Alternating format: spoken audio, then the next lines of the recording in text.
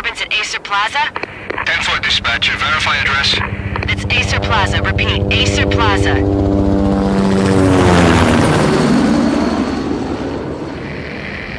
Shots fired on the rooftop. An assault in progress at Acer Plaza. Repeat, an assault in progress.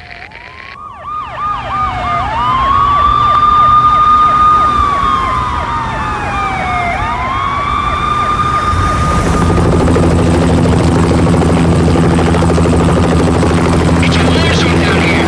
1085 dispatcher. Need additional units. Additional units now. Officer in danger. Officer in danger. 10-5, please repeat. 10-5, all units, emergency. Officer in danger, Acer Plaza. Repeat, Acer Plaza, all units. They were all dead. The final gunshot was an exclamation mark to everything that had led to this point. I released my finger from the trigger, and then it was over. To make any kind of sense of it, I need to go back 3 years. Back to the night the pain started.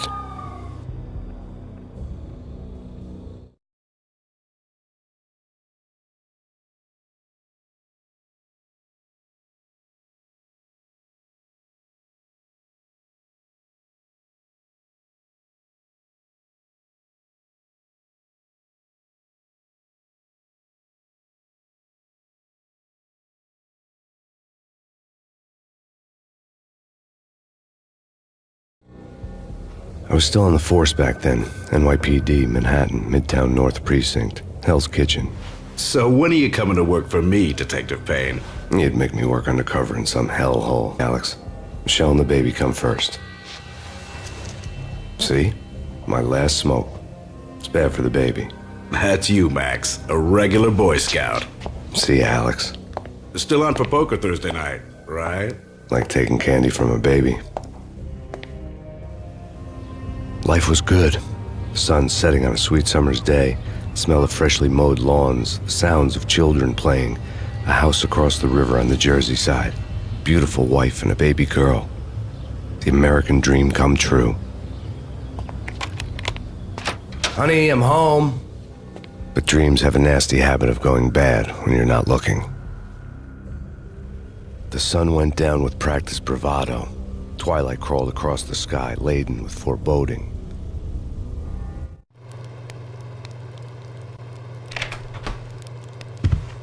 Michelle, honey, anybody home? I didn't like the way the show started. They'd given me the best seat in the house, front row center.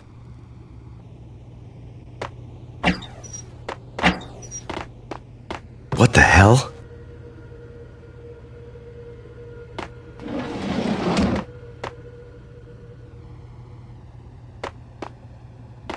Something ugly had been tattooed on the wall, a map of things to come. It was a poison syringe, a magic tag full of diabolical meanings.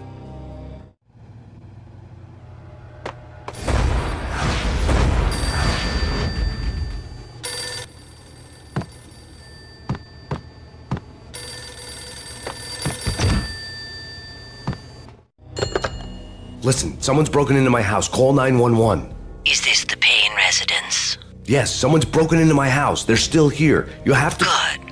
I'm afraid I cannot help you. Who is this? Hello?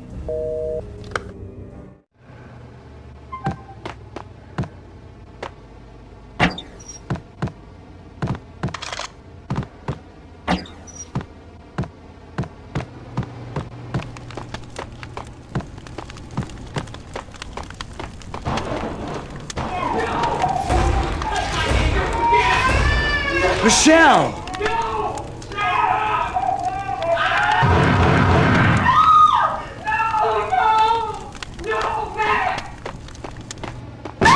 Michelle! Please!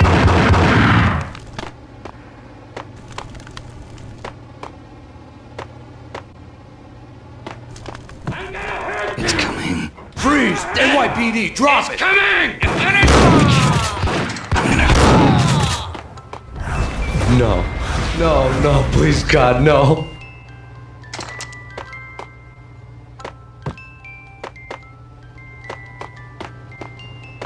The flesh of fallen angels!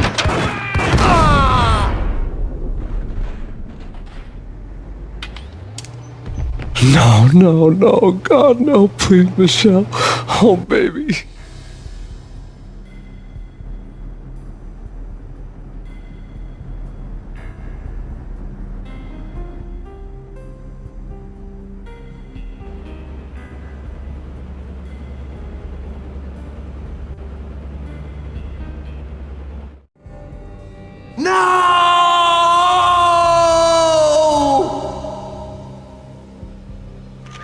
That was 3 years ago.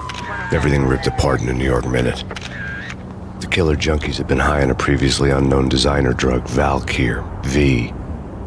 After the funeral, I told Alex I'd be transferring to the DEA. It took us 3 long years to get a break in the Valkyr case.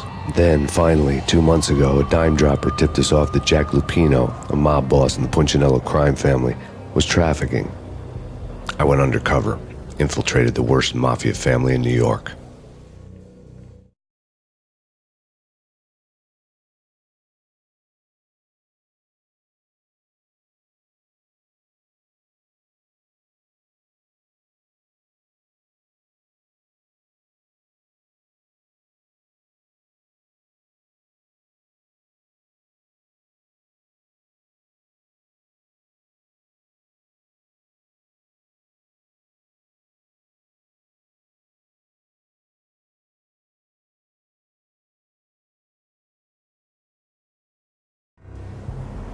I came in from the cold and the dark. Outside, the city was a cruel monster. I've been slowly working my way from the small time to the big fish, trying to get to the source of the drug. Alex and BB were my only contacts in the DEA, the only ones in this decrepit city who knew I was down here. BB here.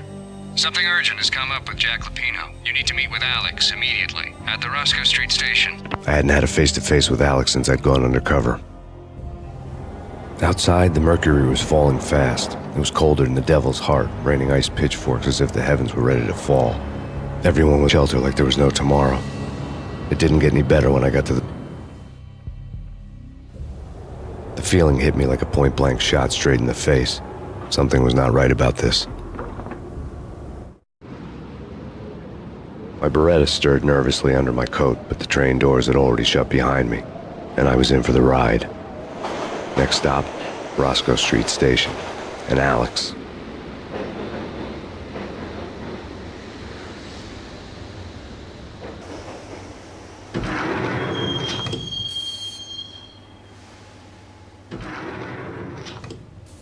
The station was drenched in gloom. Alex was a ghost, nowhere to be seen. I'd have to look for him.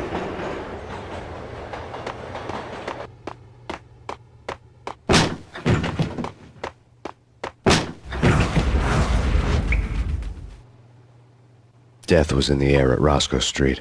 I'd have to find Alex fast.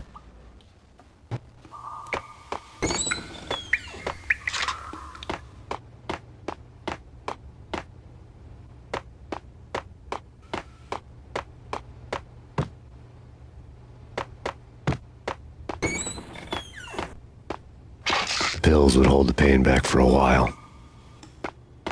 Wasn't Jake supposed to take care of this? He and Mickey are having too much fun taking care of the cop up there. What the?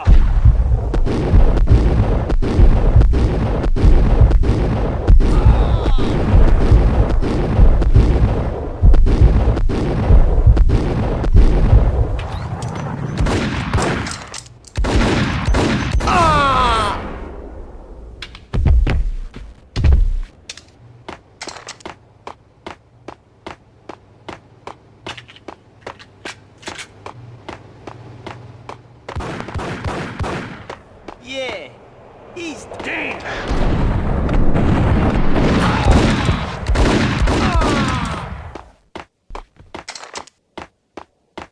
Yo guys, hey, we're getting around. Hey, yeah.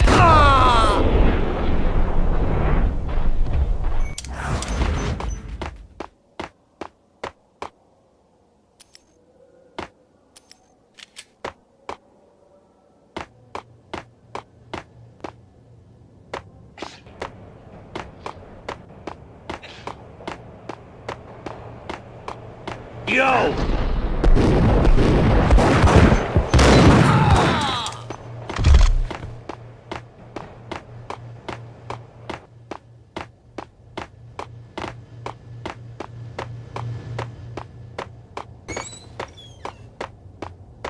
way. Come on.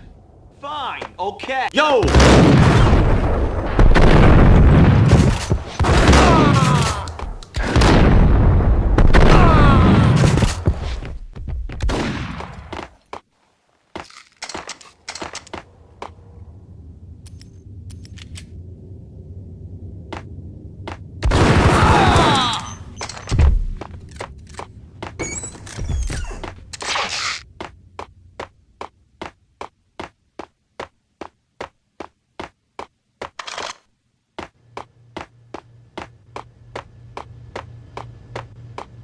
Kiss it goodbye.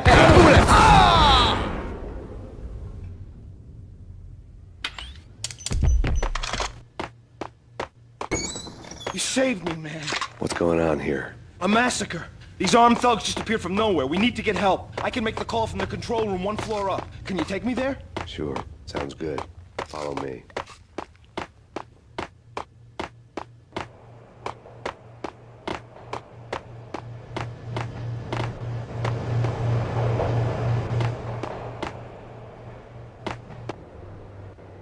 Home free. This way.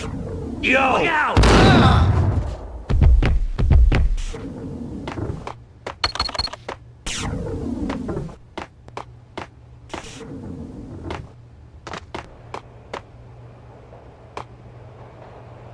There!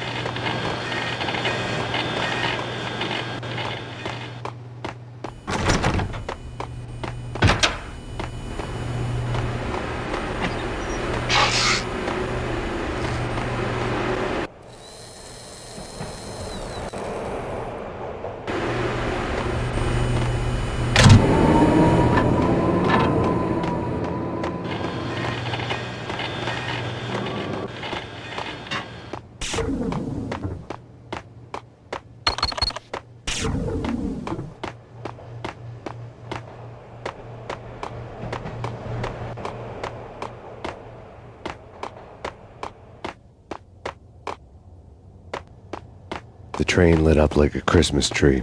The power was back on.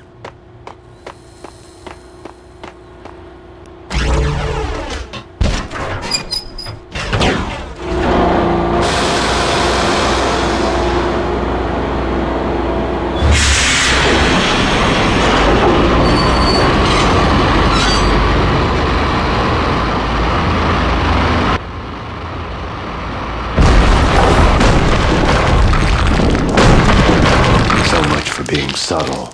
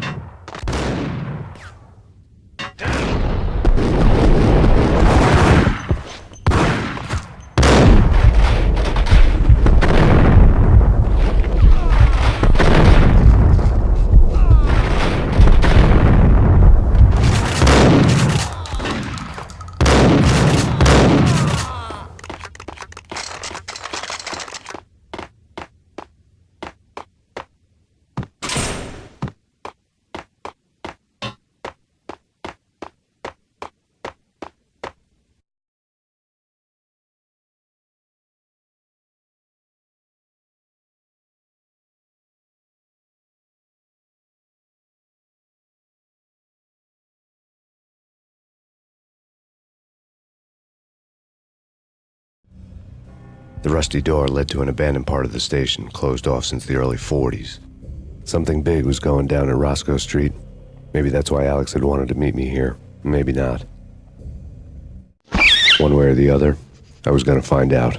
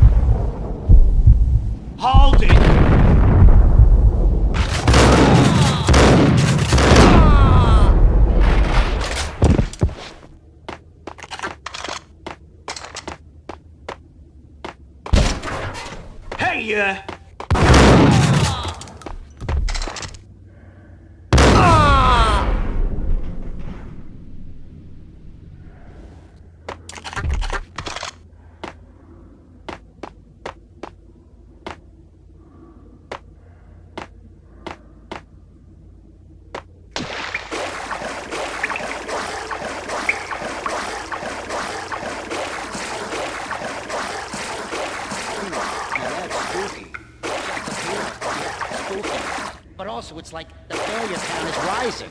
Yeah, I wouldn't joke about it if I... Get him!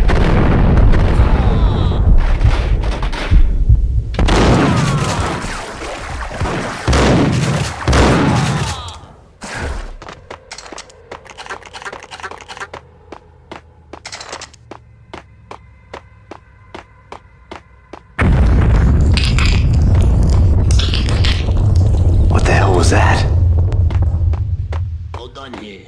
Give me the detonator. What are you talking about? The detonator. I thought... There! Whack the sucker!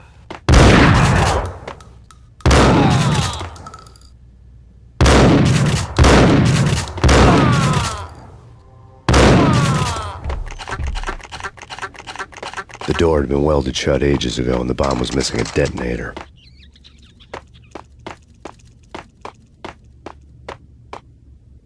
Okay, fellas. The police are on their way. New York's finest. They're gonna be here soon. Just stick to the plan. We've got our own private exit route. Whack!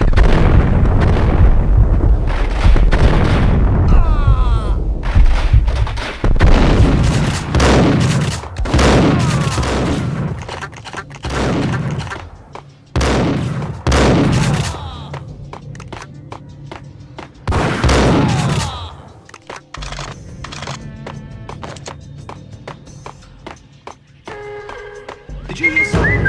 Hey!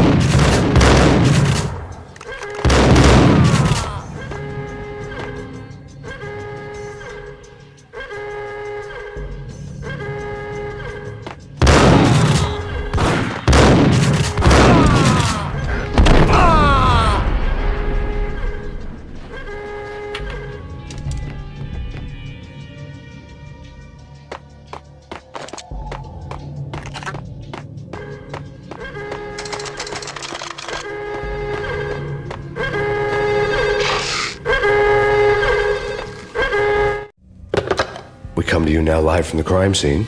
Who is this? Right back at you. This is Deputy Chief Jim Bravura from the NYPD. You are to cease your criminal activities and surrender immediately. Sure thing, Jim. Me and the boys have been talking and everyone's real sorry. They'll never do it again. Who the hell is this? Being placed at the scene of a bank robbery wouldn't have tipped the odds in my favor.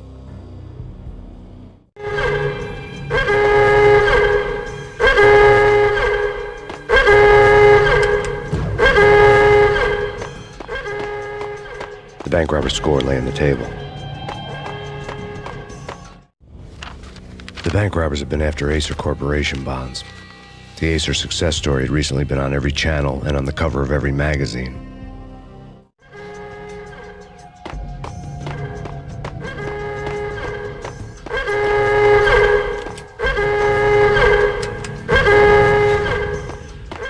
The bank robbers had left their tools on the table. Judging by the detonators, the crooks had bought enough explosives to send Lady Liberty into orbit.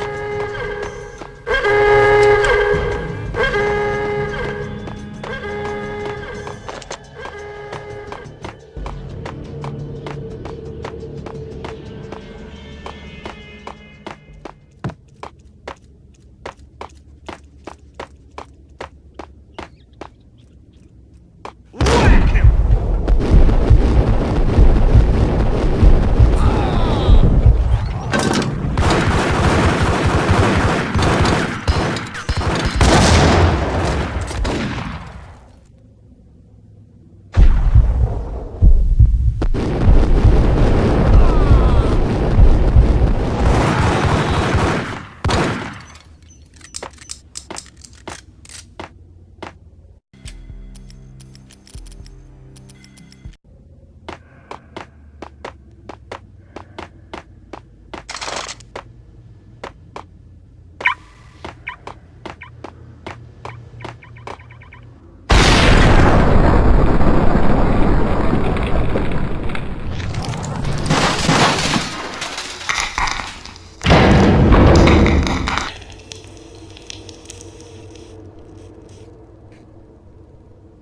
Hold it! Max, Jesus, you almost gave me a heart attack! I nearly shot you! Alex, I'm glad to see you. What the hell's going on? There are more corpses here than at the city morgue! It's an armed robbery, a tunnel job straight to the Roscoe Bank vault through the old station wall. Is this why... This is Lupino's gig? This is Lupino's doing? Lupino's men? Really? You sure know how to pick a place. Can you get through? No, it's locked. We gotta get out of here. If it's Lupino, it's... Alex? Alex! There was nothing I could do. He was dead. I could tell by the empty, accusing stare of his eyes.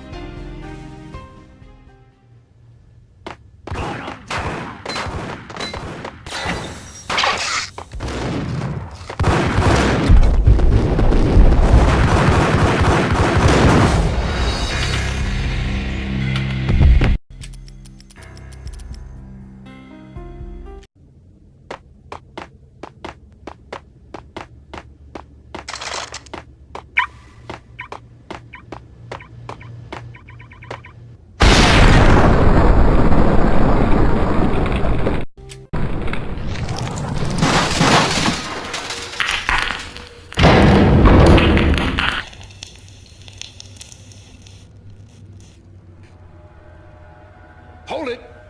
Max! Jesus, you almost gave me a heart attack! I nearly shot you! Alex, I'm glad to see you. What the hell's going on? There are more corpses here than at the city morgue! It's an armed robbery, a tunnel job straight to the Roscoe Bank vault through the old station wall. Is this why... This is Lupino's gig? This is Lupino's doing? Lupino's men? Really? You sure know how to pick a place. Can you get through? No, it's locked. We gotta get out of here. If it's Lupino, it's... Alex? Alex! There was nothing I could do. He was dead. I could tell by the empty, accusing stare of his eyes.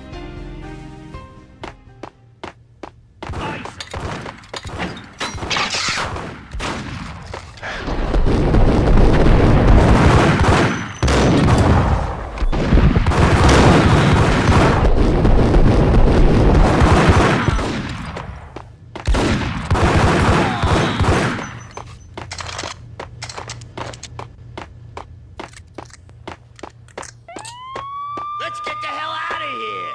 We fudge. Hey, whack the sucker!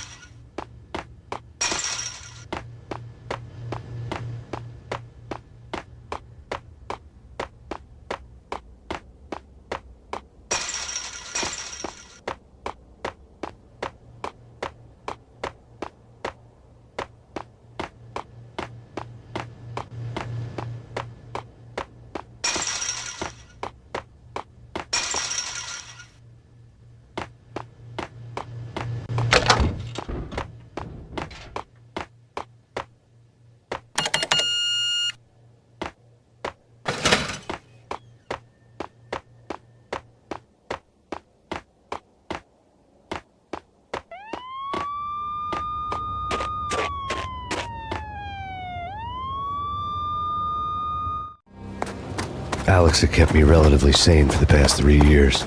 Now I didn't know how I felt. Somehow he had stumbled upon something big and ended up stepping on Jack Lupino's toes.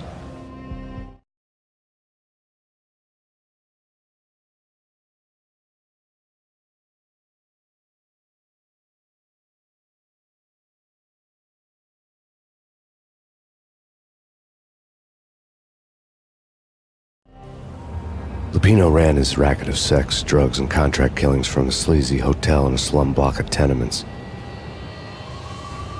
The NYPD was closing in. I could hear the sirens. Their wail was a crescendo. Lupino thought he could get us by taking Alex out and leaving me to take the fall for it. All he had gotten was my attention. I went for the hotel first. It was a sad old thing with flickering lamps and faded colors, cheap mobster punks and tired-eyed prostitutes. I walked straight in, playing at Bogart, like I'd done 100 times before. The place was run by a couple of murdering mobsters with shark smile. The Finito brothers. Ladies and gentlemen, it's the butt. Paint to the max. You're killing me. Did you make that up yourselves, or you get some wino downstairs to come up with it? Don't answer that. A rhetorical question. I got something for the boss. Lupino around? That kind of depends on who's asking. A friend or a junk squad plan. Don't answer. It's one of them, how do you put it, rhetorical questions. Lupino ain't here, but he said bye. Lupino wasn't in his cheap hotel. Instead, I ran into the Finito brothers. My cover had been blown. The door slammed shut behind me, and then I was dodging bullets like raindrops. Pain in the butt. Ha ha! Pain to the max. Junk squad pig. Got a ticket to Marble City for you. Feet first and lying down. Friggin' A.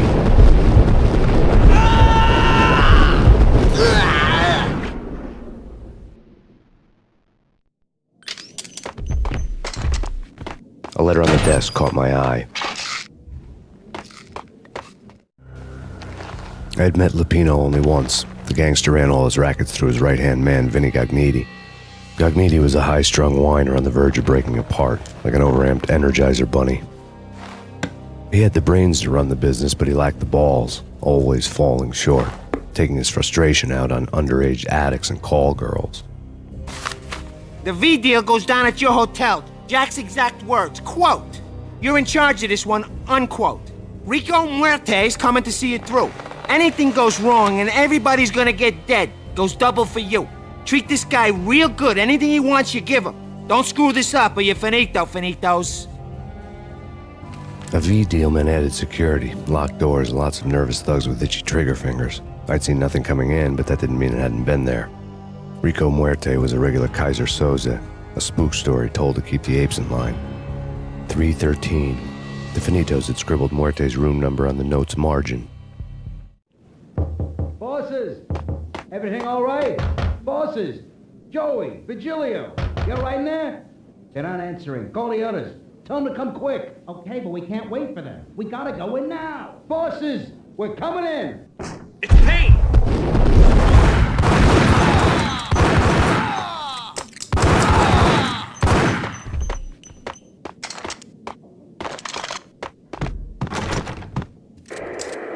The NYPD has been out on Max Payne. Working Killer Storm. Chief Jim Rivera. Take whatever steps necessary. Here stated that Valkyr represents... The NYPD has been out on Max Payne. Working Killer Storm. In his press conference today, the mayor stated that Valkyr represents a clear danger to New York and called for drastic actions to eliminate the problem. On today's top story, the Valkyr crisis worsens with the murder of DEA Special Agent Alex Balder. Special Agent Balder had been shot repeatedly from a point-blank range. The gunman has been identified as Max Payne. The noose is sure to tighten around this fugitive criminal as more NYPD units join the search to apprehend him. I had just gotten my 15 minutes of fame.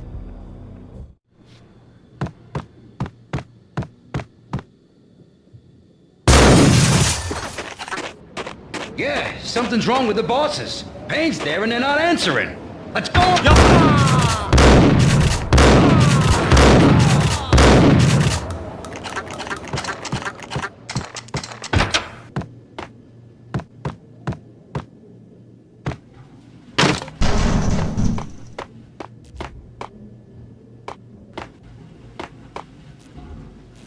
Hey!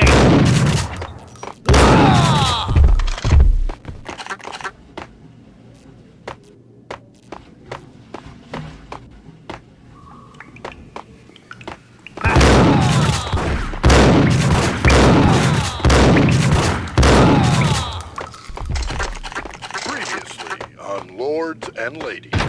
Lady Amelia, Marquis Valentine asks for an audience. Thank you, Lawrence. My lady. My lord. And now, an all-new episode of Lords and Ladies, brought to you in part by Acer Corporation.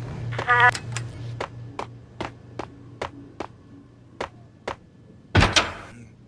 gonna die. V-head junkies could go off without a warning. I had to be careful.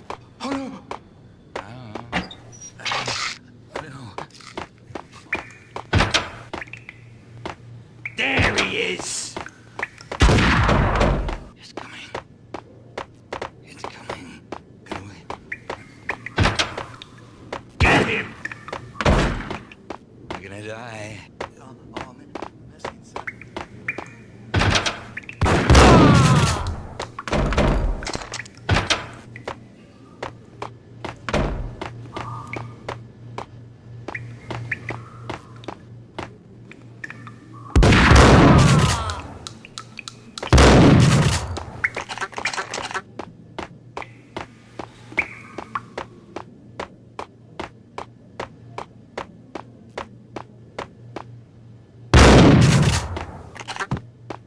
Piece of crap!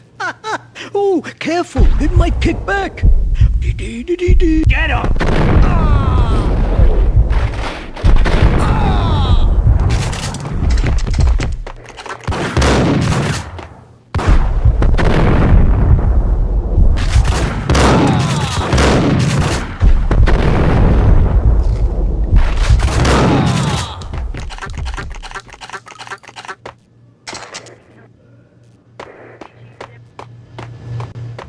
Whatever steps necessary. Here stated that Valkyr represents the NYPD has been out on Max Payne. Tonight, the city's fight against the nightmare drug Valkyr took a turn for the worse as DEA Special Agent Alex Balder was found brutally slain at the Roscoe Street subway station. A suspect was seen leaving the site only moments after the shots had been fired, and the NYPD is currently in pursuit of Max Payne, a repeated felon believed to be armed and extremely dangerous. And now the weather. The worst winter storm in recorded history continues to pound the city. Killer storm. VG Jim Rivera. Whatever steps necessary. Here stated that Valkyr. This party had been dead for a while. I couldn't say I was sorry I'd missed the show. Killer storm. VG Jim Rivera. Take whatever steps necessary. Here stated that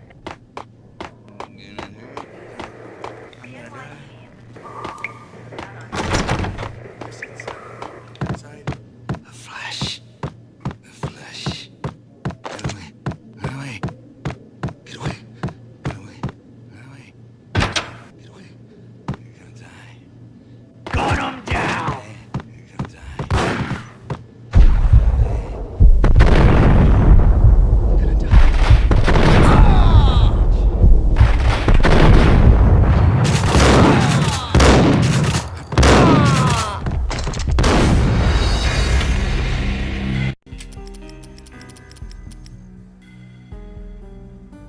Max Payne. Killer storm. VG Jim Rivera. Take whatever steps necessary. Here stated that Valkyr represents the NYPD. I think I'm dead.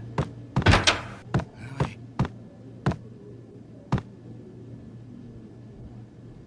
Gun him down!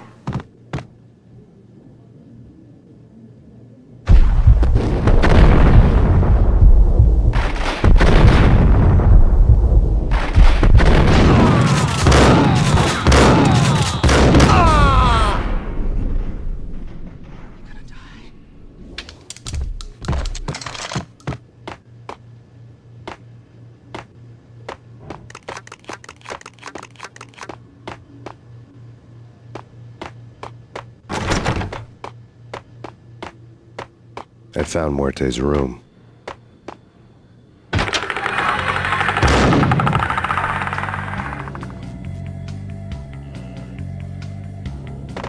True.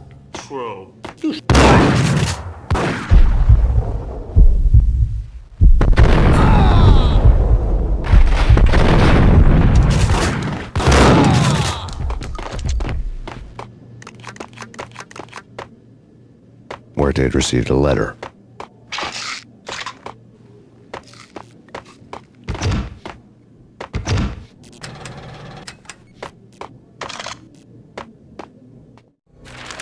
Our investigation had turned up nothing to link Angelo Punchinello, the head of the Punchinello family, to Valkyr. All tracks had ended with Jack Lupino. The letter in Muerte's room was signed by the Don himself. It was the first hint that the Kingpin knew what was brewing inside his syndicate. The trouble you got into after the Chicago screw-up. The Punchinello family bailed you out. You have been waiting for a chance to pay us back. One of our trusted boys has a monkey the size of King Kong on his back. And we need your special skills for backup on a major deal. Collecting evidence had gotten old a few hundred bullets back. I was already so far past the point of no return I couldn't even remember what it looked like when I had passed it.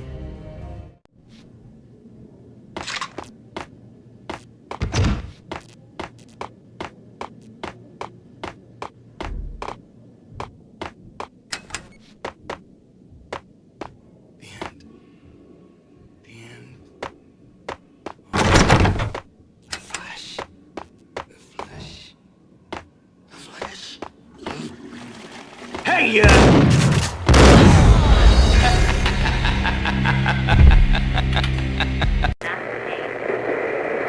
Killer storm.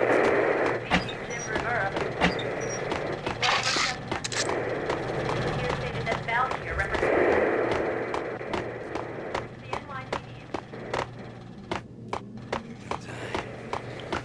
I'm gonna die. A flash. A flash.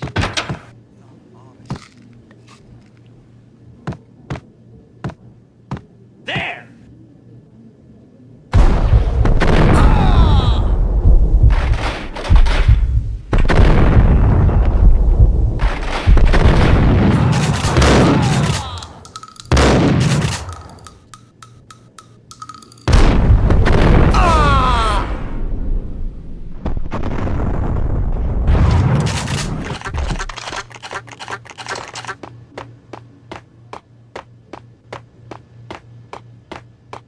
I'd found Muerte's room. Muerte had received a letter.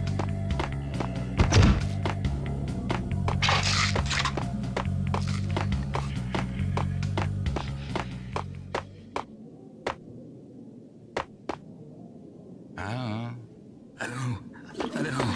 Damn it!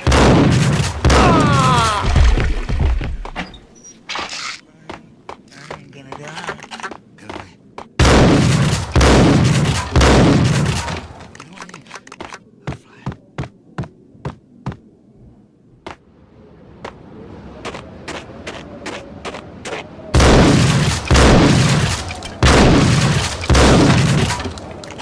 I didn't want to know what had happened here. It was not a pretty sight.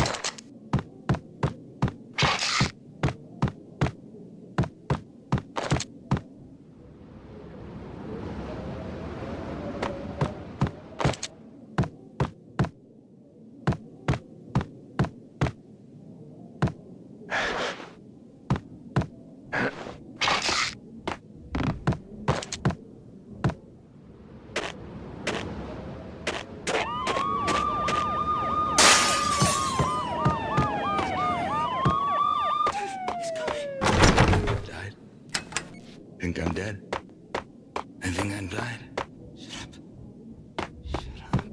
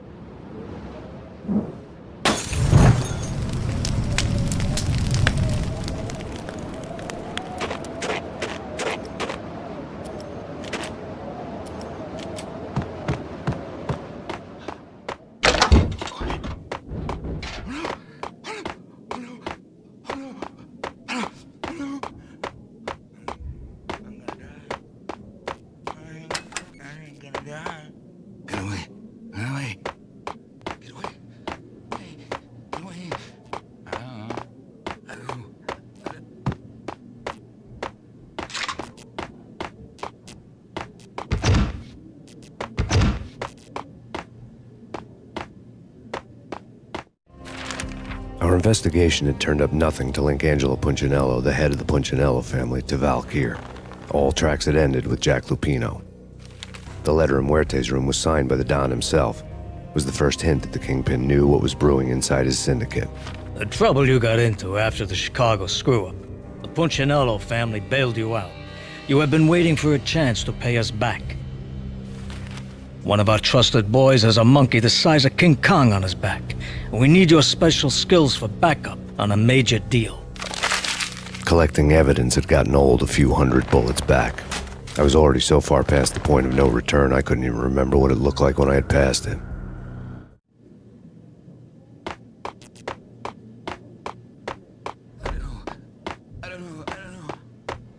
Sure.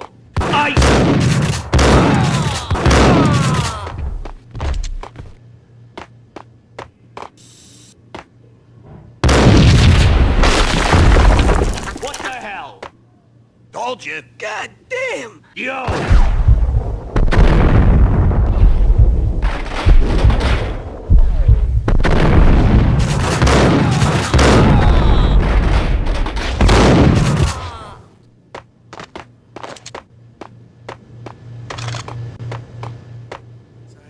Get away. Get away. Get away. What?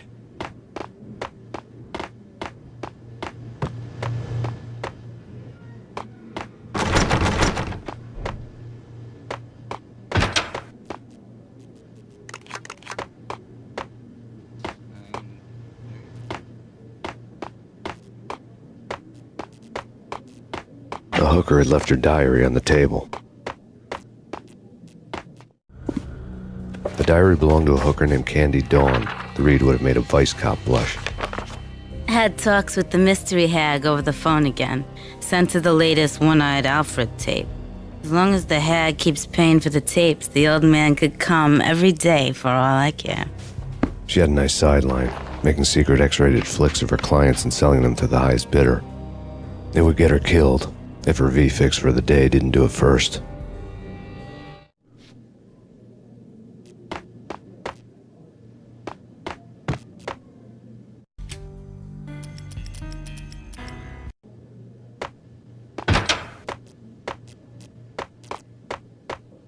Yo!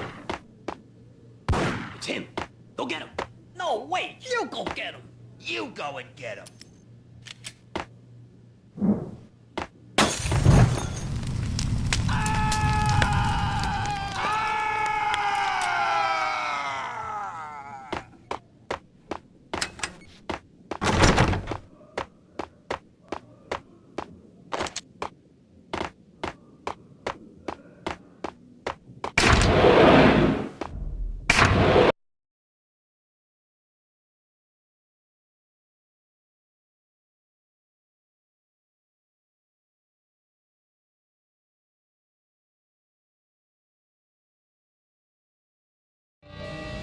The old service elevator rumbled down to the bowels of Jack Lupino's hotel.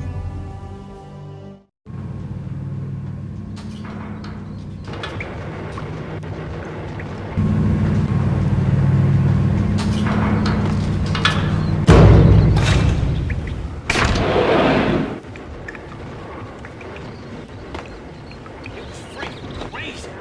The cops were doing a full-scale siege next door. More traffic than rush hour. I mean, bleeding bastards running back and forth, Ronnie and Jimbo to throw, and in the middle of all this, whack!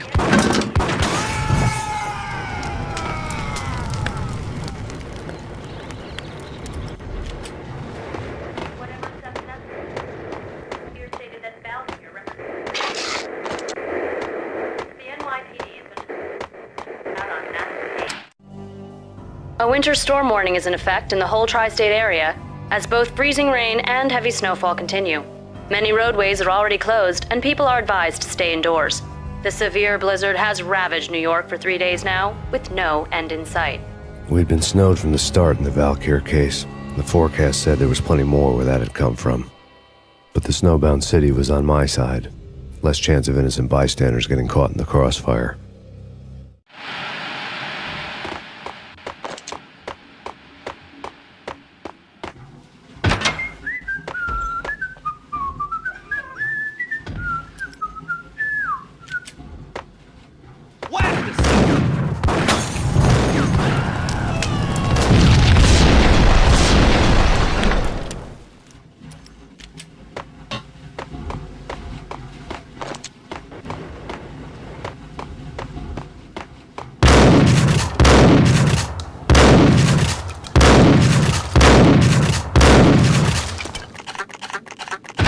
ya.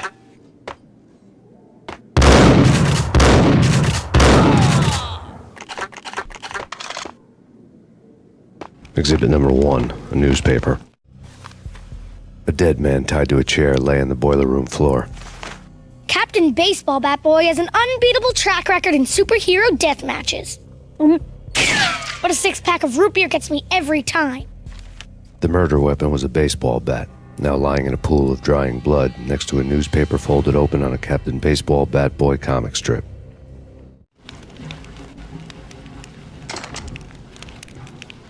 Take vampire movies. Why are they always set in LA or Mexico? They can't even get a tan.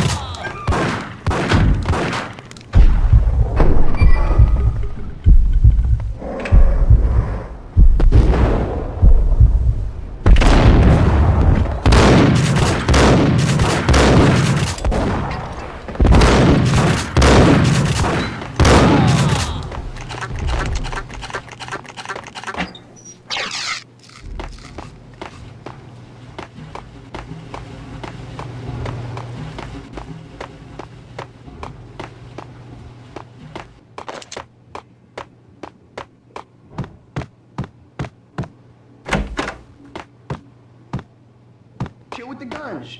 Trust me, you don't want to piss Muerte off. Gentlemen, let's do business.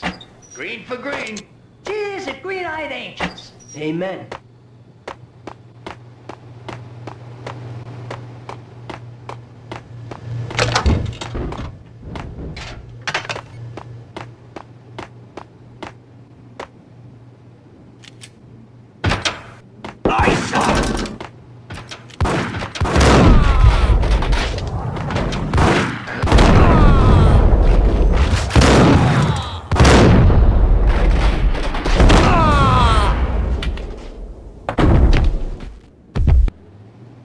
A lifetime ago, this would have gone down as a narcotics arrest. The transparent cylinders glowed green, full of Valkyr. It was dirty money.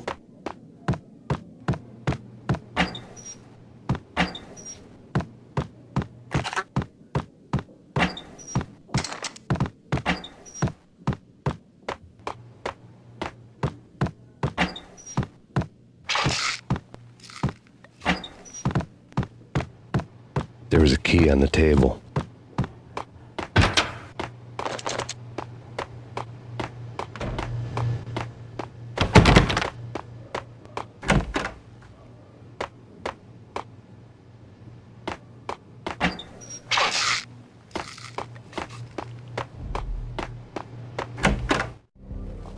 Two mad dog killers, ready to murder each other. They step into the next room, and I'm thinking, now they're gonna do it. But no. They sit down in front of a TV and solve their differences with the kung fu fighting video game. I tell you, Candy, I was so depressed, I strangled them both with the video game cables. Oh, Rico, you're so bad. I am, ain't I? Rico Muerte, big-time hustler. Who the hell? It's that cop. Muerte went for his gun. You saw something. It's Payne.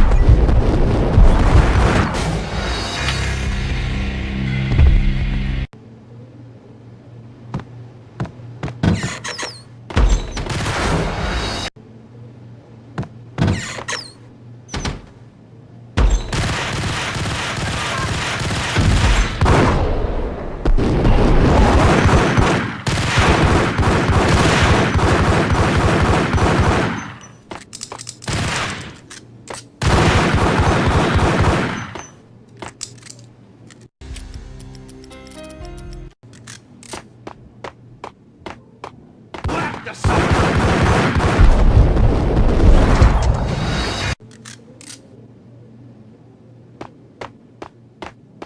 Face him!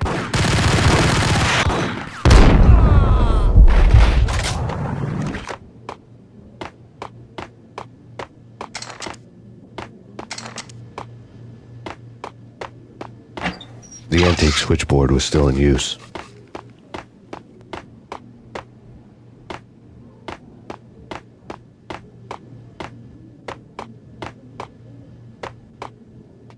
There was an old telephone switchboard in the back room of the reception area, the kind that made phone tapping child's play. It wasn't hard to picture a fat pimp sweating with headphones on, listening to his hookers talk dirty and fake orgasms over a web of party lines, the blood veins of New York. Right now, there was a different set of moans and groans going on. Boss, Goniti, this is Max Payne. He came, started capping us. He killed him. Are you freaking kidding me? He's just one lousy cop. You better be freaking kidding me. Whack him. What's the freaking problem? Hello? Answer me. Hello? The word was out. A deadly virus released into the city's corrupt circulatory system. Something wicked this way comes. Max Payne at large.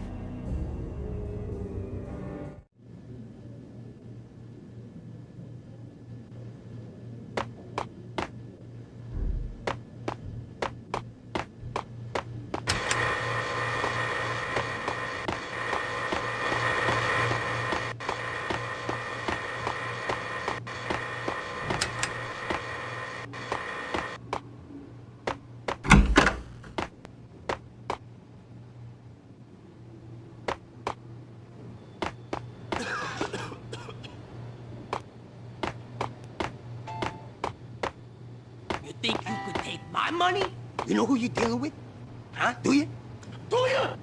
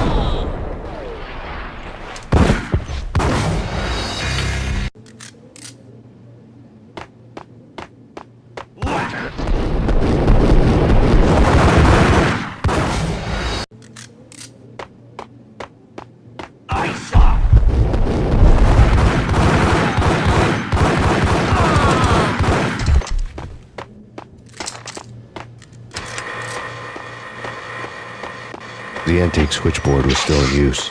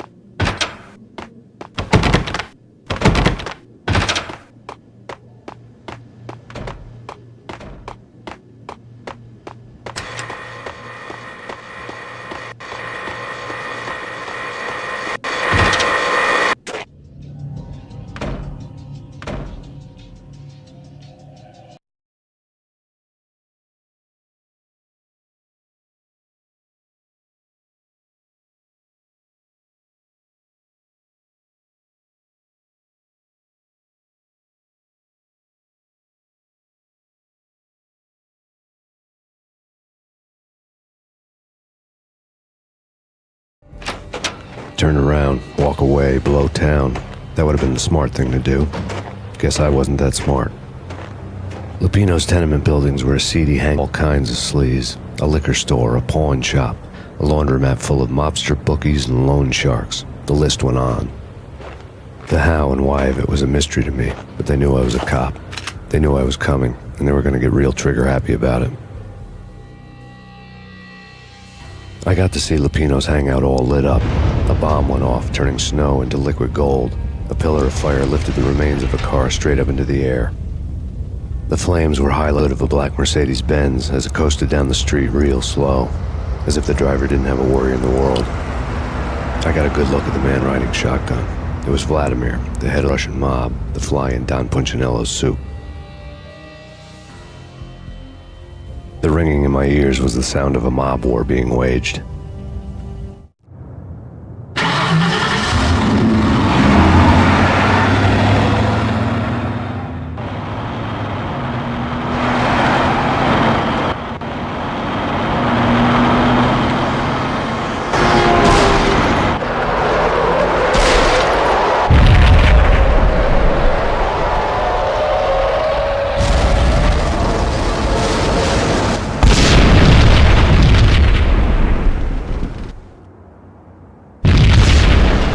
Exploded inside the closest slum building. It was a lucky break. The goons inside were spooked, but luck always came with a price tag. More bombs could still be ticking inside, and the cops would already be on their way. Jack Lupino's suite was on the top floor. At least it used to be, before the explosive makeover. I don't know, man. What the?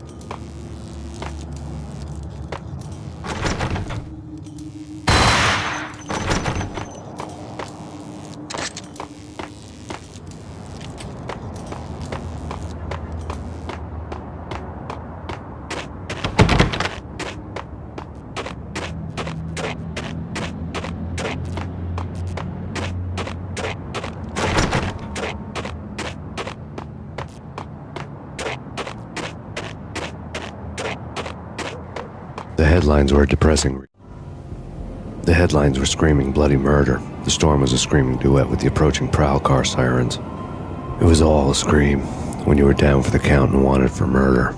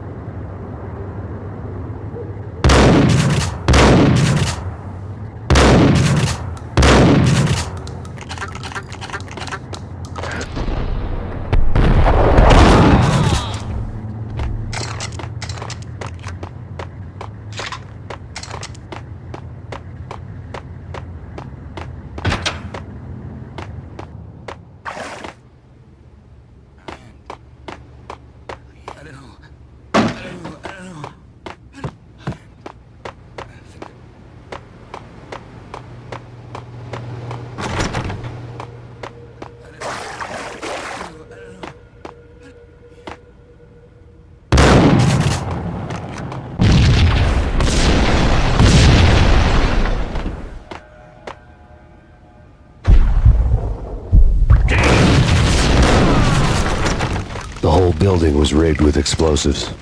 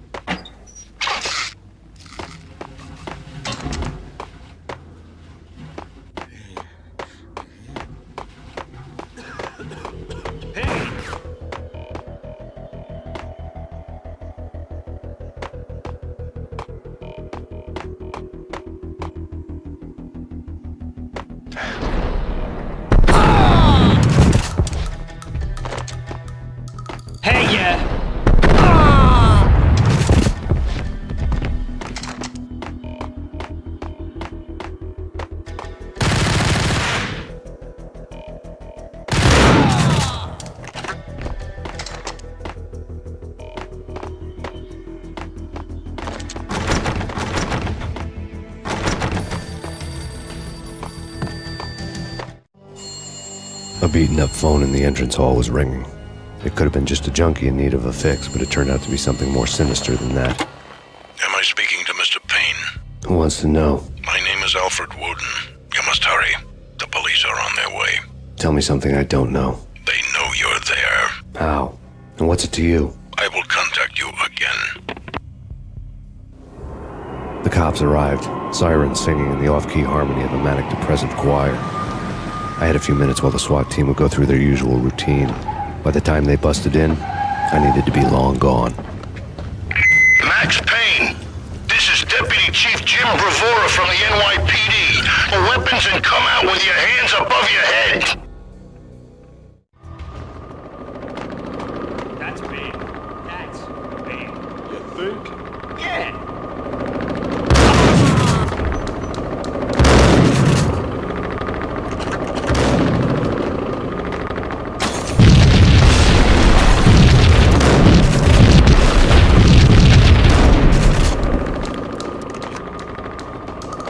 Someone had left a letter on the counter.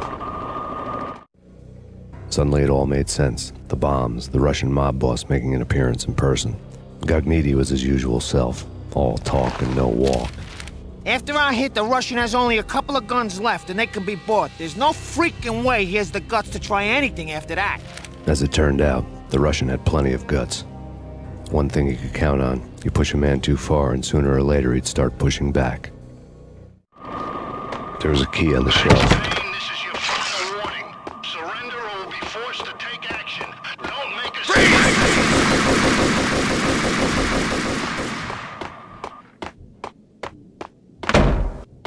What the?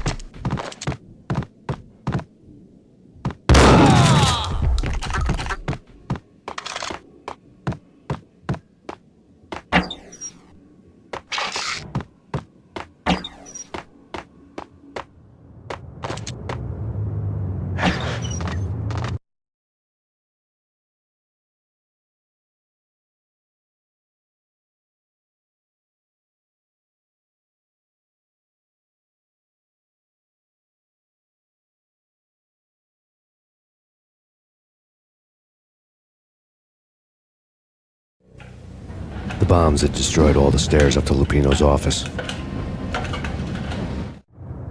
The alternate route led there by way of adjoining rooftops.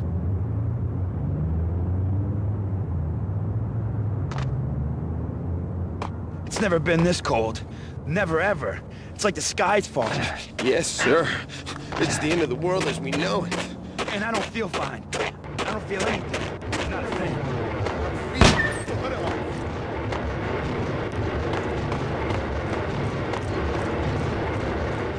To get to the roof, I'd need to get to the elevator through the locked door up ahead.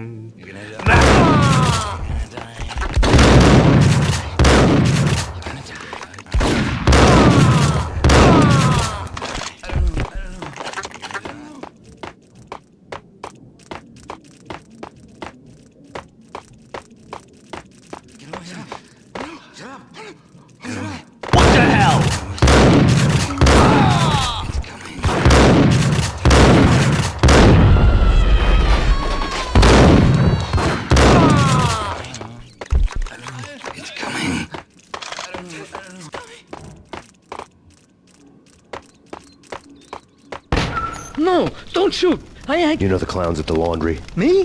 No. You're no good to me then. What? No, the laundry, yeah. I know him, yeah. Get me in there. Okay. Blood. I think I died. Get away. Get away. You're gonna die. Get away. You're gonna die.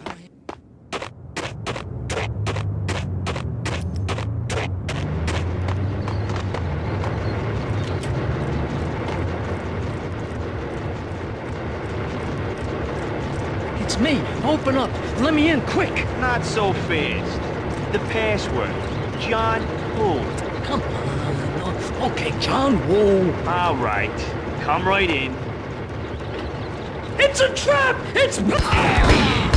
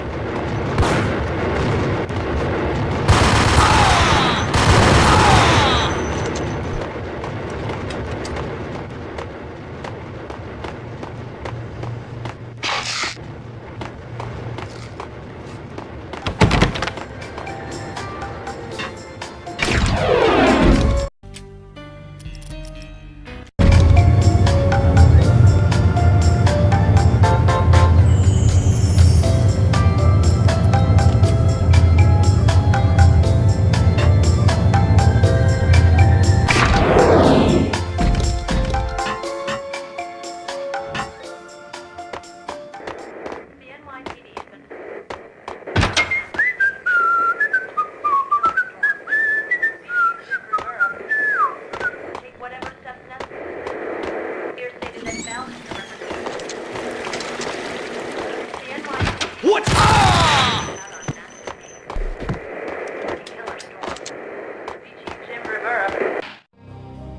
New York City is in crisis tonight, with reports of Valkyr-related gang war in the streets of the Bronx.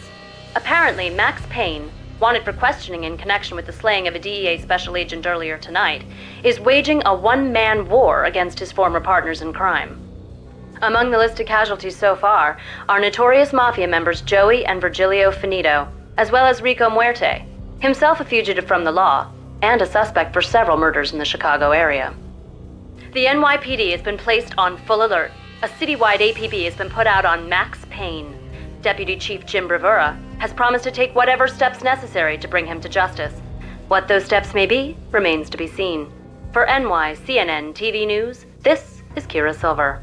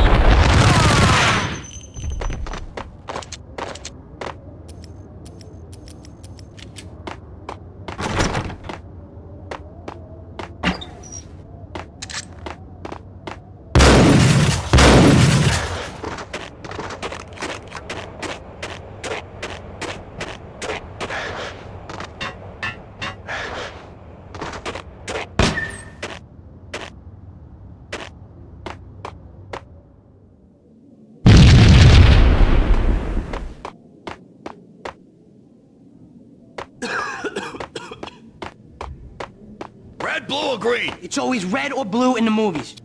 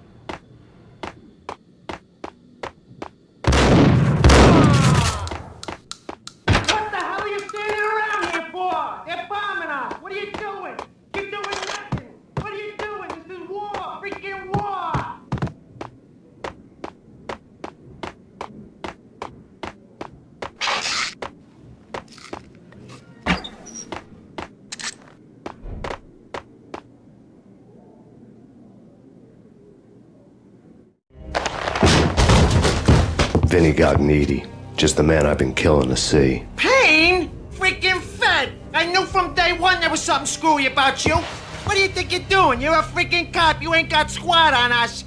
You can't just come in here waving your piece like it meant something. Yeah! Oh my God! Oh God, you shot me! Ah! You're dead, Payne! What the hell are you waiting for, you apes? Kill him! Kill him! With pleasure, boss. Gognitti bailed. I made like Chow.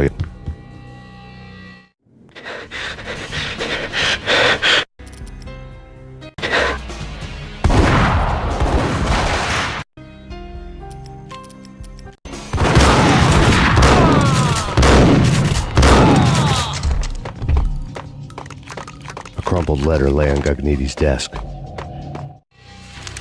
The letter was addressed to Don Punchinello, but Vinny had never had the nerve to finish it. Jack's gone voodoo. Just the other night, he shot Dino because he wanted to see what his brains looked like splattered on the wall. He's a freaking mad dog. We're running out of men and business fast. Gognitti had been living in mortal fear of his boss. Jack Lupino was a psycho.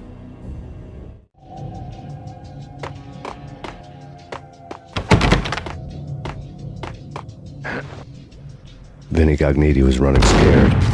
He could run, but with a bullet in his stomach like a broken bottle of Tabasco, he was quickly running out of time. He knew where his boss was, and I wanted to square things up with Jack Lupino. Gognitti would be moving fast. I don't know about angels, but it's fear that gives men wings.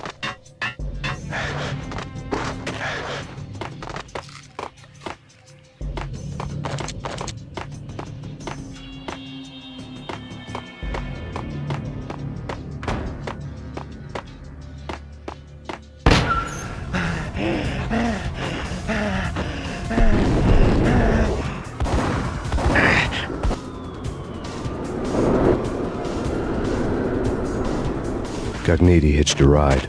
To catch him, I'd have to follow his lead.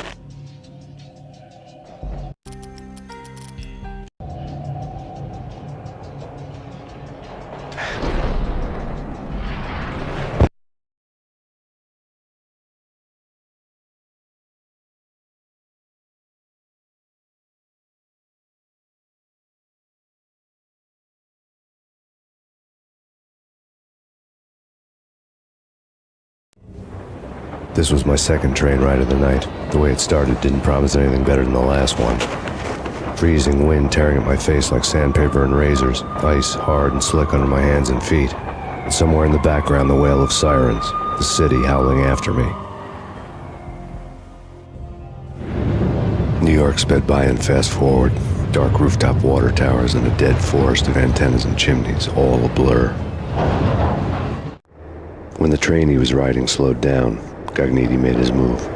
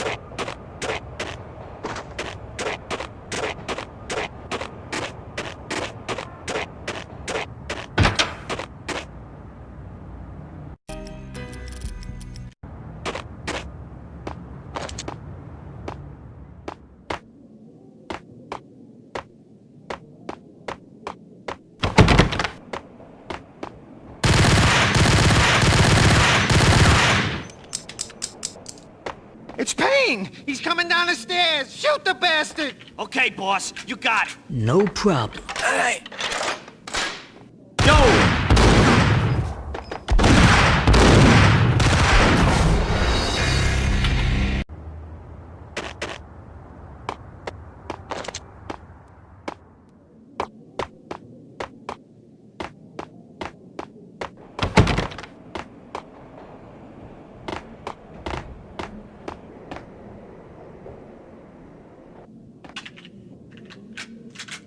It's Payne! He's coming down the stairs! Shoot the bastard! What the hell? Okay, boss, you got it. No problem.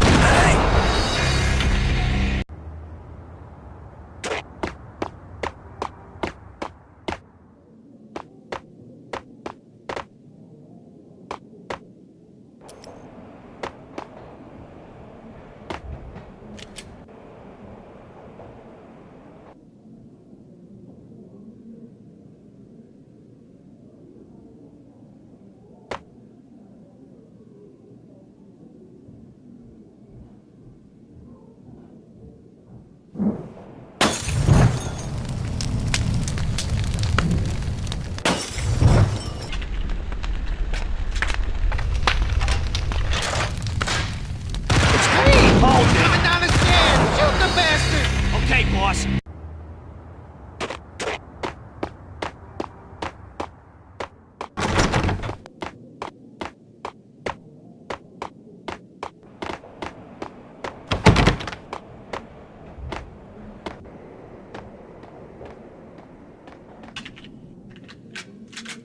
It's Payne! He's coming down the stairs! Shoot the bastard! Okay, boss. What's up? Got it.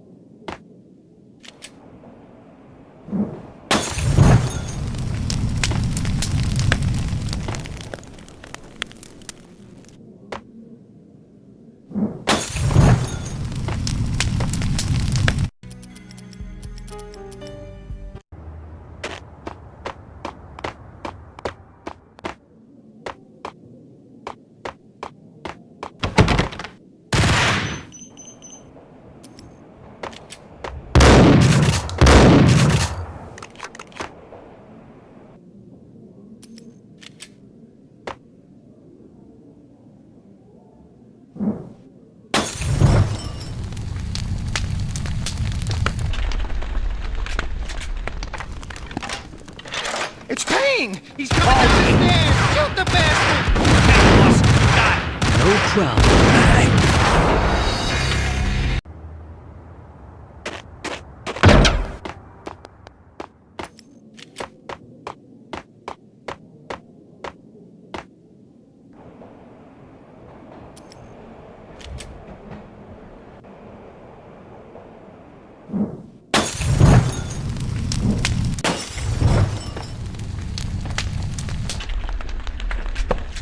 It's Payne! He's coming down the stairs! Shoot the bastard! Okay, boss, you got it. No Hold problem. it.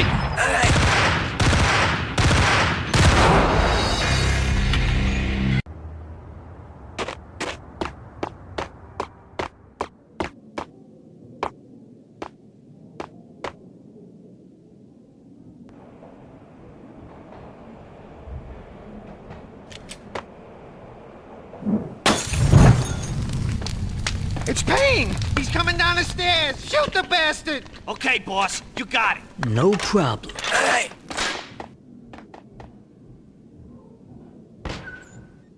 Hold it.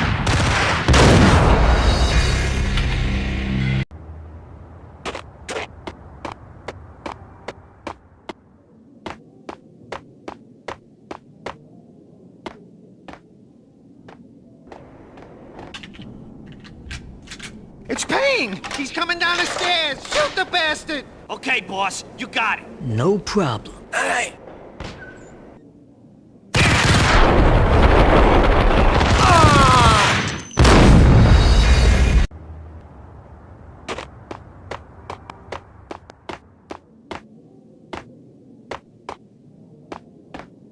Payne! He's coming down the stairs! Shoot the bastard! Okay, boss, you got it. No problem.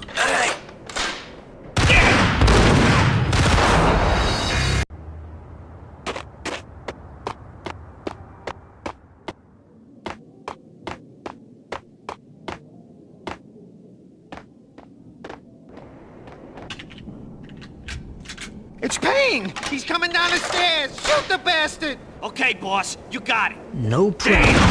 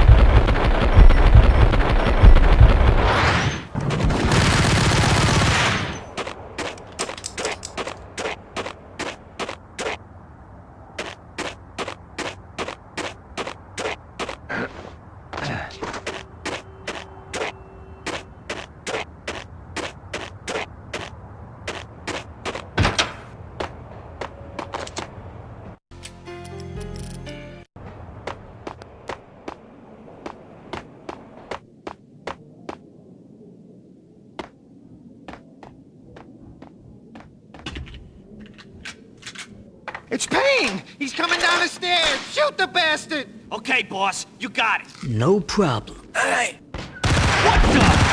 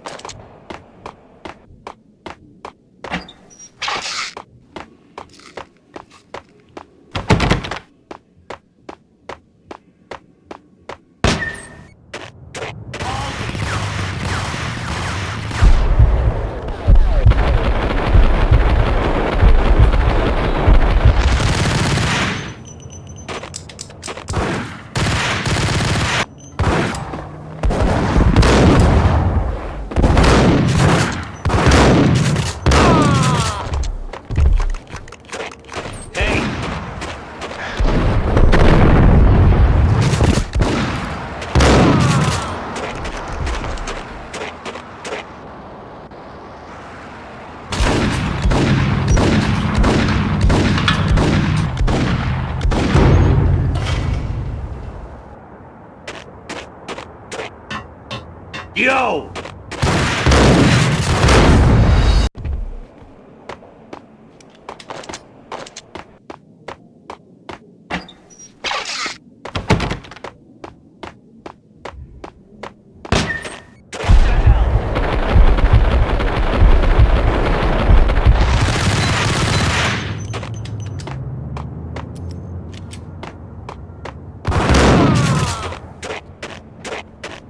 Hey!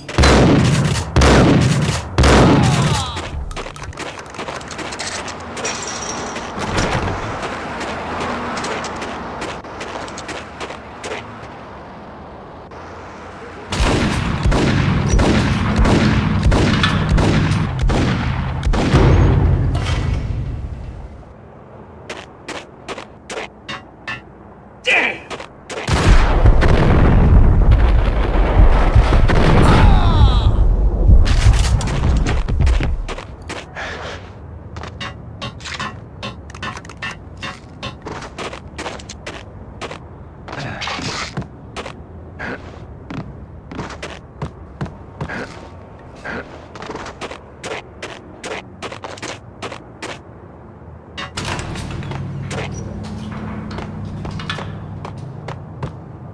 Halsey!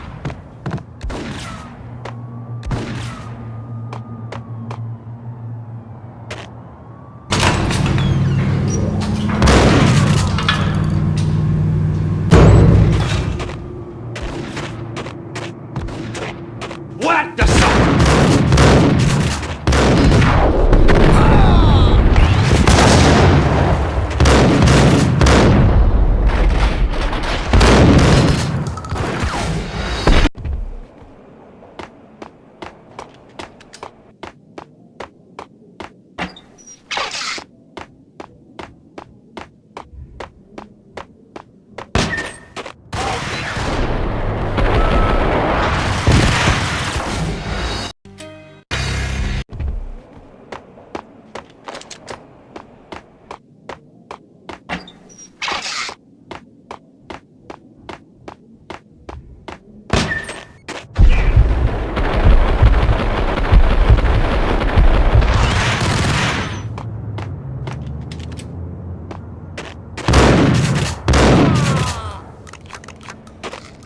What the?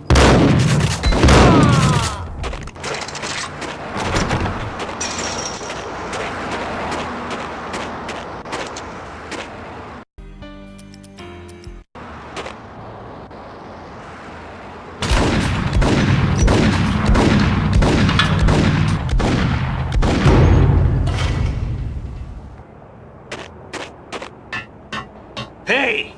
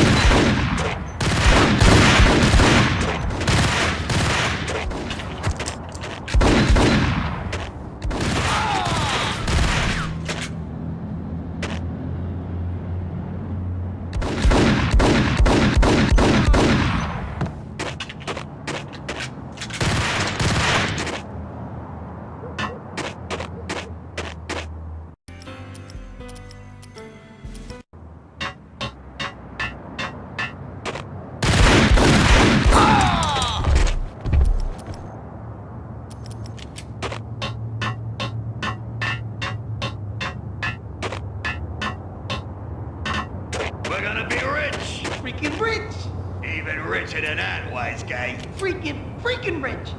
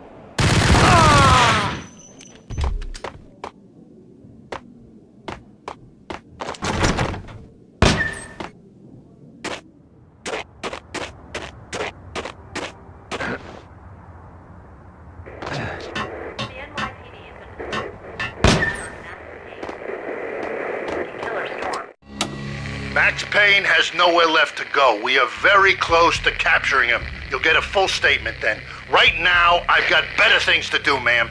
That was Deputy Chief Jim Rivera from the NYPD with no further comment at this time. Apart from his suspicious food habits, I figured Bravura to be one of the good guys. Fate had just dropped us on different sides in this. But when it came to capturing me, he was way out of his league.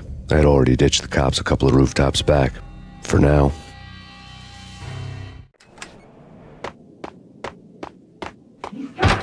I can hear him. Ready?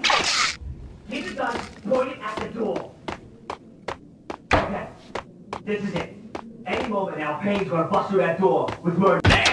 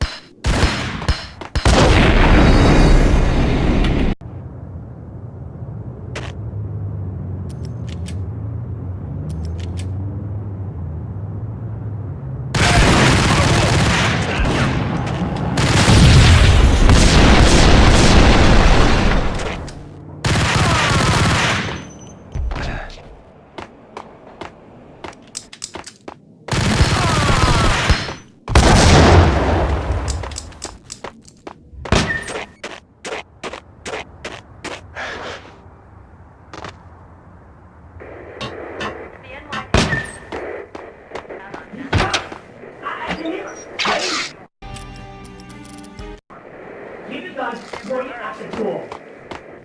What?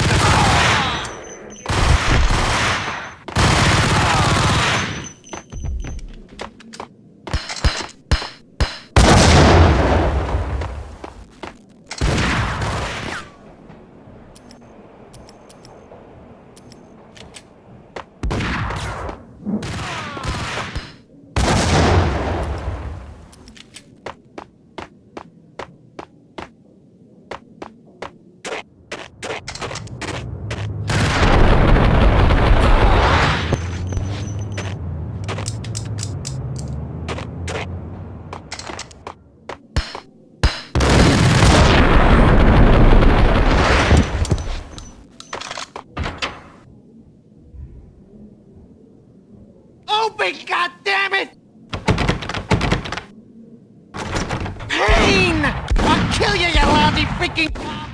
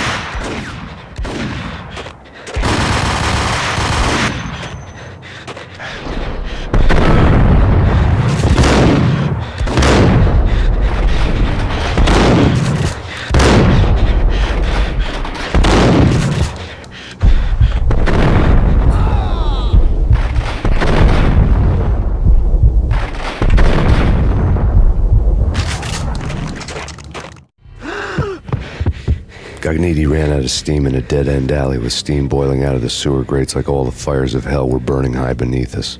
It was shakedown time. Where's Lupino? Screw you! Bad start, Vinny. Ah! Police brutality! I rate pretty high on that. You can't just hurt me in cold blood? Just keep telling yourself that. Listen good, Candyman. I'm not gonna be anybody's fall guy. I want to know where your boss is hiding. There was no glory in this. I hadn't asked for this crap. Trouble had come to me in big dark swarms. The good and the just were like gold dust in the city. I had no illusions. I was not one of them. I was no hero. Just me and the gun and the crook. My ops creased to a singular course. I'll tell you, just don't hurt me no more. Lupino's at Ragnarok, the nightclub. Book me, take me in, hold me to the freaking jail, just don't hurt me. Your rights will be read at your funeral.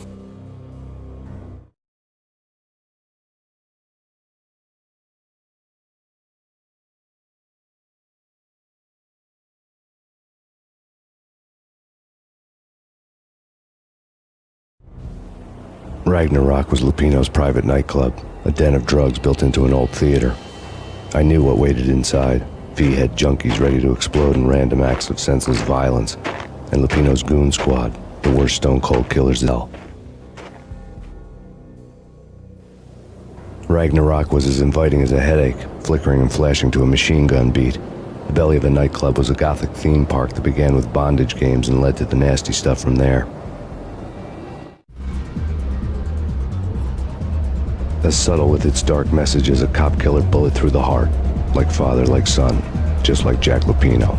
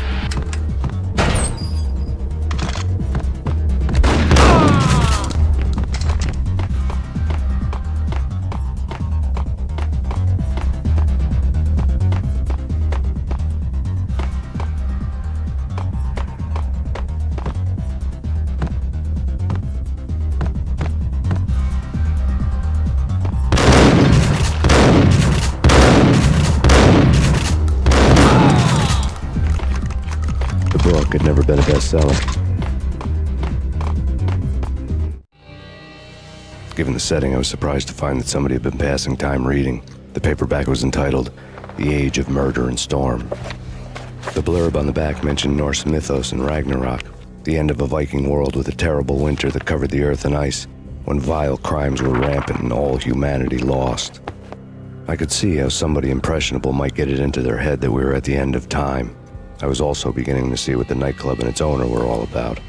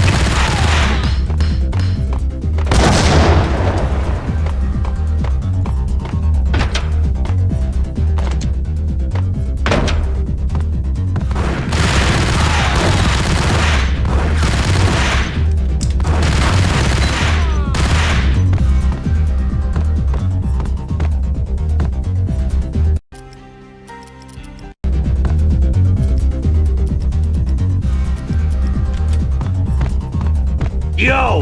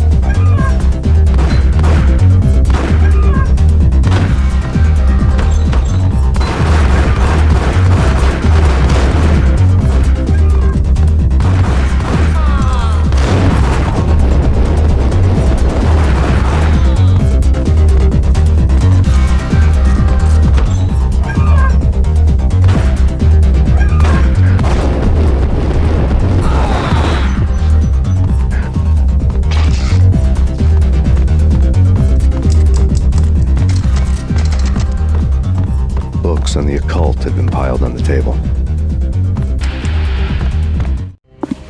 The room was stacked with light reading, such as Necronomicon, Witchcraft, and Paradise Lost.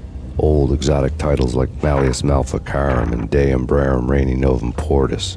Books with pentagrams on their covers, all dealing with the occult and the infernal, lying between stacks of horror videos and a couple of Ouija boards. The only thing I could take seriously was the thought of Lupino taking it seriously. He had been spending a lot of time getting intimate with the guy downstairs.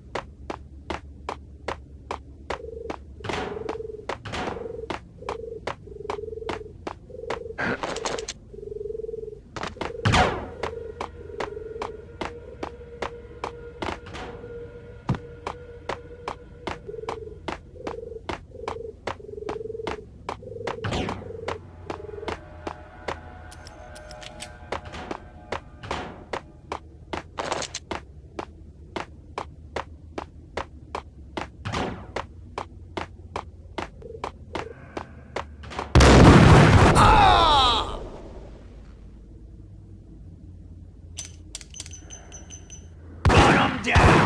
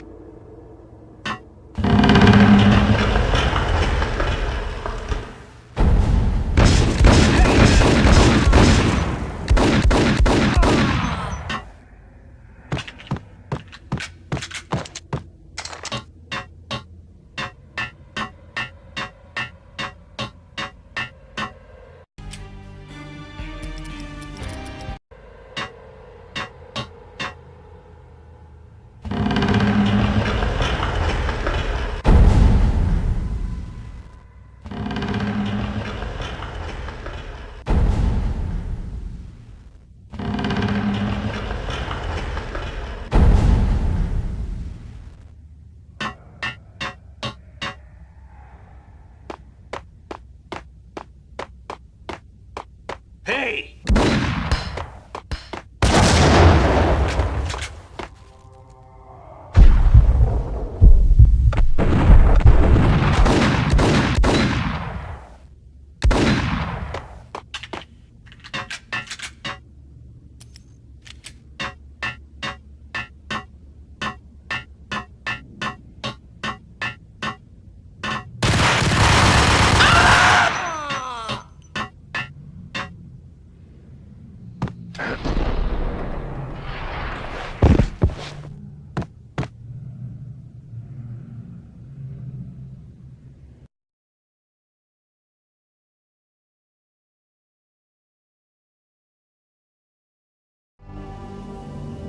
The backstage area led to Lupino's inner sanctum. The hot air inside was like an invisible wall, thick with incense and something else, a sickly sweet smell that made you gag. This was the rotten core of the Big Apple.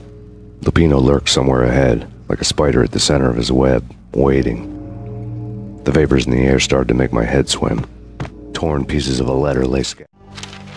Punchinello had threatened Lupino in writing. The note had been torn to pieces, bloody fingerprints all over them. Don't want you to think that one of my boys is not playing with a full deck. Shape up, Jack. We are running a business here. I'd hate to send the trio to strong-arm you. The trio were the Don's notorious henchmen. It was obvious that Lupino hadn't been intimidated by the threat. On the sofa. Lupino's notes covered the table. Jack Lupino was crazy, all right. The table was scattered with notes of demented arcane nonsense written in rusty blood, a mishmash list of demons, devils, and dark gods evoked. Beelzebub, Asmodeus, Baphomet, Lucifer, Loki, Cthulhu, Lilith, Hela! Blood given to you all. He was after that old Faustian deal, your soul for power and fortune. Just sign on the dotted line with your blood. Lupino's notebook lay on the pedestal. Jack Lupino was crazy, all right. Mythic wolves, let loose to devour the sun and the moon. Lupino is the wolf. I'm Mr. Beast, the big bad Fenris wolf. I'm the end of the world man, wearing the flesh of fallen angels. After Y2K, the end of the world had become a cliché. But who was I to talk? A brooding underdog avenger alone against an empire of evil, out to right a grave injustice. Everything was subjective. There were only personal apocalypses. Nothing is a cliché when it's happening to you.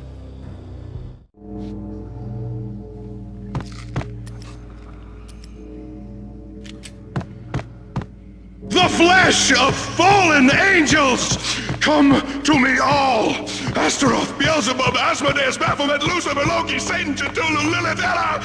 Blood to you all! Secrets living under your skin of reality. I've seen it. The corruption of flesh.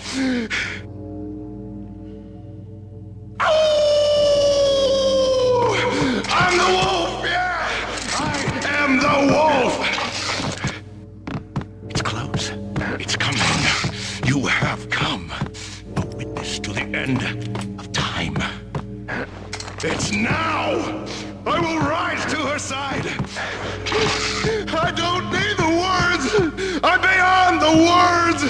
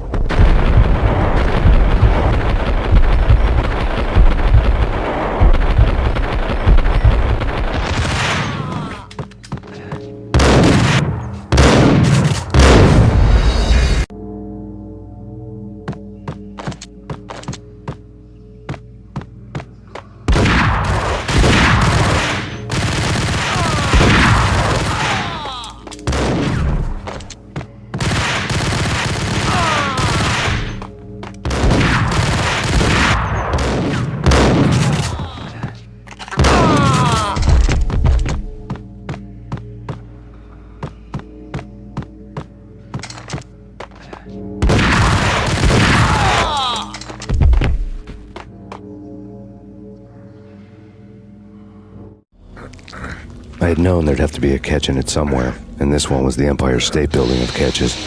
Lupino was pumped up and dying to go 15 rounds with a mutant alligator. And then he started this spooky monkey talk, straight from a bad dream. Mine. I have tasted the flesh of fallen angels. I've tasted the devil's green blood. It runs in my veins. I've seen beyond a world of skin, the architecture of blood and bow and arrow.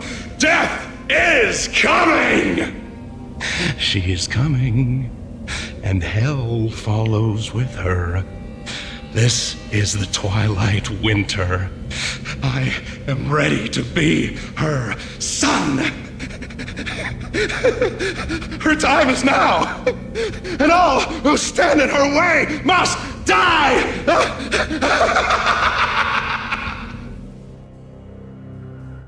Die! You'll die! You'll die! Now! All die!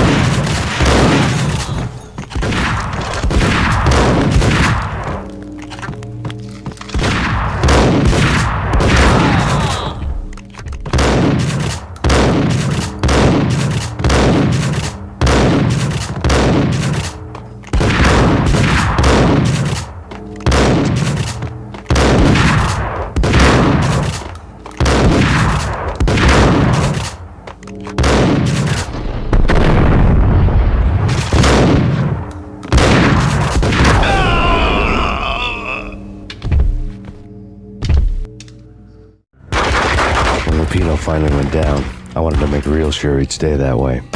V was a bad monster. Turned them into friggin' zombie demons from outer space. I think he's dead already. Huh? And that's when it happened. But dead or not, you've got the wrong guy. In stepped this knockout femme fatale holding a gun to my face. I returned the favor.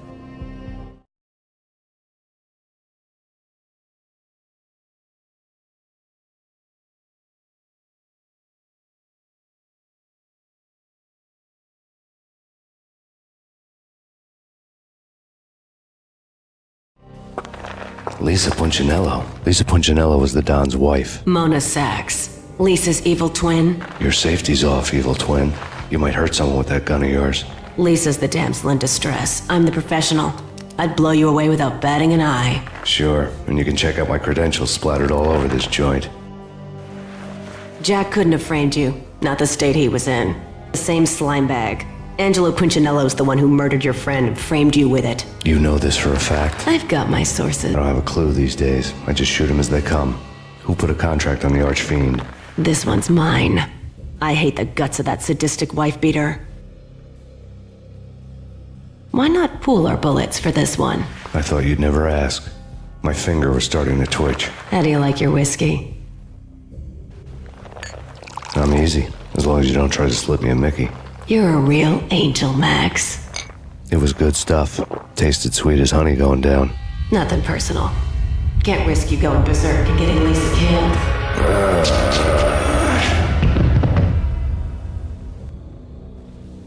The nightmare was always the same. Violent shapes moving in darkness, old and ugly. The kid laughter was a riddle filled with wicked innuendo.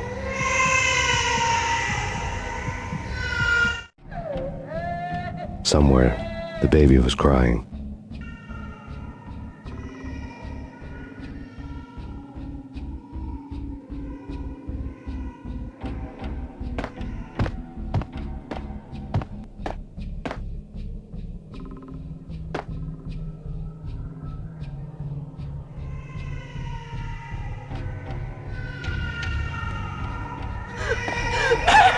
No, please, Max! Why? I didn't mean to. I'm sorry.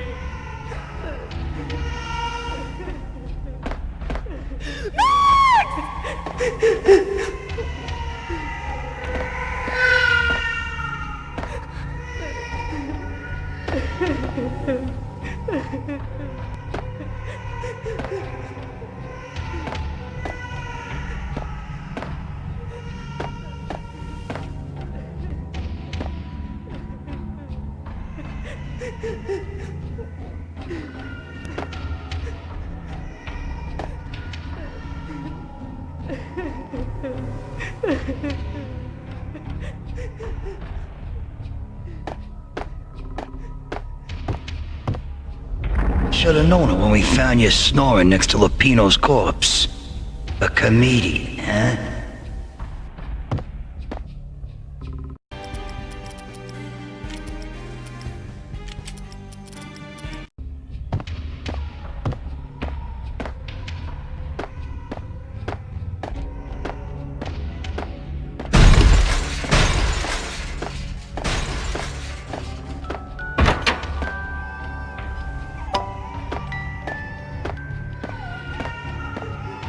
I really love to watch cartoons. Captain Baseball Bat Boy's my favorite. The pictures were filled with good old times.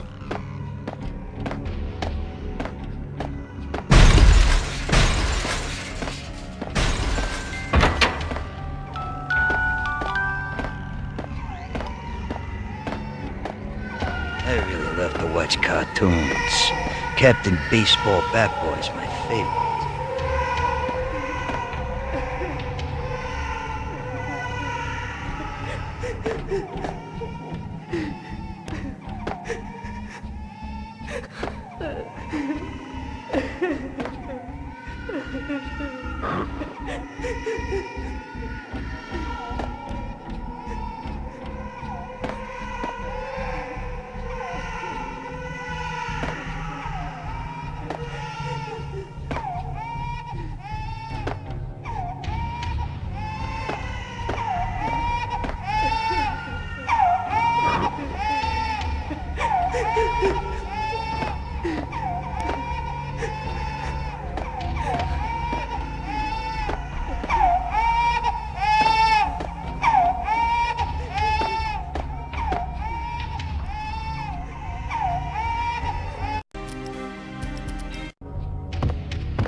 The pictures were filled with good old times.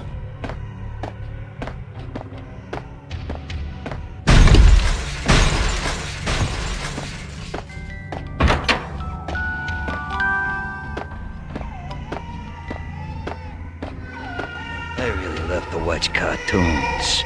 Captain Baseball Bat Boy's my favorite.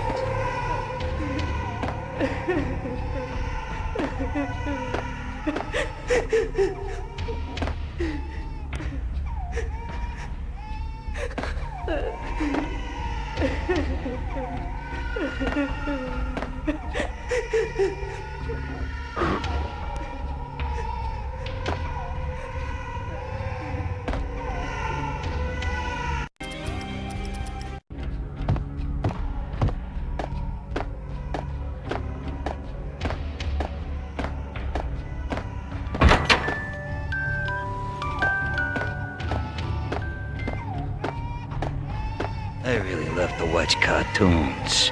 Captain Baseball Bat Boy's my favorite.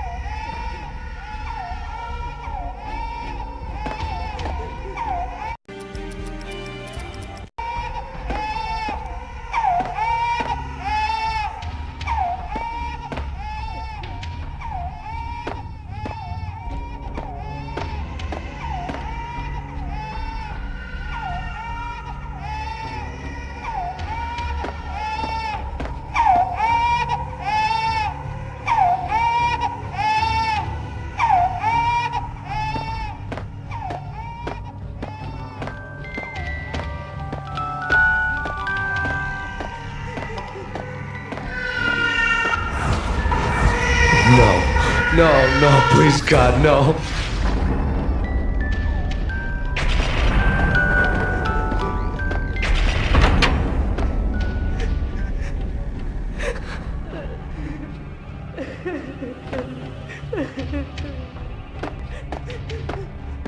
You can slice them, dice them, shoot them full of holes, blow them to bits, vaporize them, disintegrate them. No matter what you do, they'll still be back good as new. Michelle's diary lay on the table. Max, no, please, Max. Why? I didn't mean to. I'm sorry.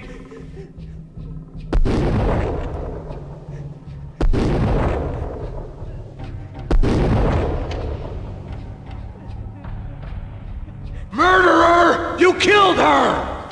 Nothing like that ever happens in the real world.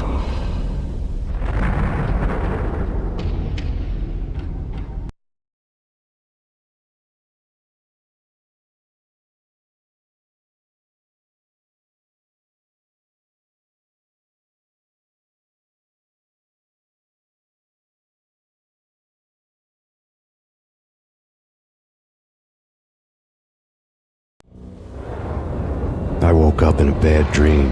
My head felt 2 sizes too small for my brain. Max Payne. I envy your name. And the killer was smiling. Pleased to meet you. I'm Frankie the Bat Niagara. Niagara, as in you cry a lot? He had a baseball bat and I was tied to a chair. Pissing him off was the smart thing to do.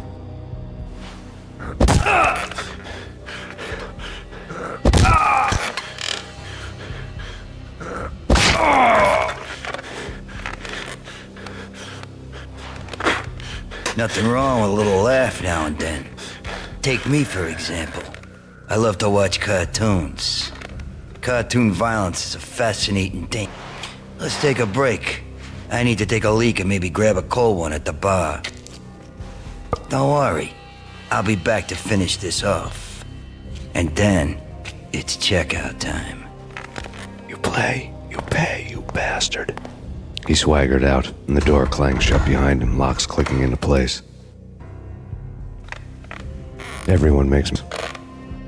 Mine hadn't been to crack jokes about the goon with the bat. He'd have cracked my skull regardless. It hadn't even been to trust a girl with a gun. I had blindly gone after the first bad guy on my hit list when I should have been aiming further up the ladder, at the head of the Punchinello family. I couldn't bring myself to be pissed at Mona. Guess I had a soft spot for a pretty face.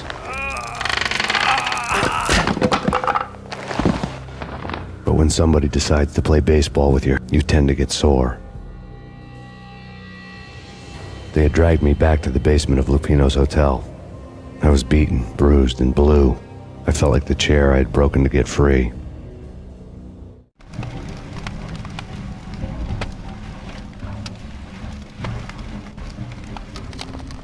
All I had was Niagara's bat, sticky with my own blood. Without a gun, I'd be no match for Frankie's men. I'd have to play hide and seek with them.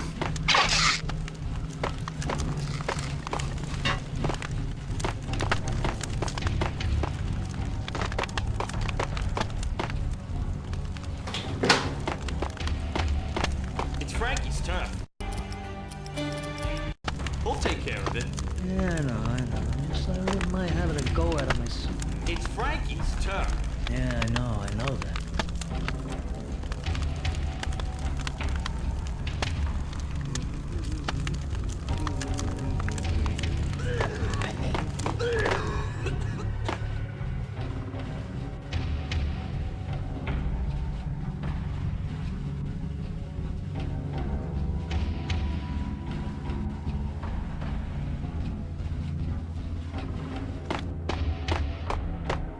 What does it?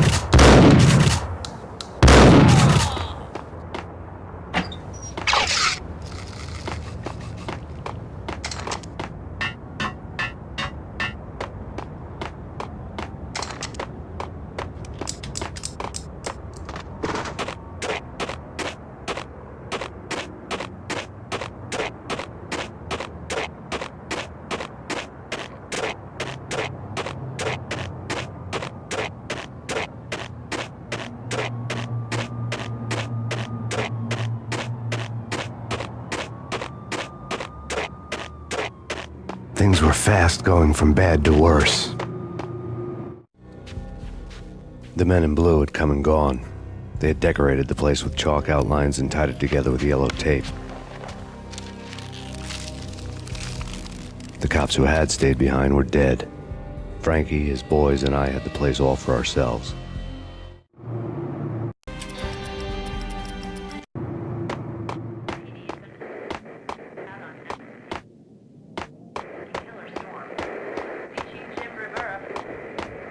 Just forget about it.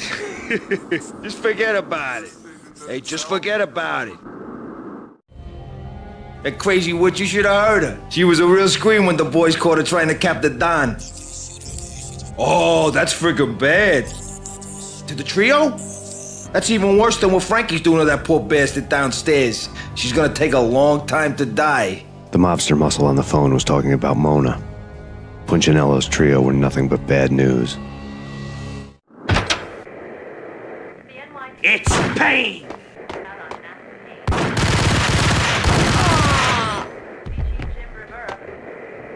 Take whatever steps necessary.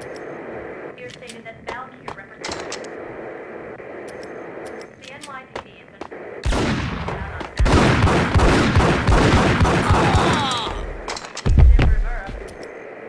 take whatever steps necessary. Here stated that Valkyr represents the NYPD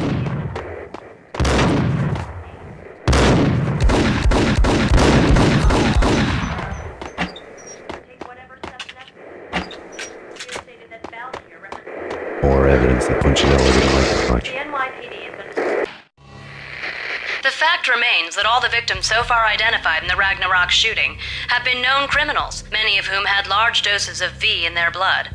Reliable sources say that Max Payne was also among those killed, although no body has been recovered at this time. Reliable sources.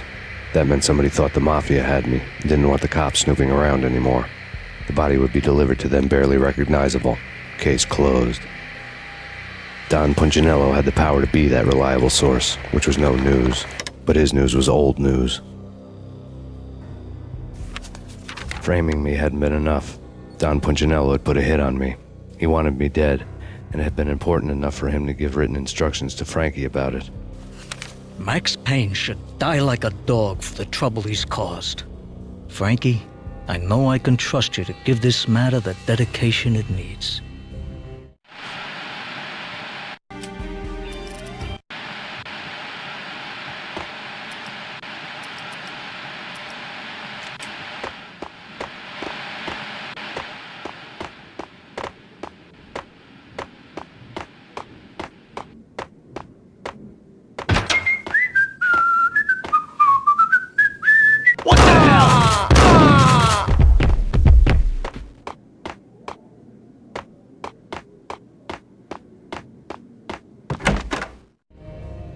The hotel bar was fast developing quite a history.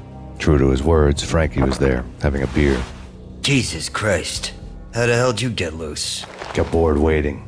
Thought, what the hell, we could just as well finish this here. Fine by me. This works out just as well.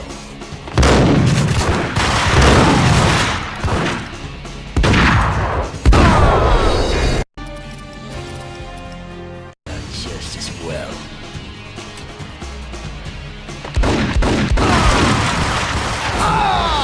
Just as well.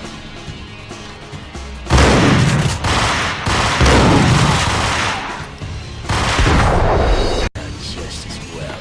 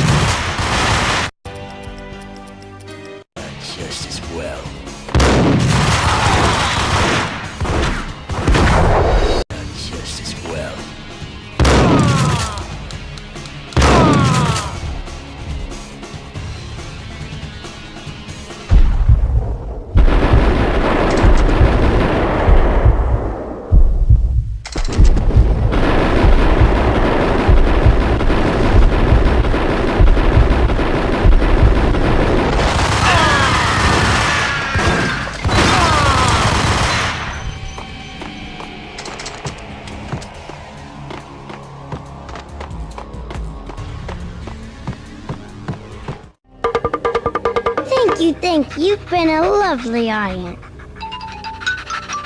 Had enough? I don't play with girls anyway. Unfair!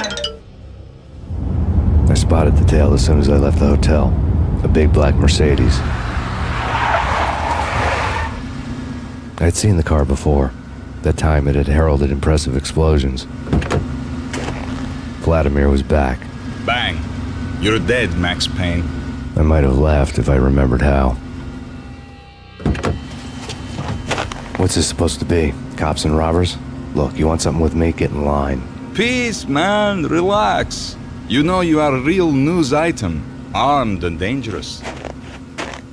I am going to make you an offer you can't refuse. I've always wanted to say that. It's a bum rap. I've been framed. That's a moot point. Whatever you did or did not do, I'm sure you had good reason for doing it. Want to hear me out? I'm listening.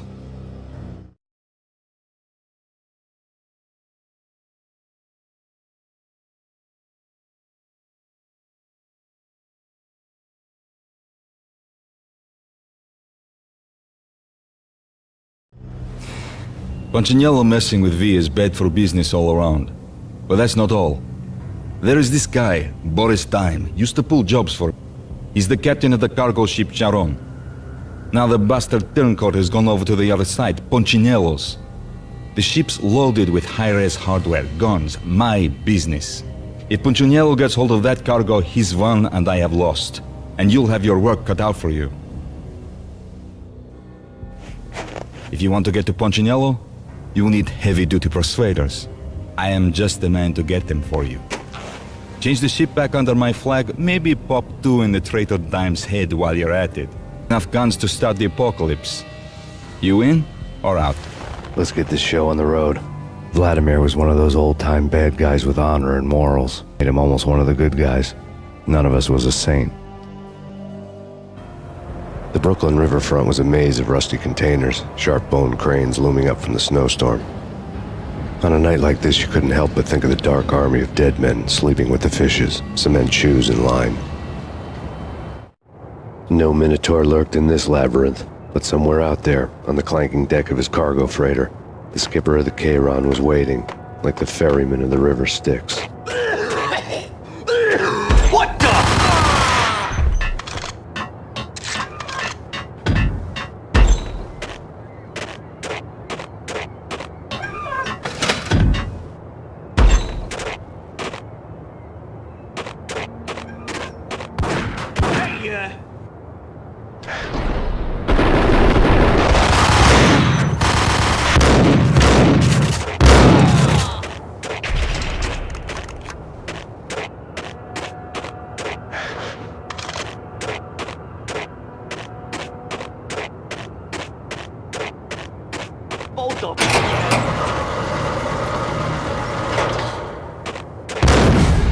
Cargo freighter.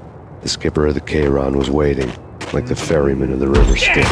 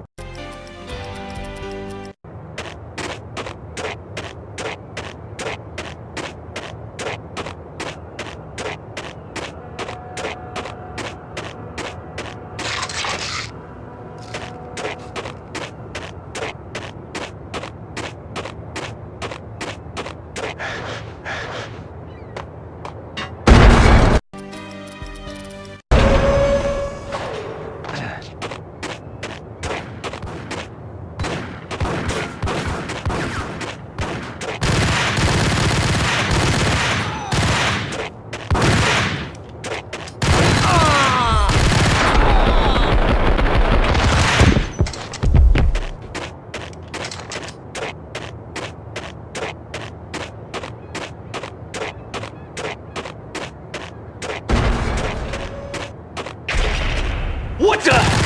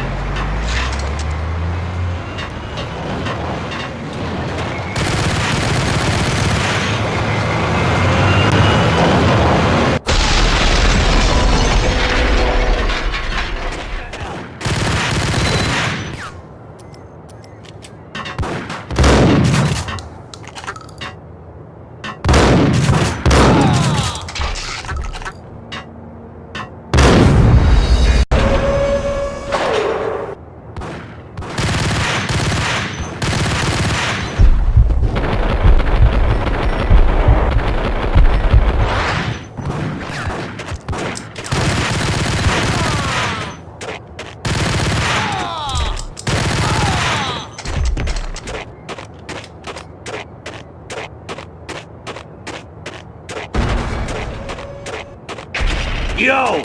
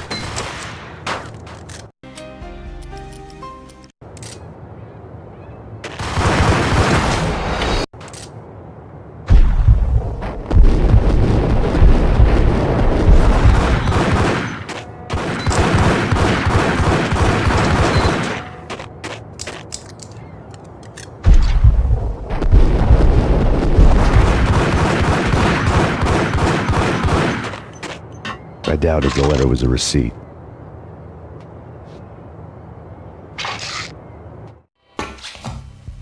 Rico Muerte had come to town to do more than just sort out family troubles. Exhibits number 1, 2, and 3. A briefcase of money, a sniper rifle, and an envelope with one word neatly printed on a folded piece of expensive paper. Mayor. It didn't sound like a Mafia contract at all. It was too cold and too to the point.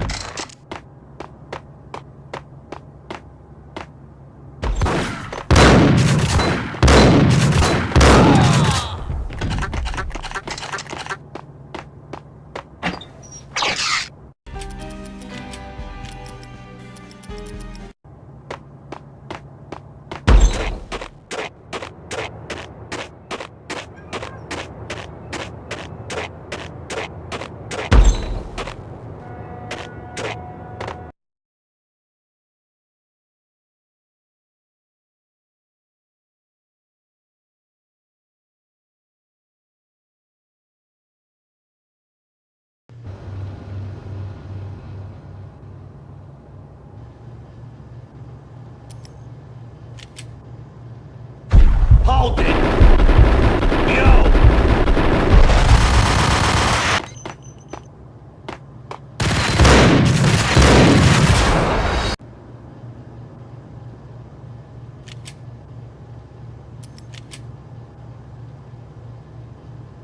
Yo! What the?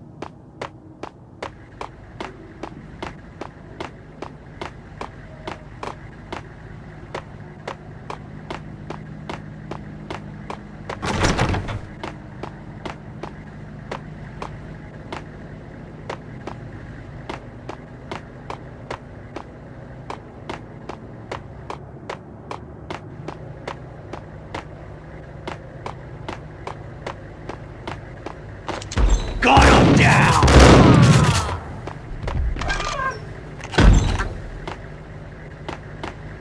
I had found Boris Dime's ship.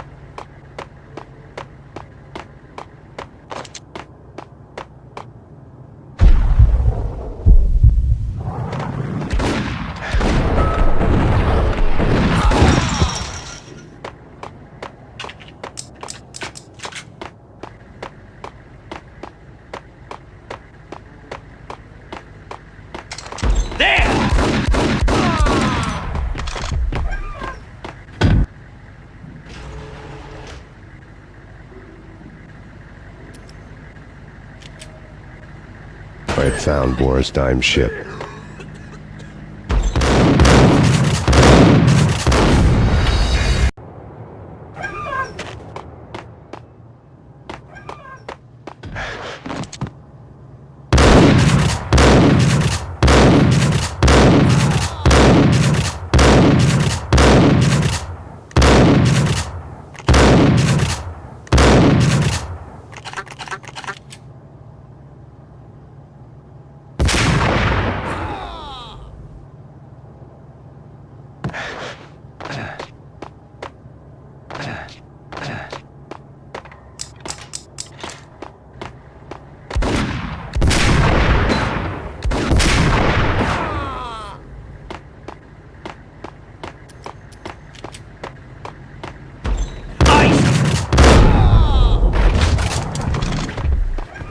Fred found Boris Dime's ship.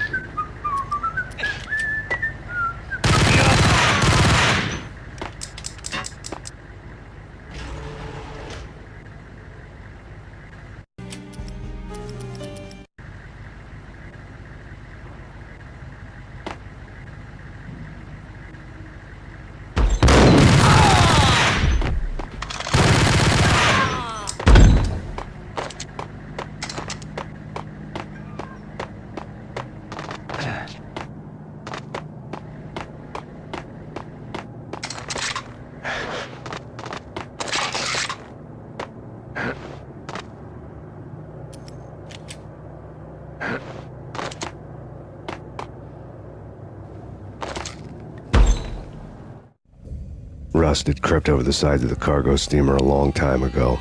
Boris Dime would be on board. I'd have to smoke half of his crew to even get near the gangplank. The guns were probably being kept in the hold, buried amidst the rats and oily water.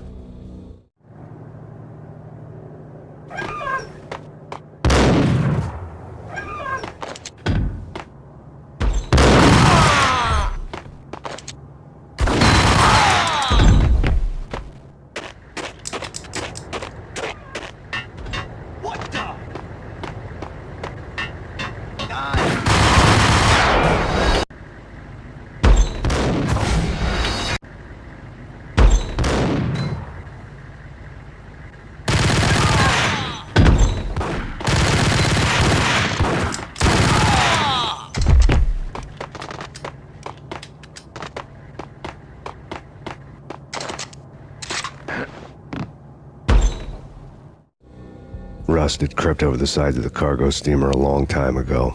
Boris Dime would be on board. I'd have to smoke half of his crew to even get near the gangplank. The guns were probably being kept in the hold, buried amidst the rats and oily water.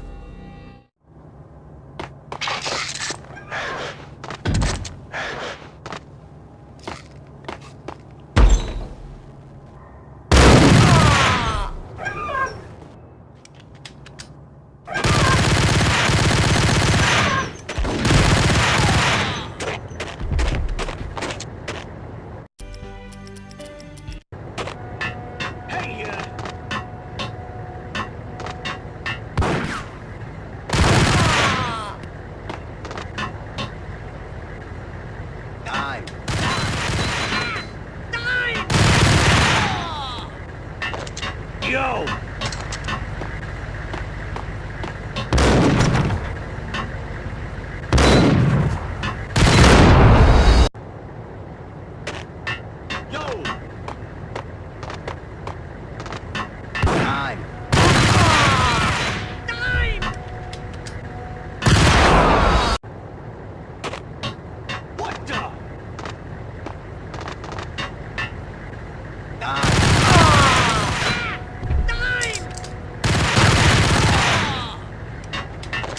Yo!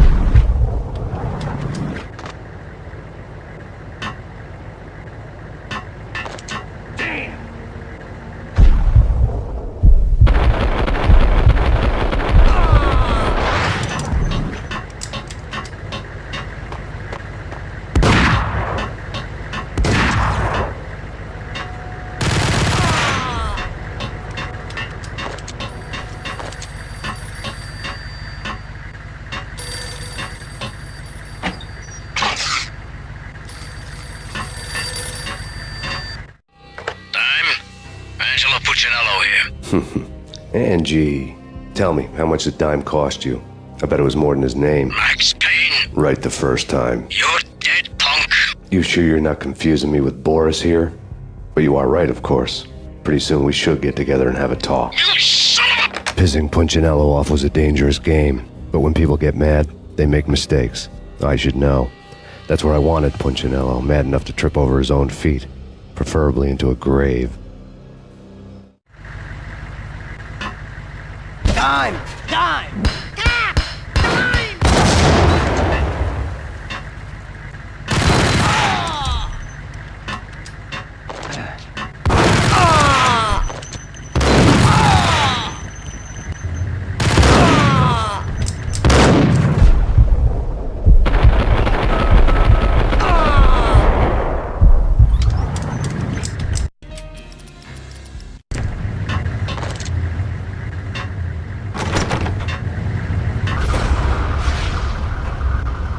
Tell the devil that Dime sent you.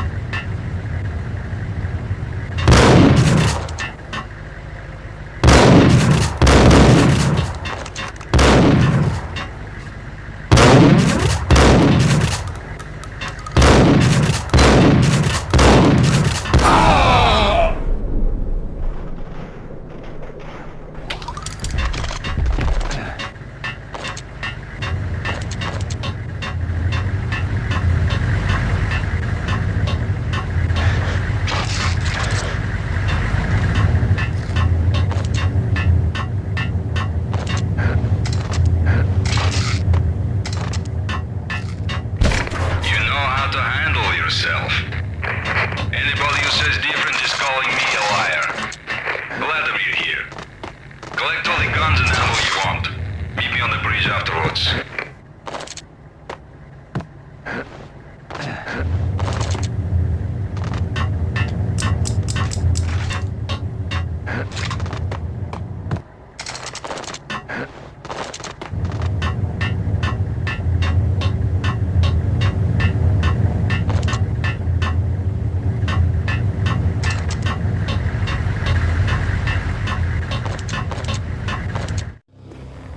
Did you get everything you need? Check. I owe you. Anything you need. This is my solo. When I'm through, Punchinello won't be anybody's problem anymore. Clear as vodka. But anytime you get between a rock and a hard place, just whistle. This could be the beginning of a beautiful friendship. You really get a bang out of this big-time gangster act, don't you?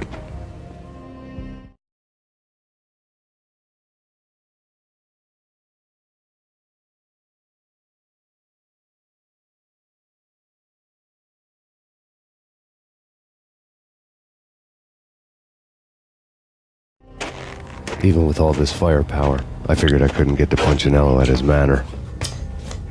I could only hope that he wouldn't pass a chance to hear me beg, to see he's won. This is Max Payne. I want to cut a deal. Payne, you're a dead man. That's what everybody keeps telling me. I got your ship and her cargo. I want to meet. No pain, no gain. Capiche? You know my restaurant? Yeah, I know it. 1 hour. Punchinello's restaurant had seen better days. Snow was falling like ashes from post-apocalyptic skies, but that was outside. Things would soon get hot in the Don's restaurant. I knew it was a long shot, Angelo Punchinello actually showing up, but there was no crime in hoping.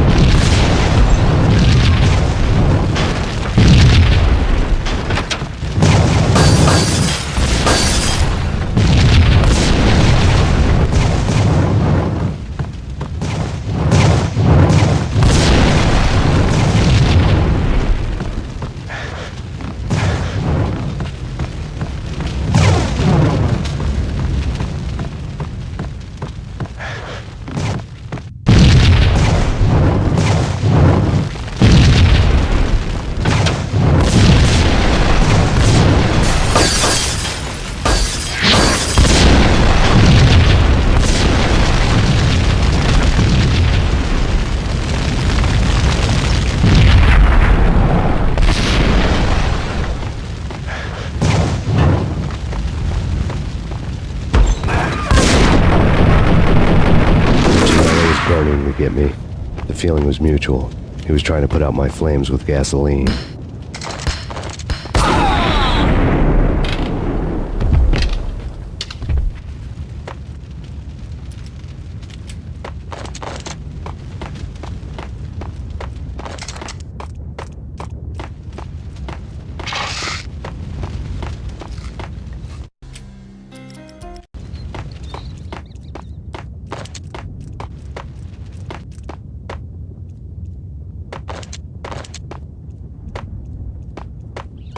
The mobsters have been guarding a real treasure.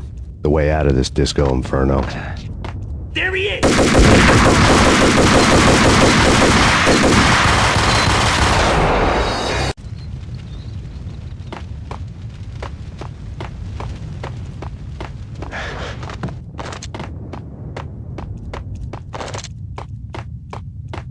The mobsters have been guarding a real treasure.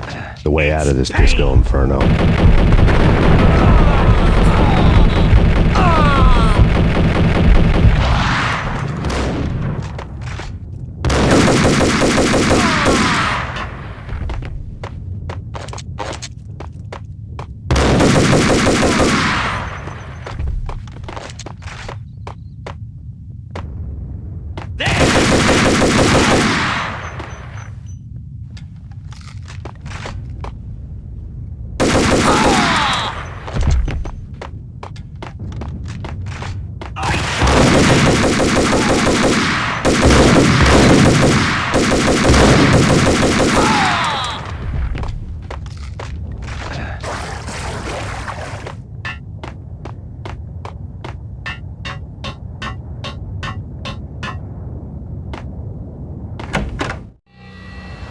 Vlad had seen my smoke signals. The Mercedes was revving to go, almost drowning out the banshee wail of the sirens. You coming? We'll drop you off at the Punchinello Manor. Sounds good to me. When this is over, look me up. I could use a professional like you. I'll keep that in mind.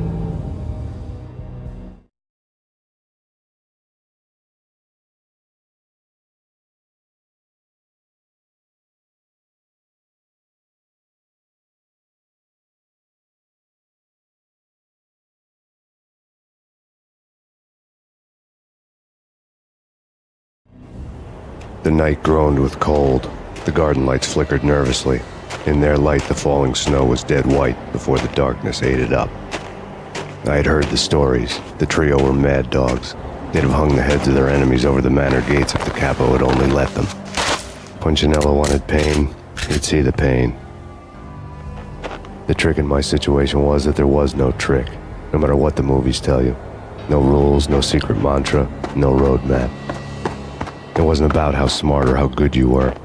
It was chaos and luck, and anyone who thought different was a fool. All you could do was to hang on madly, as long and as hard as you could. Someone had graciously left the door open for me and killed the guards. My money was on Mona. I knew the trio would be standing between me and Punchinello. I had read their rap sheets, thick as phone books. No one would be walking out of here alive. The numbing cold of the broken night had followed me in. Upstairs, the trio tangoed down the manor halls to the silent rhythm of their murderous hearts. The blood of their victims rust on their lips. Vince Mugnano, Pilot Providence, a.k.a. Big Brother, and Joe Deadpan Salem. The pistol was a frozen lump in my hand, piercing the skin, gnawing me to the bone.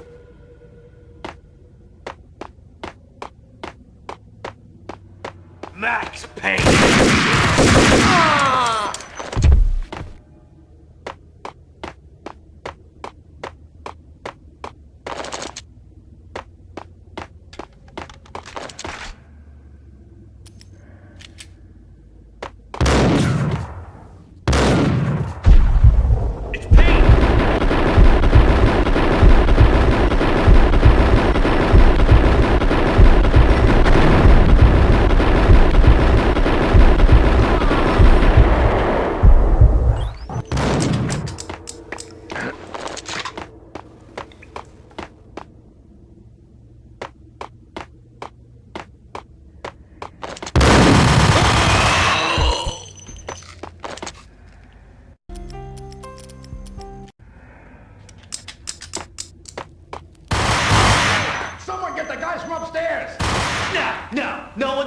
place. Too late for that. He walks in, hey.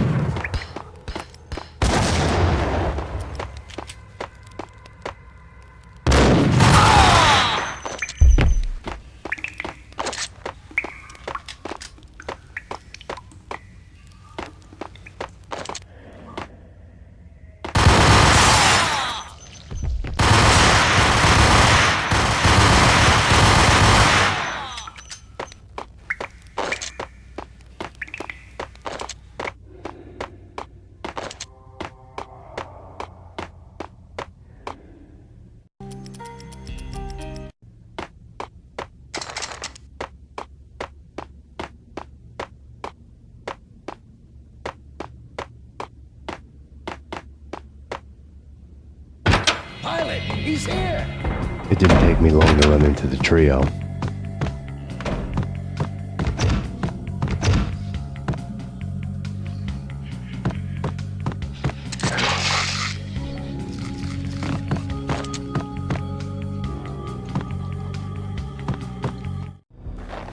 The word on Lisa Punchinello was that she was a bit of a witch.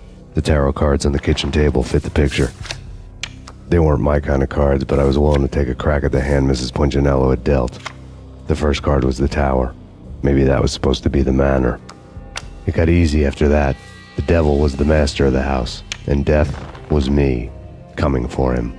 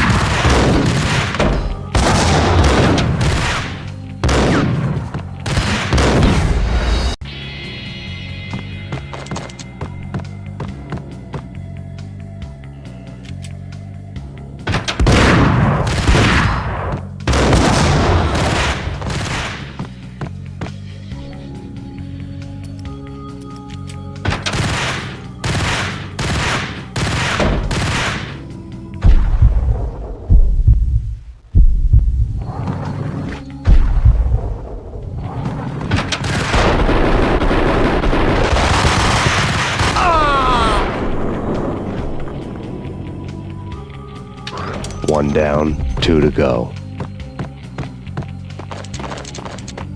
Hey!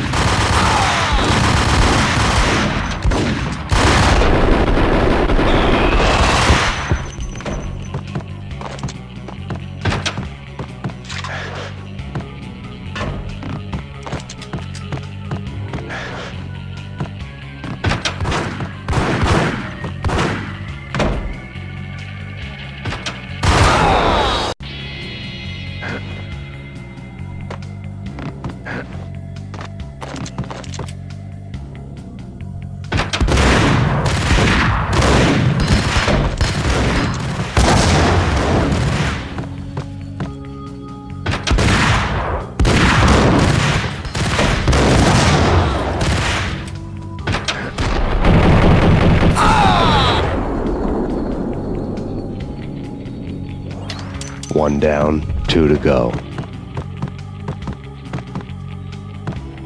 What the hell?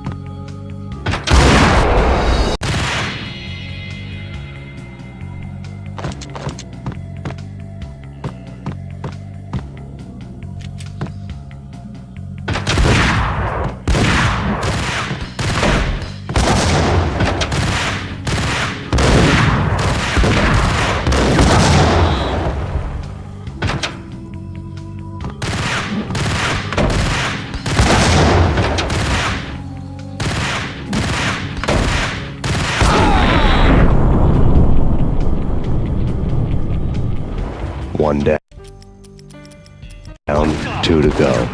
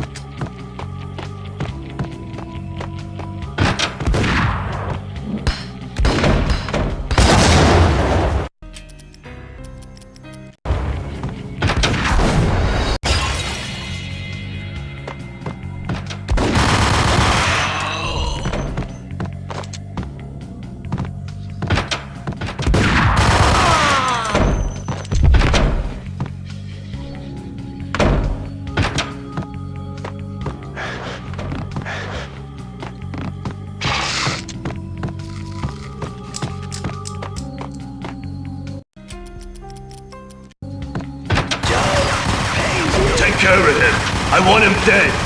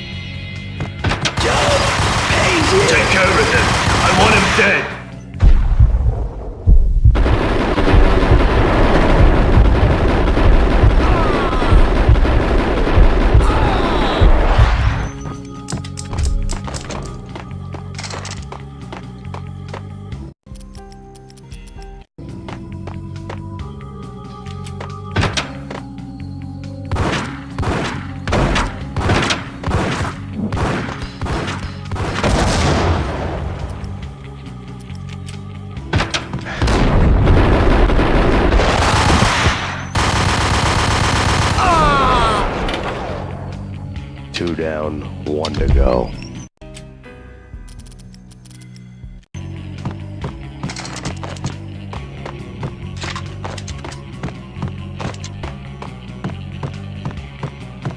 Max Payne?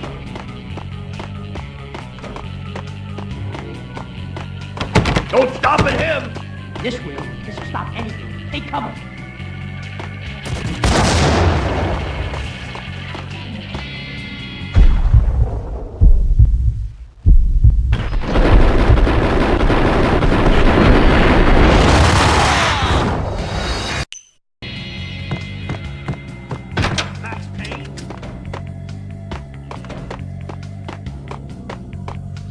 Don't stop at him!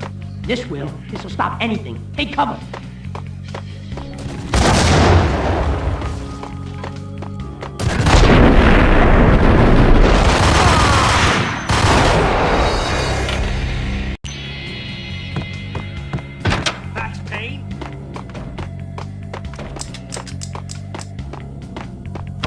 No stopping him! This will. This will stop anything. Take cover.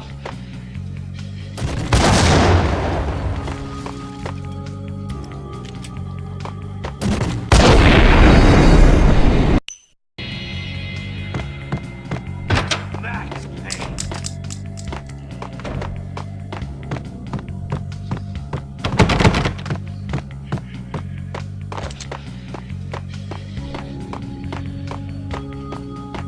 No stopping him! This will. This will stop anything. Take cover.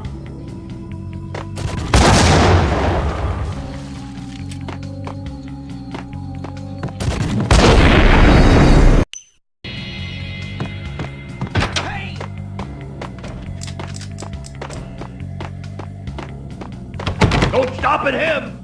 This will. This will stop anything. Take cover.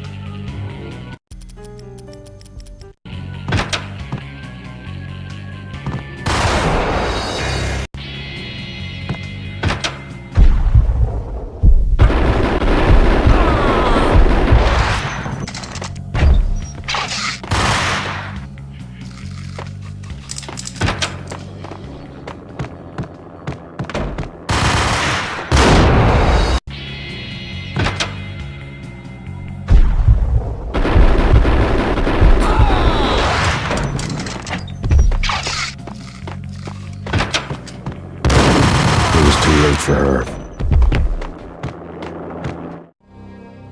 You're a real angel, Max. I couldn't tell whether it was Mona or her sister. The body was a mess. The sick bastard had really gotten a kick out of it. Seeing her lying there got me thinking about another woman's body on another bed. Got me thinking about a fallen cradle.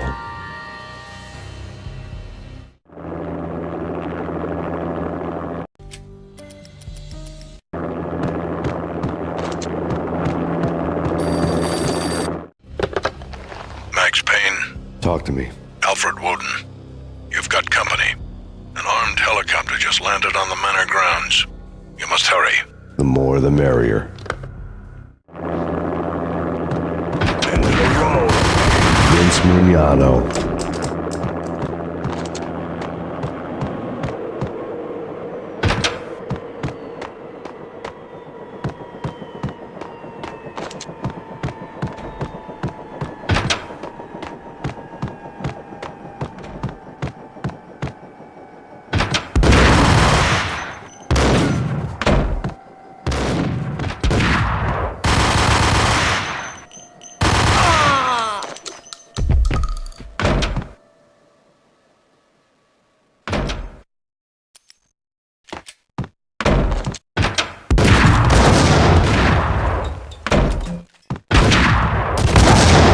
Punchinello's trio was done for.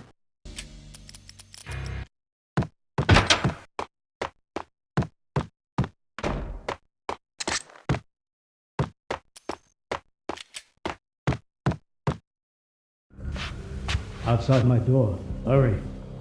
He's coming for me. You gotta hurry. Please. I could hear Punchinello on the phone begging for help. He should have been saying his goodbyes. Punchinello was a pushover. The moment I stepped into the room, he folded like a deuce before a royal flush. No, wait. I was just doing what I couldn't refuse. She's someone high up. Government, maybe. I don't... He was trying to buy more sand for his hourglass. I wasn't selling any.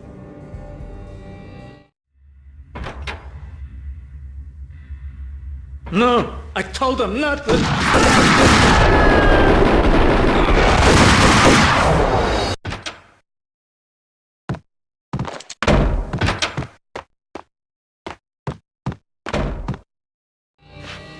Outside my door. Hurry. He's coming for me. You gotta hurry. Please. I could hear Punchinello on the phone begging for help.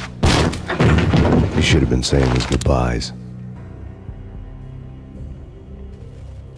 Punchinello was a pushover. The moment I stepped into the room, he folded like a deuce before a royal flush. No, wait. I was just doing what I was told. I couldn't refuse. She's someone high up. Government, maybe. I don't know. He was trying to buy more sand for his hourglass. I wasn't selling any.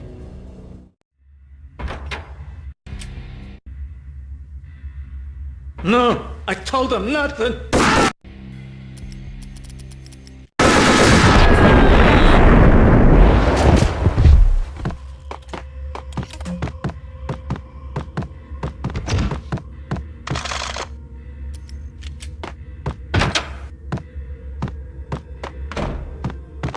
Drop it. Don't move. Game over, Max Payne.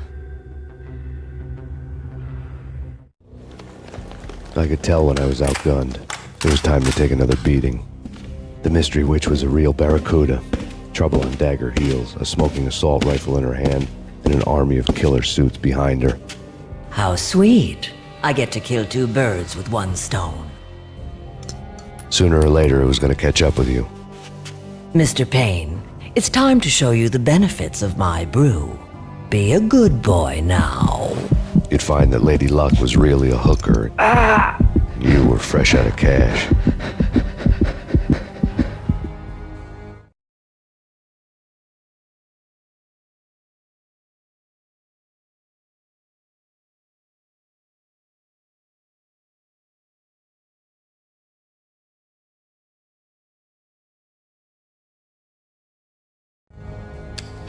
Gentlemen, we're done here. Take me to Cold Steel.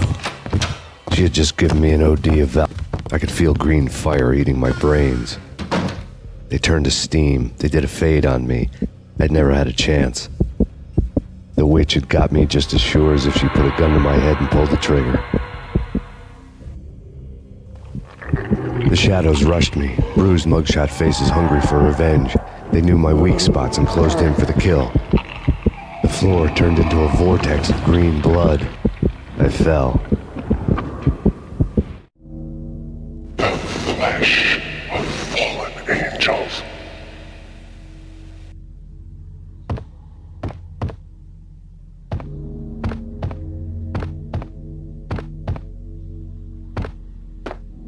Who's there?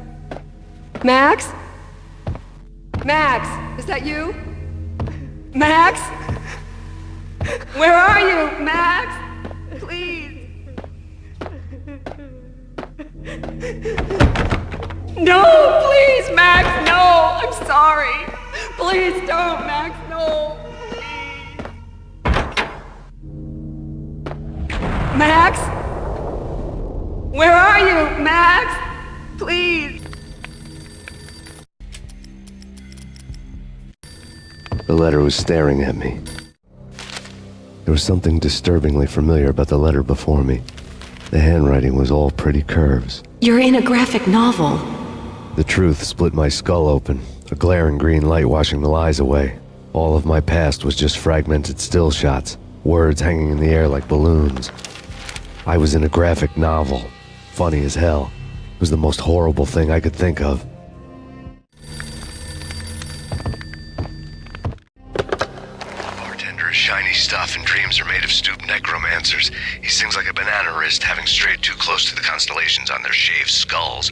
It was a bad line in a prank call. Someone spouting insane babble. I couldn't make sense of it. But I had an overwhelming sense of deja vu. The caller's voice sounded oddly familiar.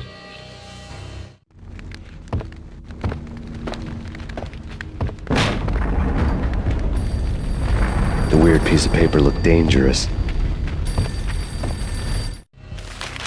There was something disturbingly familiar about the letter before me. The handwriting was all pretty curves. You're in a computer game, Max. The truth was a burning green crack through my brain, weapon statistics hanging in the air glimpsed out of the corner of my eye, endless repetition of the act of shooting, time slowing down to show off my moves, the paranoid feel of someone controlling my every step. I was in a computer game. Funny as hell, it was the most horrible thing I could think of.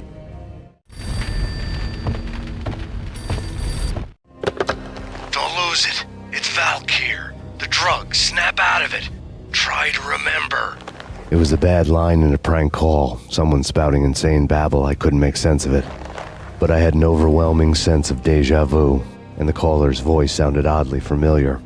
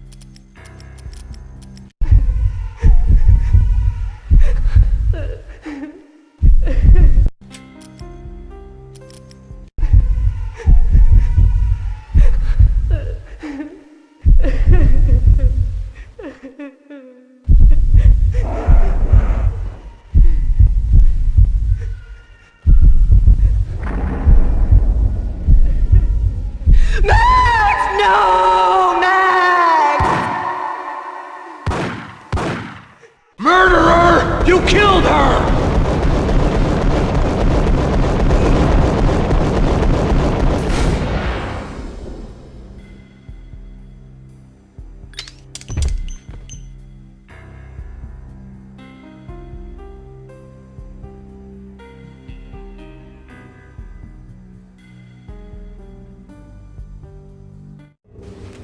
Max, something happened at the office today.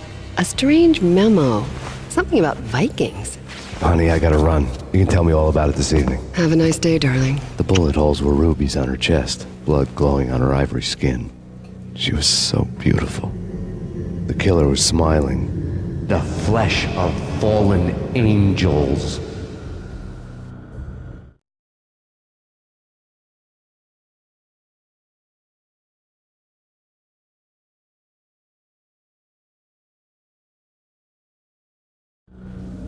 Slowly, the green nightmare faded, leaving dark stains on my soul that would never come off.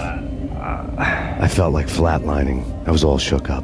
I woke up in a cold sweat, sick and tired to the bone, lying in a puddle of my own puke. The hag had said take me to Cold Steel before it had all gone crazy. It was a clue, the only one I had. It took me forever to crawl back to my feet and hit the road. When I did, I drove straight to Cold Steel Foundry outside the city. There was a whole lot of action around the place for a freezing winter night. Trucks coming and going, men running. I had the drop on the mystery witch. She thought I was dead. I was on her blind side. I was going in. The bad trip had put me in a crazy mood, adrenaline pumping through my aching veins. Staggering on the mill roof in ice and snow and wild wind, I was a ninja. My kung fu was strong. I wasn't kidding anybody. At best, I was Superman on kryptonite about to fall through a skylight, down to where it was all going down. A half-abandoned industrial area in the middle of nowhere. The factory was a perfect front for any number of illegal activities.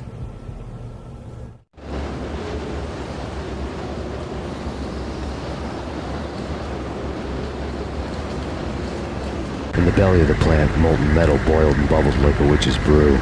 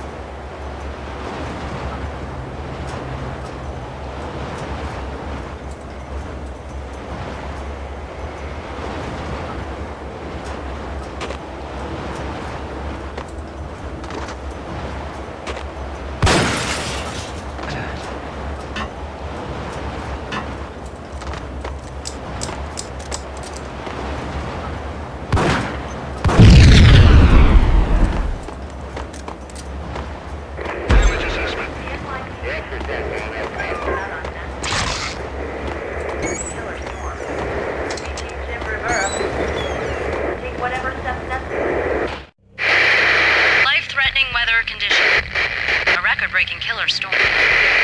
In the city's history, vehicles stuck in snow.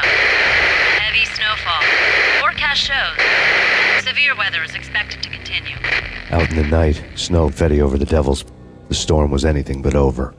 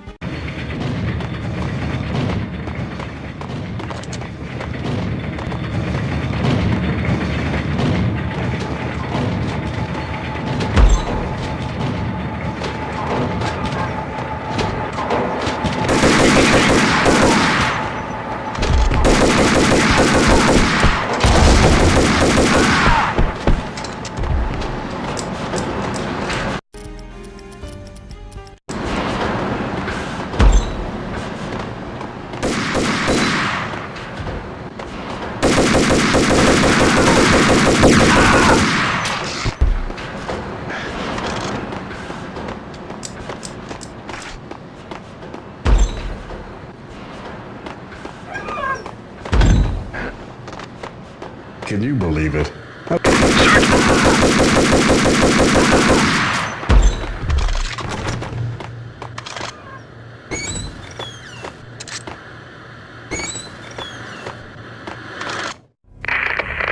Perimeter breached. The facility has been compromised. Repeat, the Deep Six has been compromised. Initiate Operation Deadeye. The walkie-talkie military lingo could mean only one thing. They were getting ready to destroy the evidence and vanish into the night. I was so close. The hidden truths were just around the corner.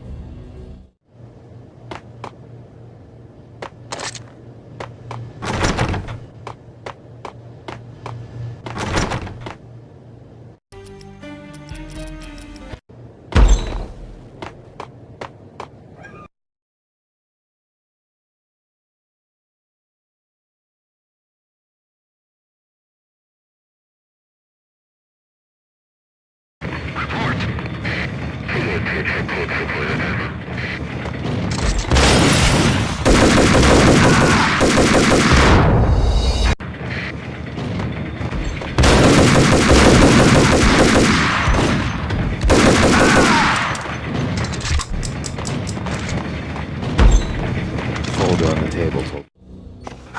The mercenaries were running a tight operation, paperwork and all.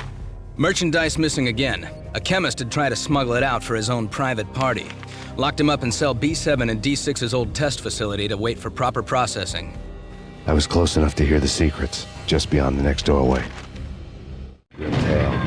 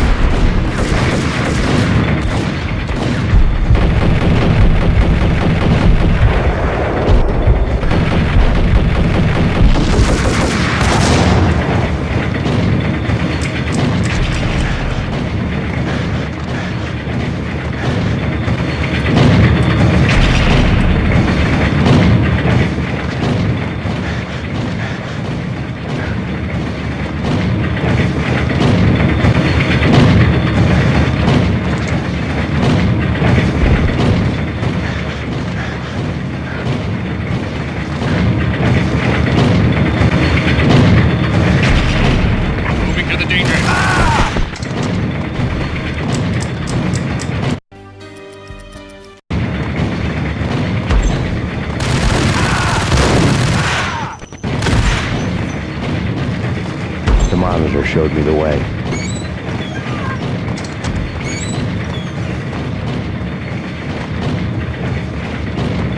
Processing diagrams filled the control room screens, all but one. An elevator titled D6 on one of the screens, somewhere onwards, past rows of ovens, in the core of the plant.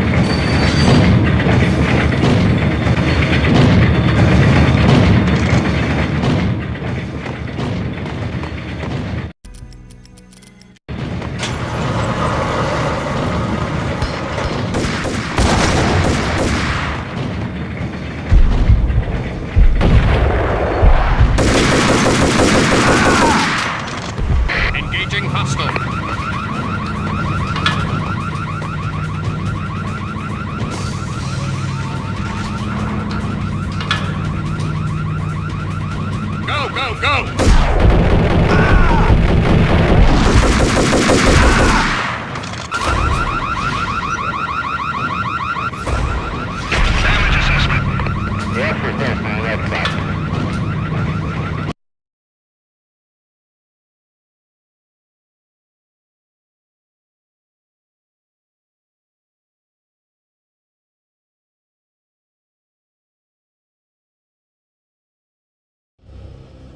I had taken on the role of the mythic detective, Bogart as Marlowe, or as Sam Spade going after the Maltese Falcon to unravel all the mysteries. Following a path of clues to that final revelation, even if it would take me down to the cold, cavernous depths of a grave. You can't do this! My men are still inside! Do you have any idea why this is called Operation Dead Eyes?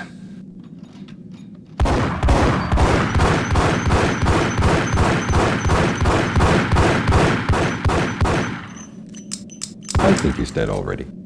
Let's do it.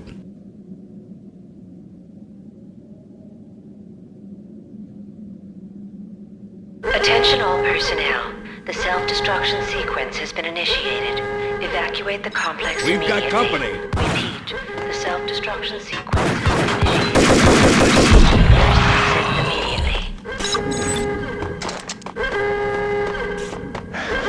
I had seen the logo on the floor before. There was an old army bunker under the steel mill. I knew the military plaque on the floor. I had seen 1,000 variations of the insignia on crumbling brick walls everywhere in the city. The sword replaced by a syringe. Project Valhalla, V for Valkyr, V for Valhalla. All of a sudden it read like a crackpot conspiracy theory.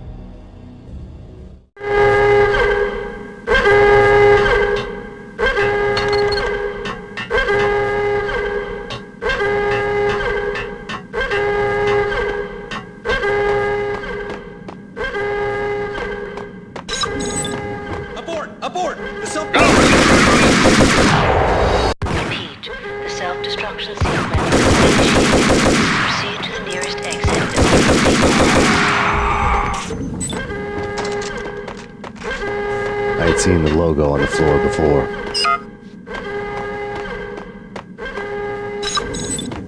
Abort! Abort! The self-destruction sequence has been...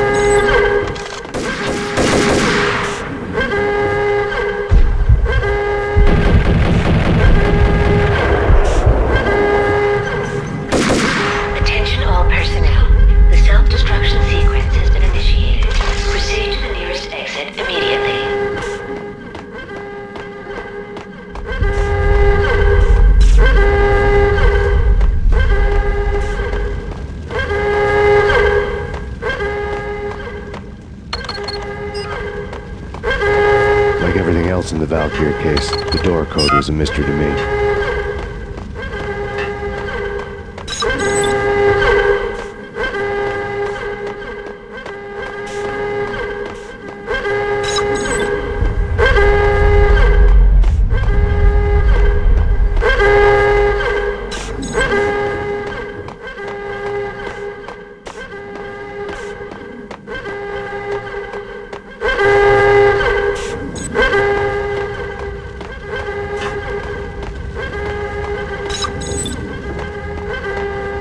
Attention all personnel. The self-destruction sequence has been initiated.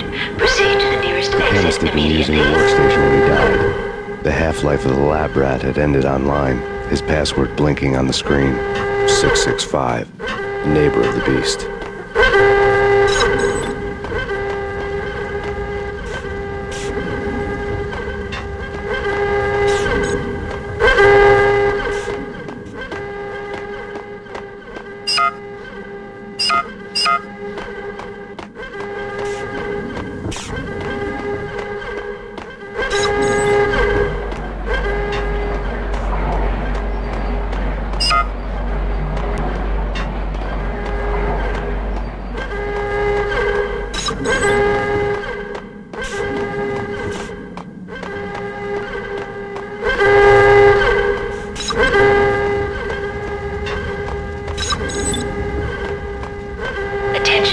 personnel. The self-destruction sequence has been initiated. Proceed to the nearest exit immediately.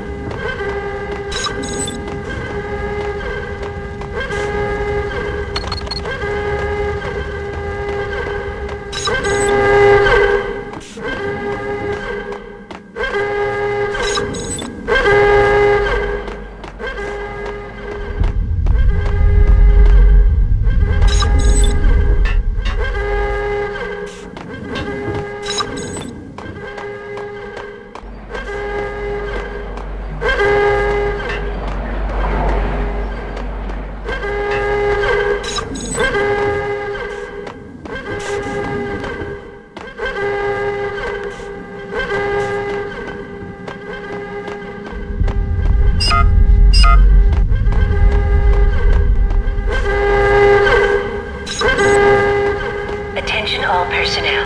The self-destruction sequence has been initiated. Proceed to the nearest exit immediately.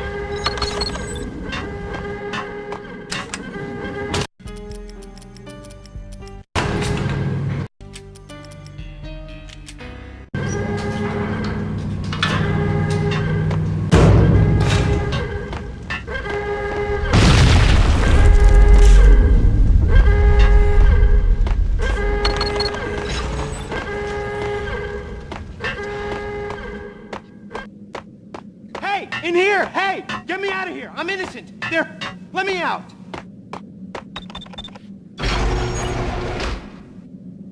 Thanks! I thought I was gonna die in there for sure. I need you to get me through the decontamination chamber airlock. You're crazy! No way! The place is blowing up, for Christ's sakes! Either that or back to the cell. Your choice. Okay, I'll do it! I'll do it!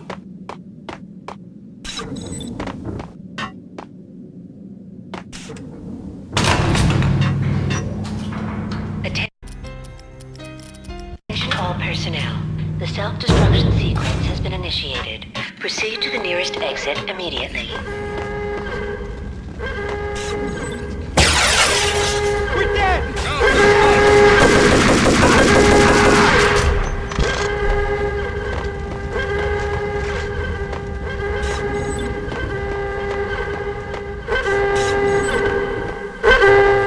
Get in!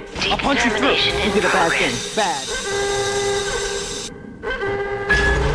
Decontamination complete.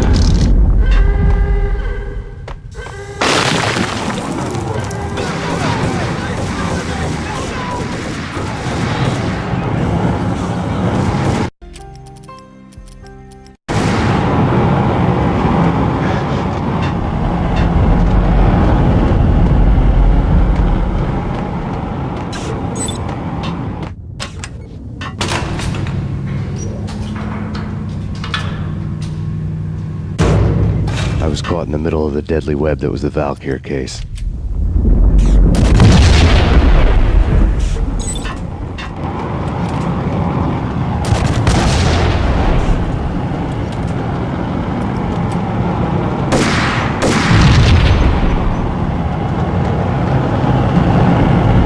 One of the lab terms.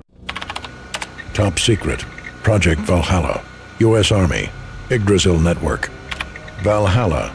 The otherworldly place in Norse mythology where the bravest heroes spent their afterlife feasting and fighting forever, their wounds miraculously healed night after night. Valkyr, the maidens who chose the most courageous Viking warriors and carried them to Valhalla. 1991. The research objective is to create a chemical substance to enhance the stamina and morale of infantry troops. 1995. Results unsatisfactory. Project cancelled. Someone had decided to continue the sick experiment unauthorized. Project compromised. Data leak. Fix the damage by any means necessary. Security clearance red. Authorized by the project lead. Field test. Double the dosage for all the remaining subjects. Observe and record the subject's behavior in an urban setting. The drop-off point was my old address in New Jersey. The file dated 3 years ago. Just when you thought you had reached the deepest depths of horror, it suddenly got worse. How to turn off that small voice inside your head that started to whisper that you should be glad that now, if not before, Your revenge was justifiable on any conceivable moral scale. That small voice proved, beyond any doubt, that I was damned. Had the project logo on the screen. The dagger-heeled woman had come and gone a long time ago. There was nothing more for me here. The bunker's name was acting as a self-fulfilling prophecy.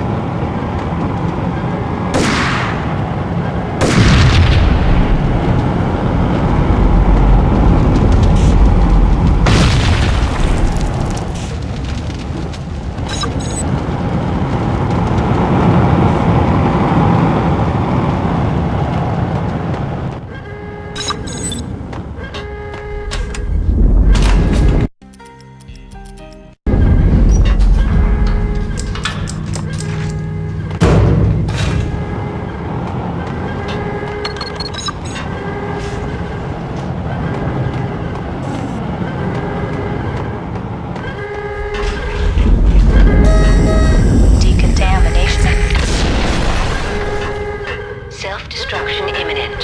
30, 29, 28, 27, 26, 25, 24, 23, 22, 21.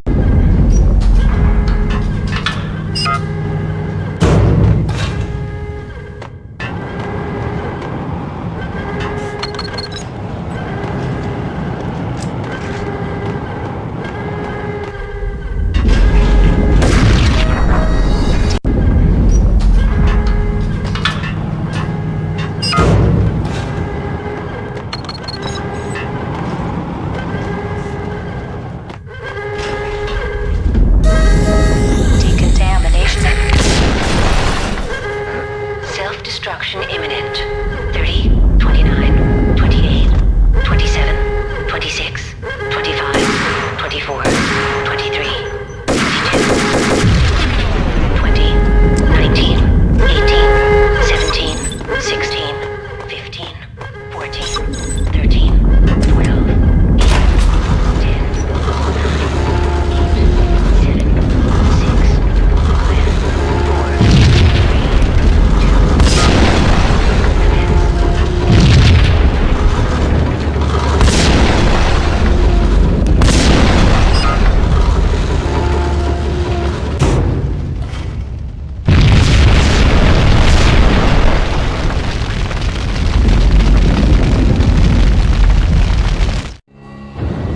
Piece together a jigsaw, and the final picture is you finishing that same puzzle. A mad, green-eyed killer standing behind you. An urban legend come true. The Project Valhalla test subjects had been the mad junkies who had murdered my loved ones. The rest was simple body count math. It all pointed to her. Ms. Valkyr. The factory went up in a fiery inferno behind me. All my leads were dead, turned to smoke and dust. I had lost my way. I hadn't slept in a million years.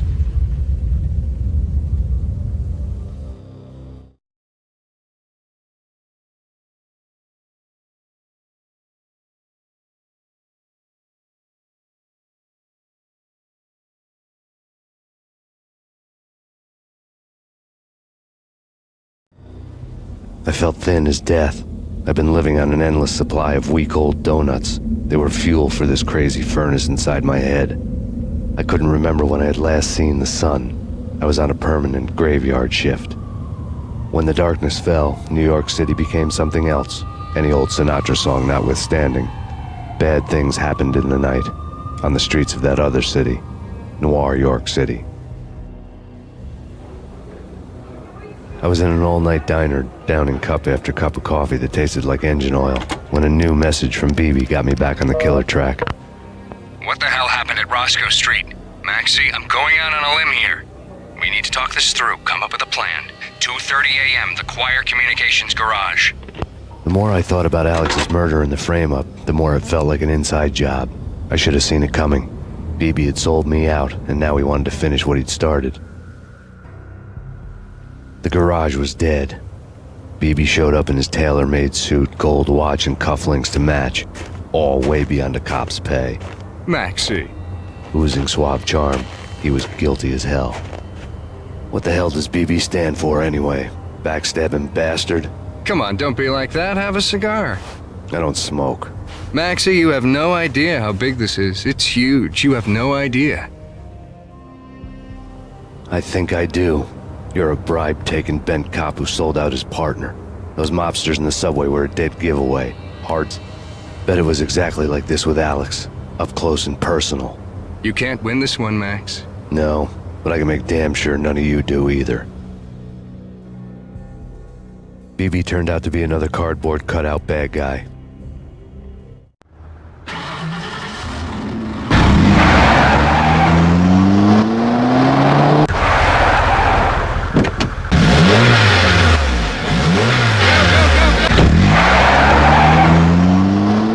A bad cop on the take. A cowardly right-hand man fleeing from the scene, leaving his paid thugs to do his dirty work.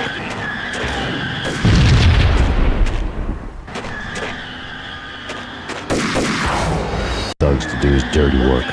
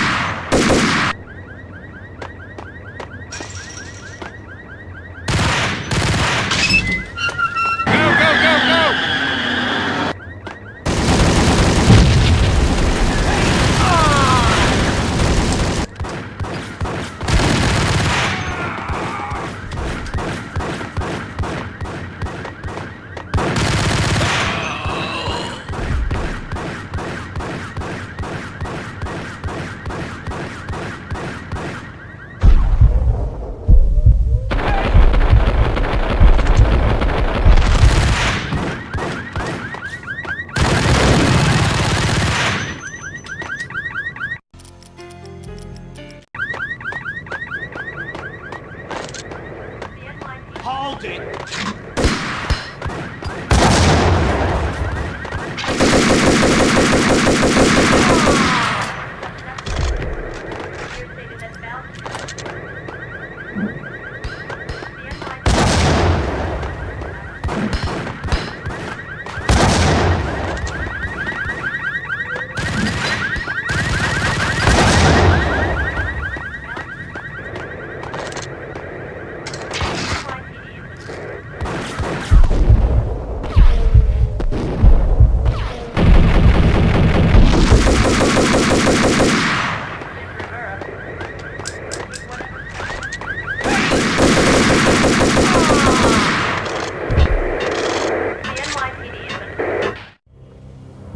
Reports of a fire at the Punchinello Manor in Westchester.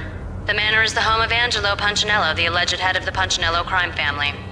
The police are now saying, contrary to their earlier statements, that Max Payne is still alive and at large.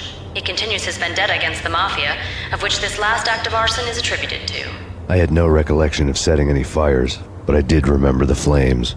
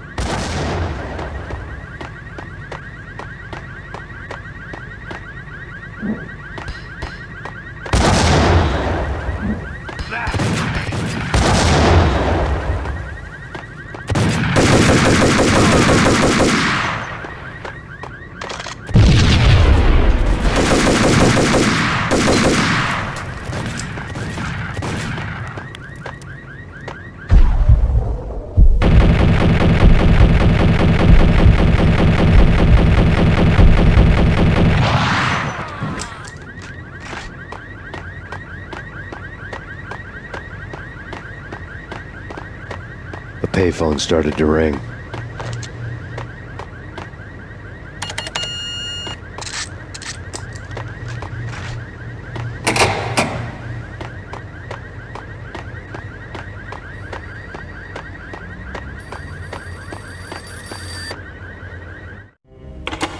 Yeah.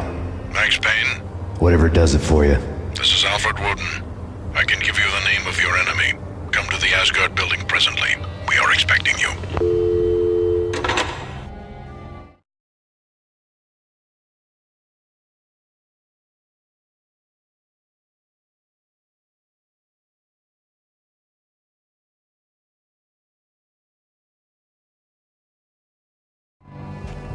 Woden was waiting for me on the steps of the old building. Mr. Payne, let's go in.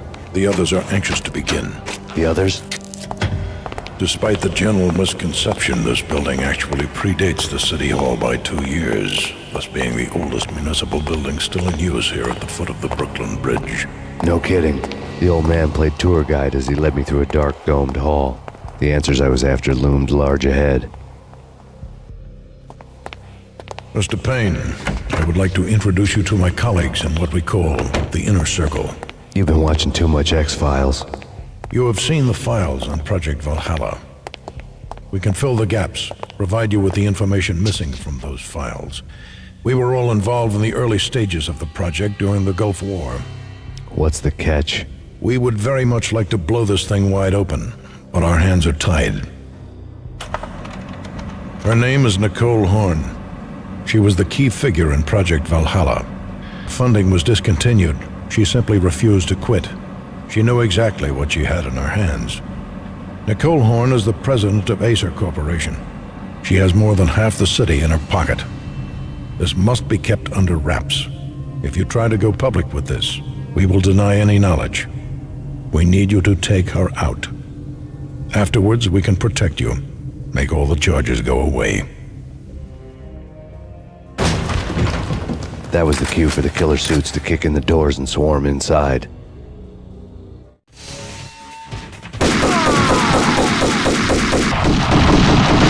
was an impressive floor show, but I decided to leave early anyway. It was only a one-story fall.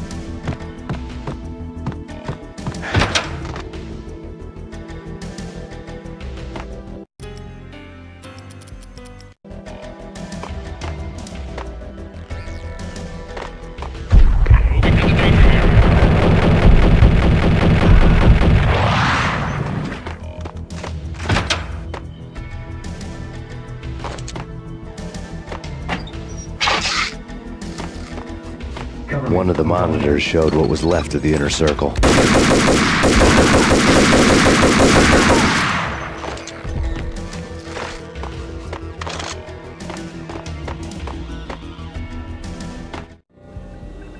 On screen, the so-called corpse of Alfred Woden stood up, miraculously waking from his dirt nap. looking smug among his dead pals. In the land of the blind, the one-eyed man is king. I didn't know how he'd pulled it off, but it was a pretty slick way to get out of all his promises. Most of what he had said fit too well to be a load of crap.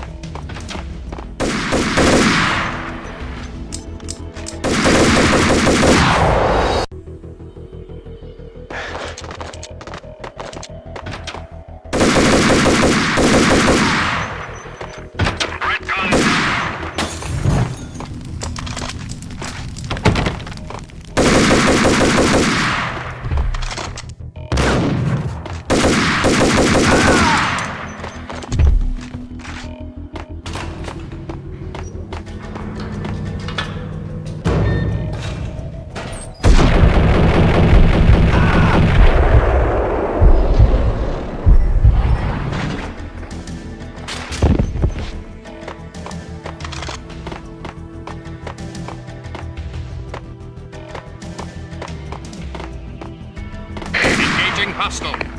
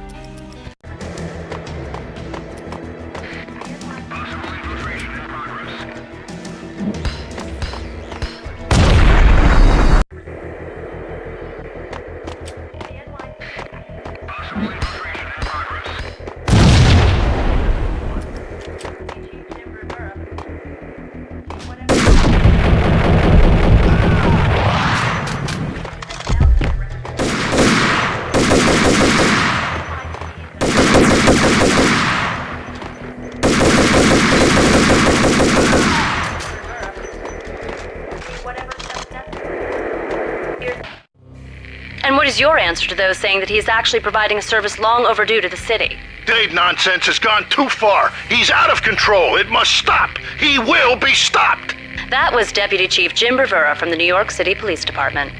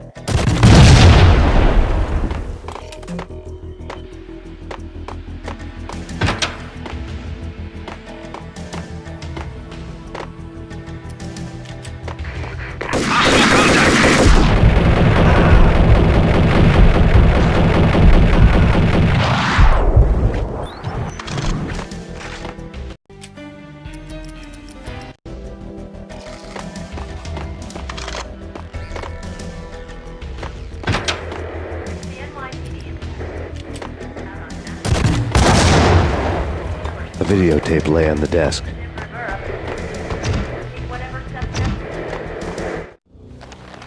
Nicole Horn had blackmailed the inner circle into silence.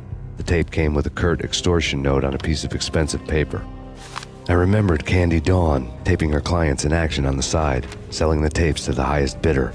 I was sure that kinky sex was nowhere near Alfred Woden's worst sin, but I had a feeling that when this was over, any collateral would come in handy.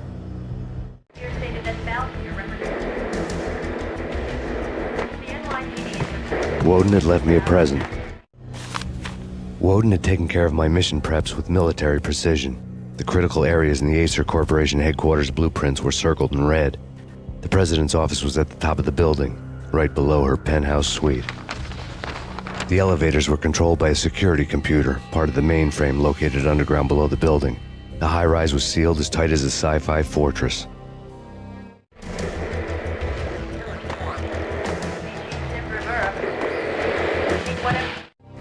Nothing seems to stop Acer Corporation's phenomenal victory march. Incredibly, the stocks are still rocketing.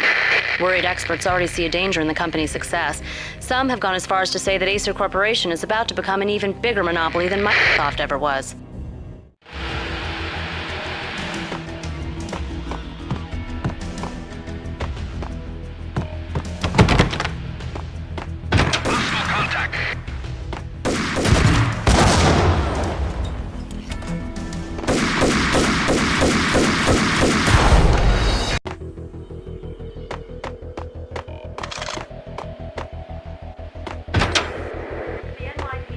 A videotape lay on the desk.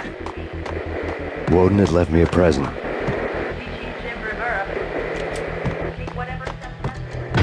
pursuit of the intruder.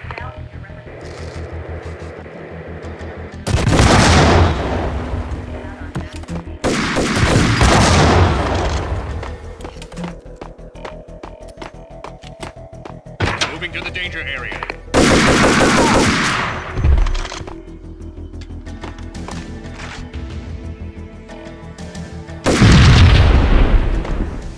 Move, move, move!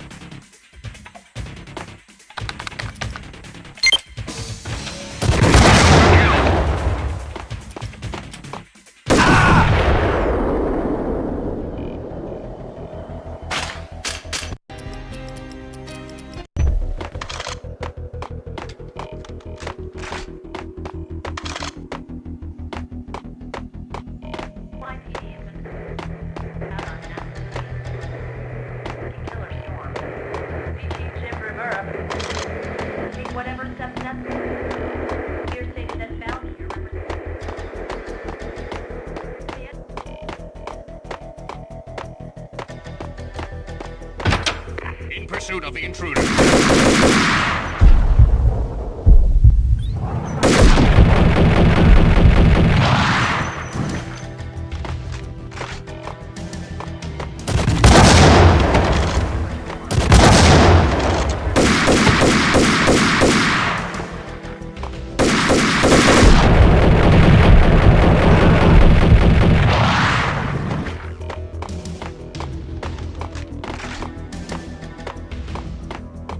The best movie ending ever? Gotta be Butch Cassidy and the Sundance Kid. A hero's end, going out with guns blazing. Never heard of it. No?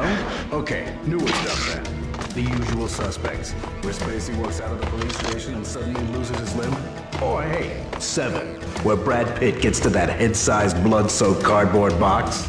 Now I know. Freaking zombie demons from outer space. What the?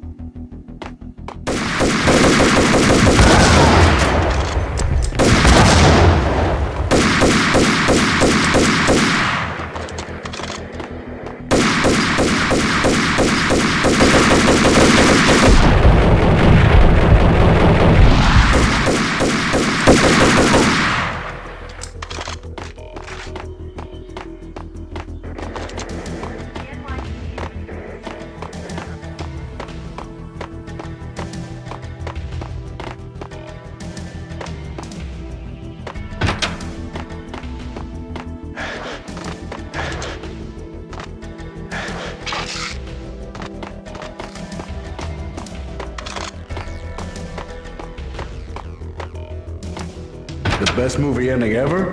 Gotta be...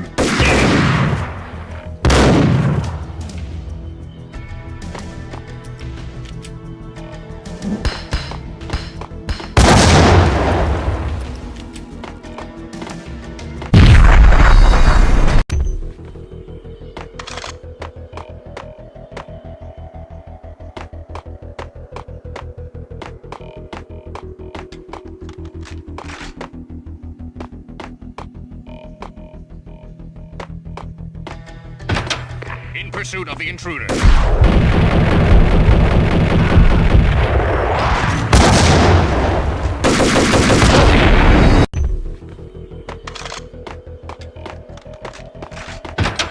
Search and destroy.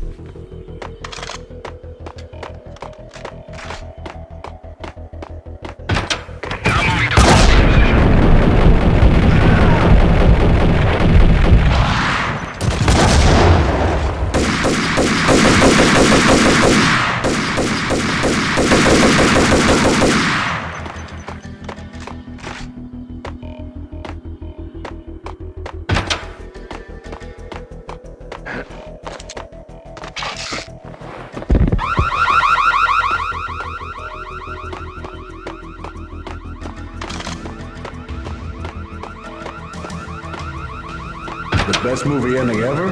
Gotta be Butch Cassidy and the Sundance Kid. A Hero's End. What? Yo! Hey, yeah! Yo!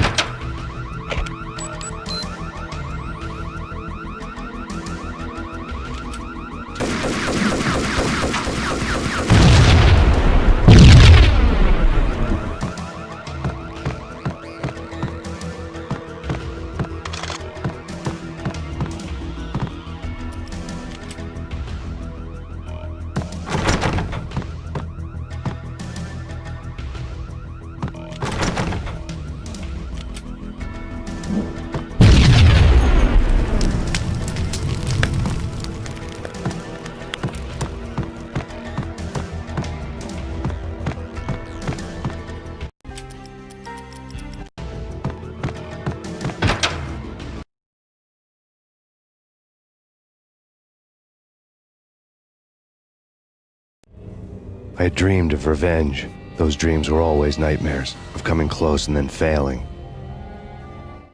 Now I was close. I had a name to guide me, Nicole Horn. I had nothing to lose.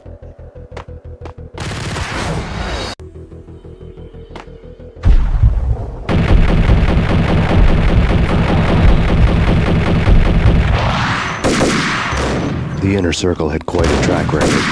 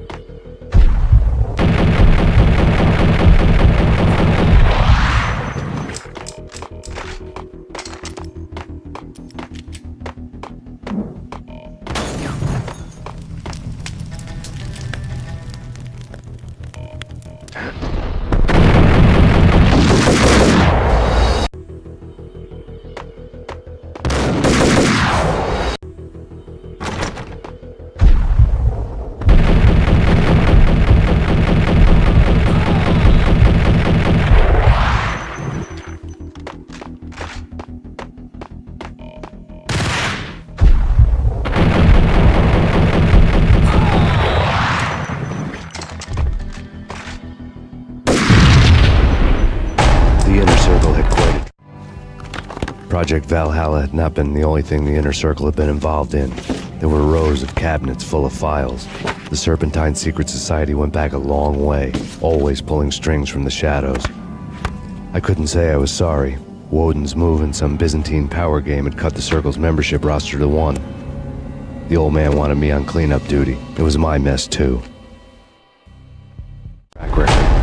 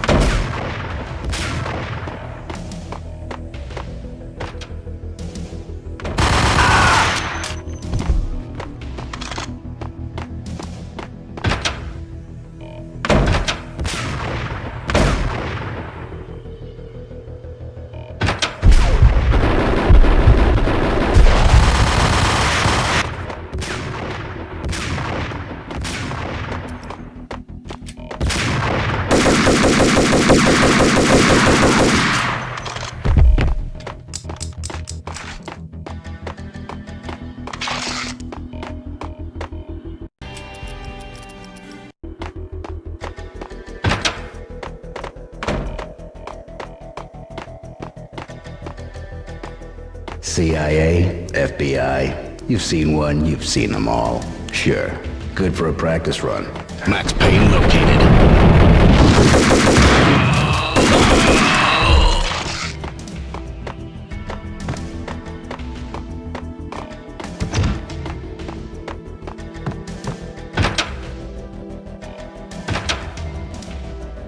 Take him down.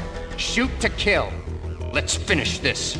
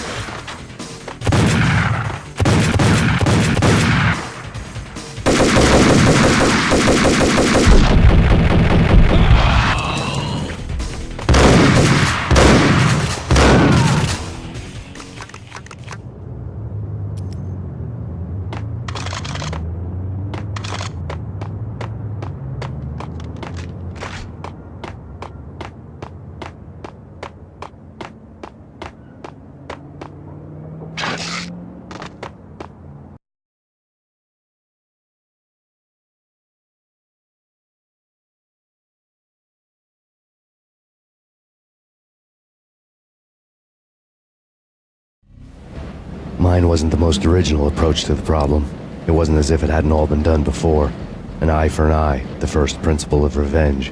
Old as dirt, still going strong. The cardinal rule in going after someone with an intention to kill was not to make it personal, which it almost always ended up being anyway. It did with me. I took my time, cruising around the city in the snow. There was no hurry. I knew what I had to do now. I took my time, thinking about it, building up the rage. When I was ready, I parked the stolen wheels at the front entrance of the Acer Corporation headquarters. Got out, got in, got cracking. I had a bullet with Nicole Horn's name on it. I had 10,000 bullets with the hag's name on them. She had ultra-high-tech security systems, enough mercenaries and weaponry to start World War III. There was no fear. New York disappeared behind a veil of snow. I had crossed the threshold. Her domain, sleek and sexy and soulless, all glass and steel. A place of color-coded security keycards, metal detectors, and surveillance systems.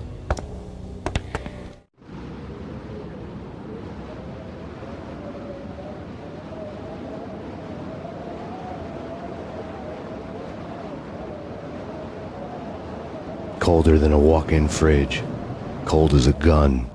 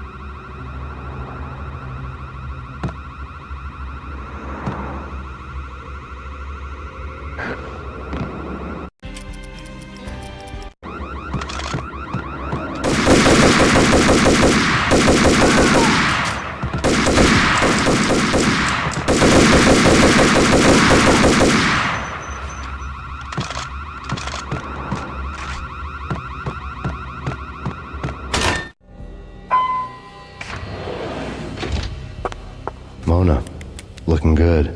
Max, we gotta stop meeting like this.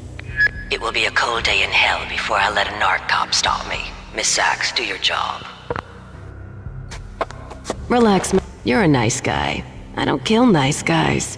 You're not bad yourself. It was different when Horn wanted Punchinello dead. To cut her ties to the Mafia, he deserved to die. The same goes with her. She's the bad guy here. Her sister was whispering to her in my favor. I knew the appetites of ghosts intimately. They hungered for revenge.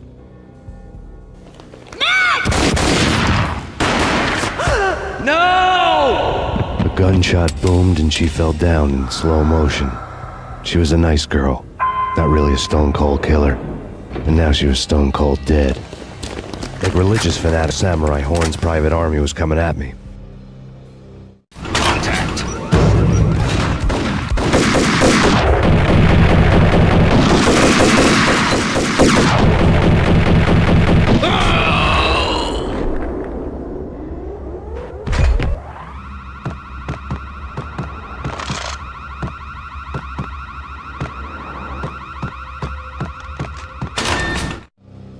When the elevator came back down, Mona was gone. There was a lot of blood, but no body.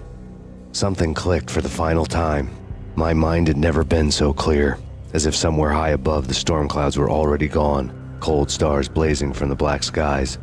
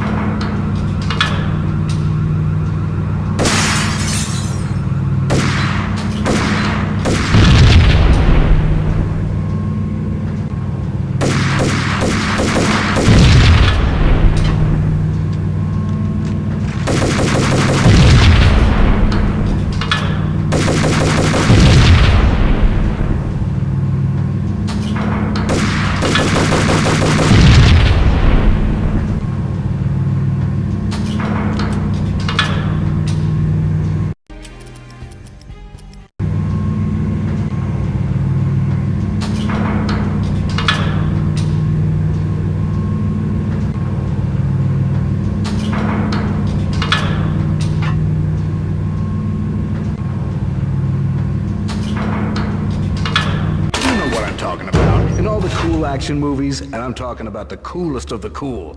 It always seems like time slows down in the middle of the action. What the hell?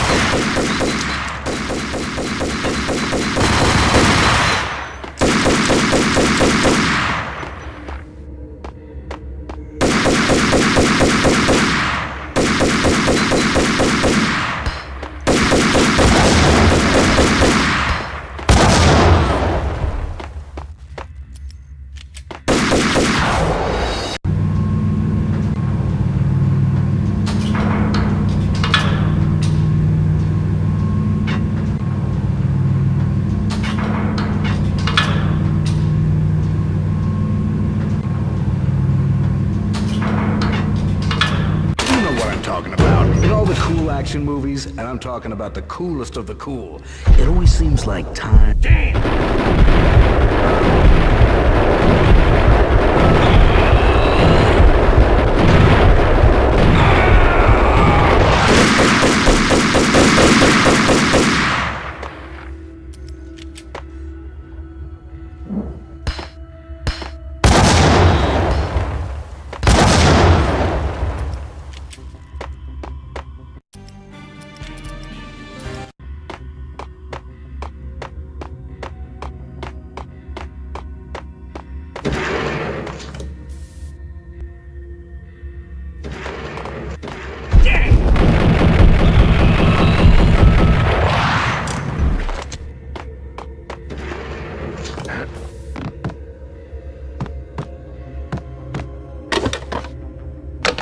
I had elevator access to the mainframe. From there, I'd be able to override the security locks and get to her office.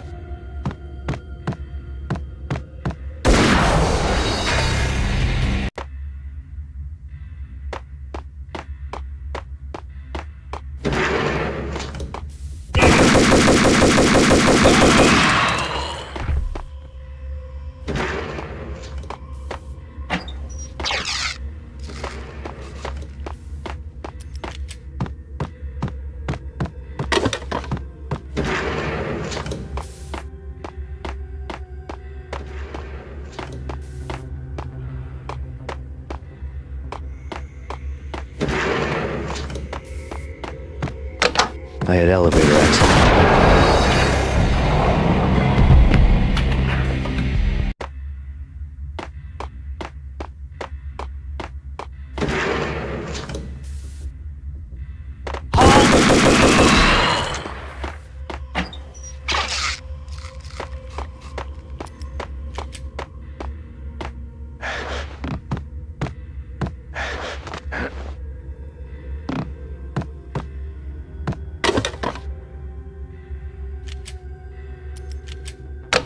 I had elevator access to the mainframe. From there, I'd be able to override the security locks and get to her office.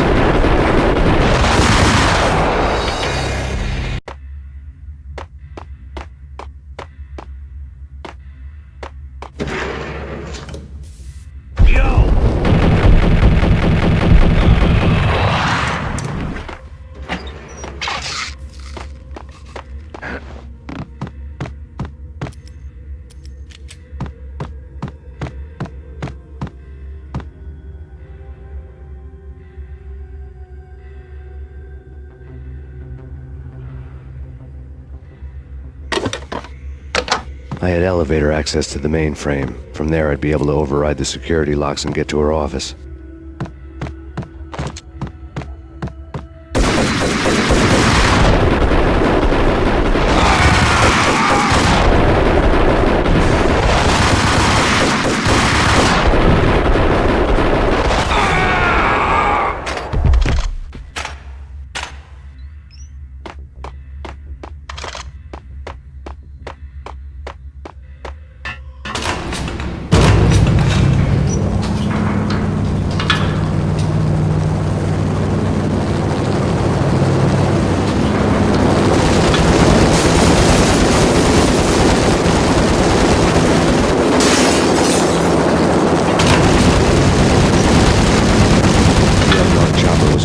Guardian, inhuman and flawless. It was stalking me. I hate to be stereotyped. I'm not a cold-blooded killer. I'm a nice guy. I love my wife. I have... Kill the bastard! Kill the bastard!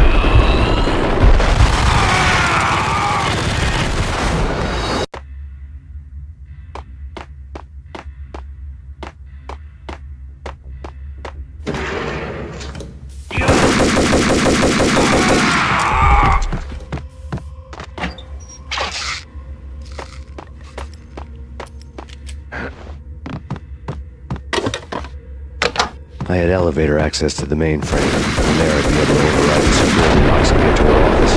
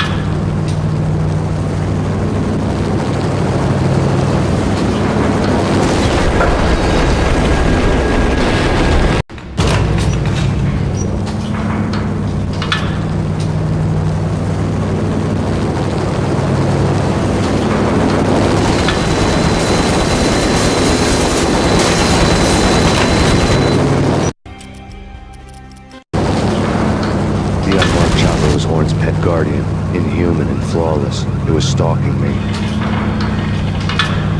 hate to be stereotyped. I'm not a cold-blooded killer. Hey, kill the bastard! Kill the bastard!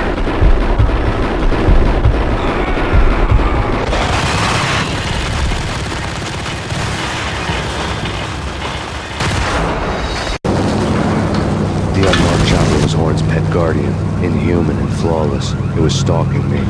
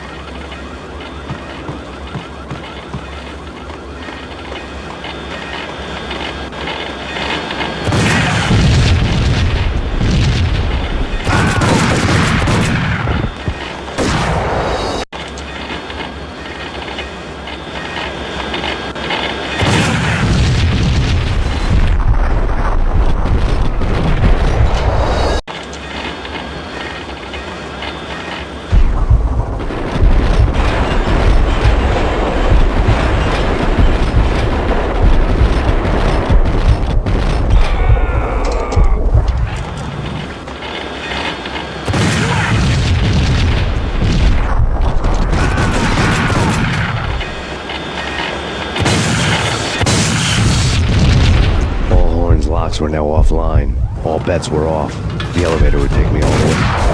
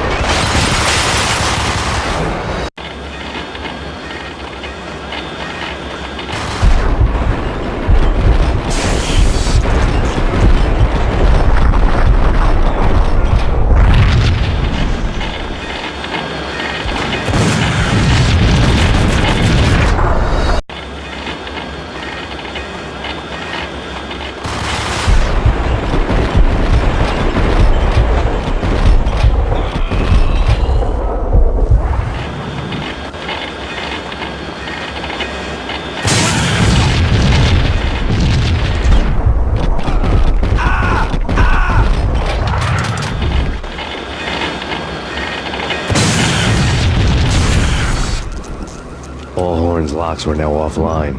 All bets were off. The elevator would take me all the way up.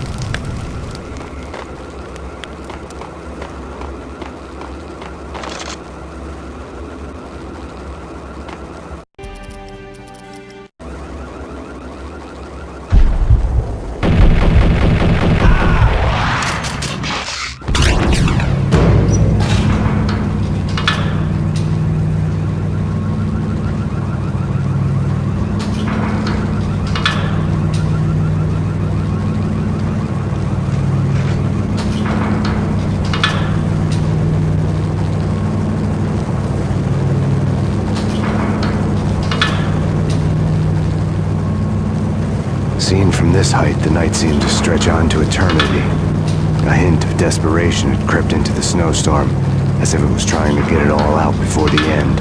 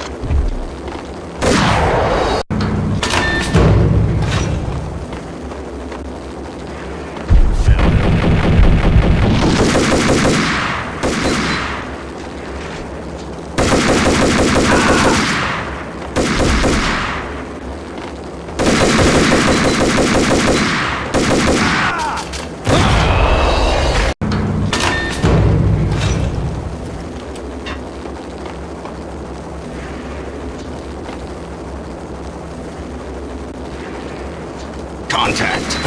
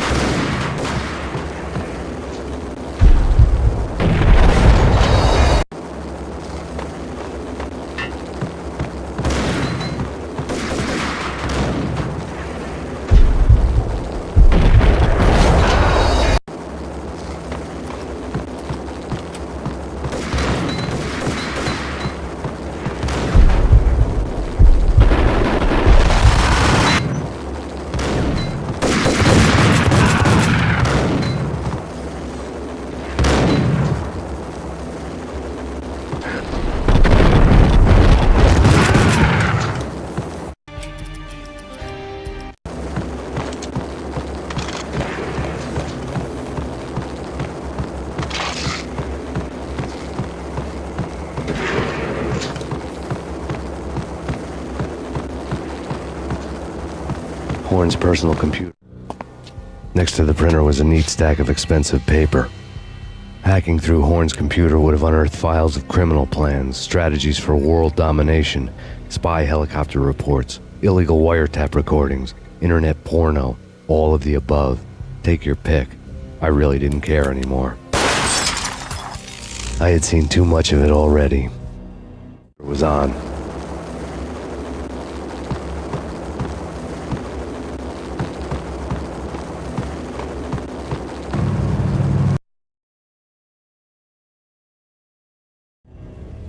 Valkyr had been meant to be a white-winged maiden that would lift you to a warrior's heaven, but it turned out to be a one-way demon ride to hell. The devil was in the drug. I knew. I had met him.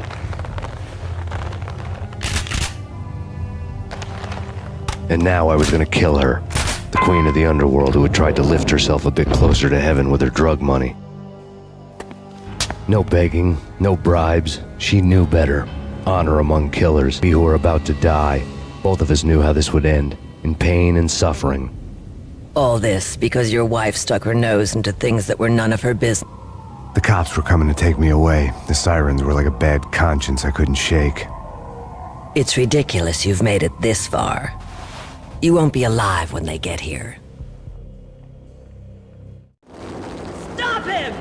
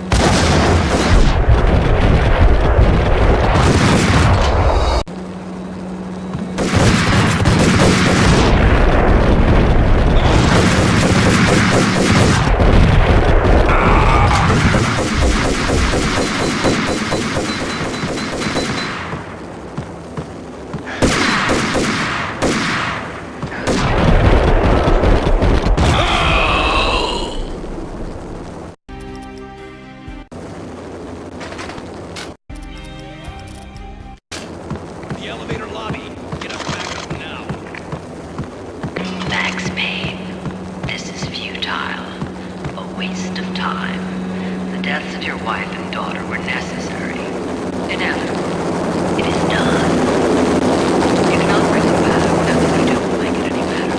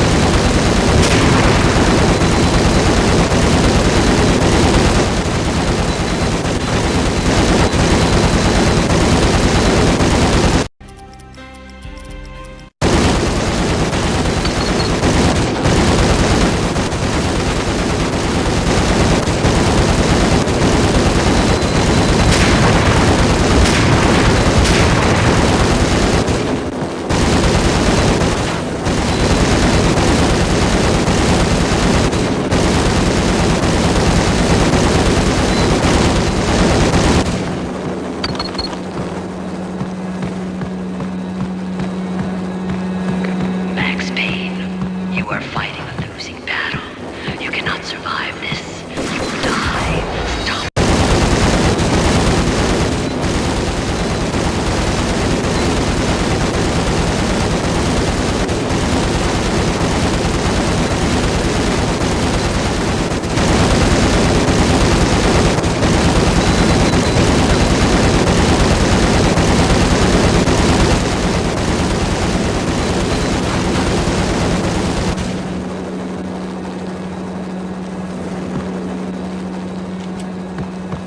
Max Payne, you are fighting a losing battle. You cannot survive this. You will die. Stop fighting. Make it easy for yourself.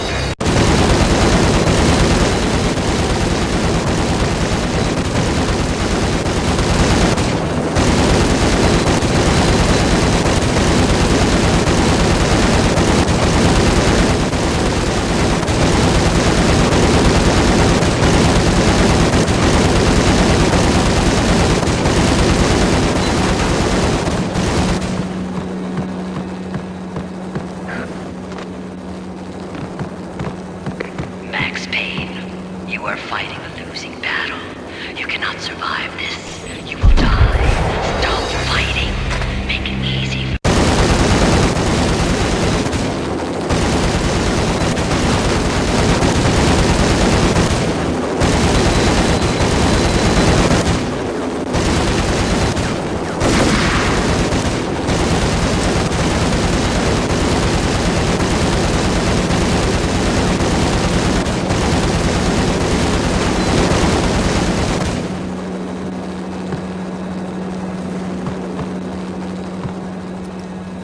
Max Payne, you are fighting a losing battle. You cannot survive this. You will die. Stop fighting. Make it easy for yourself. Accept your fate. You will die.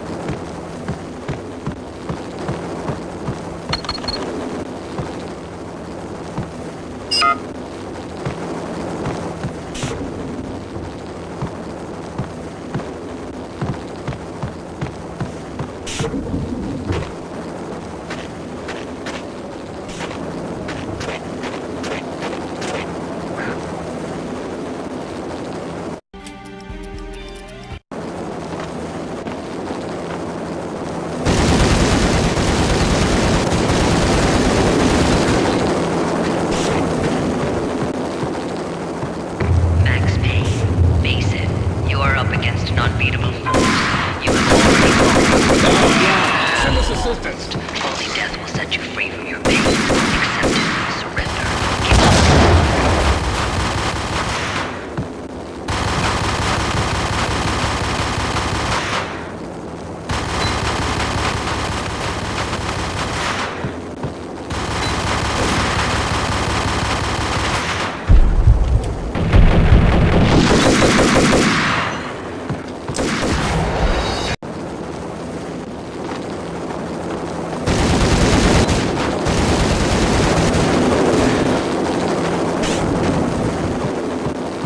Max Payne, face it. You are up against an unbeatable force. You have already lost. You have lost.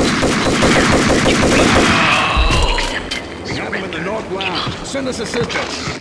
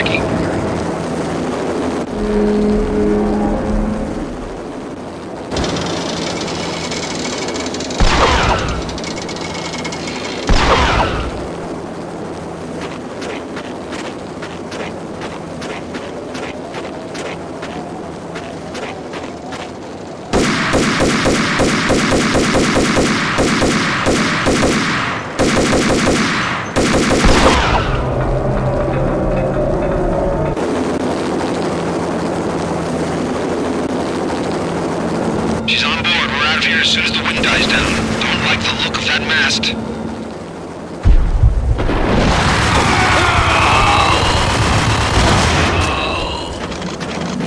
Lift off in 1 minute.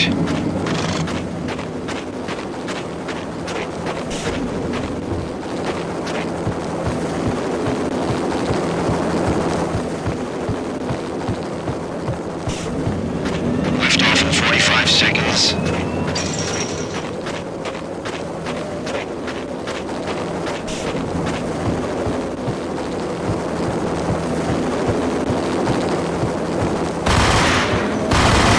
Seconds to lift off.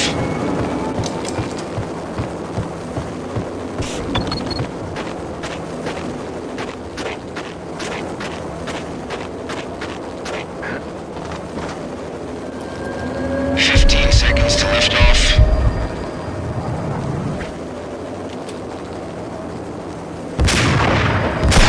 Ready to lift off in 5, 4, 3, 2, 1.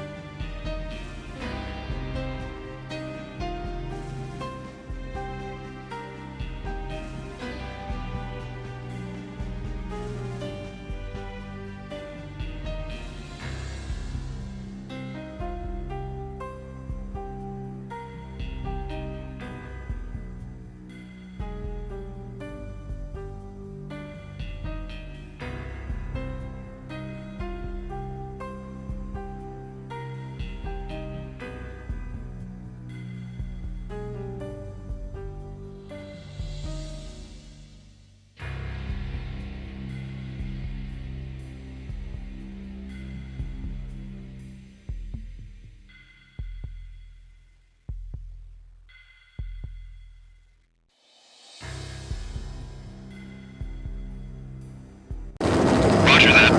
Attempting to land now. It's gonna be tricky.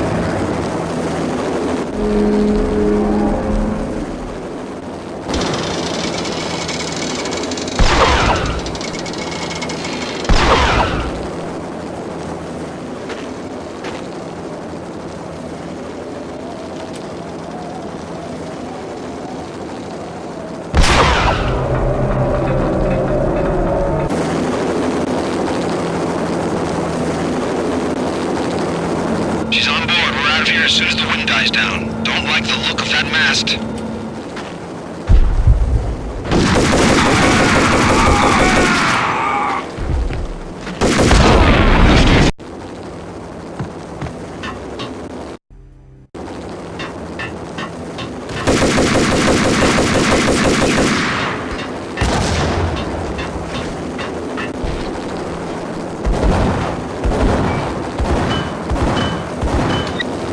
Roger that. Attempting to land now. It's gonna be tricky.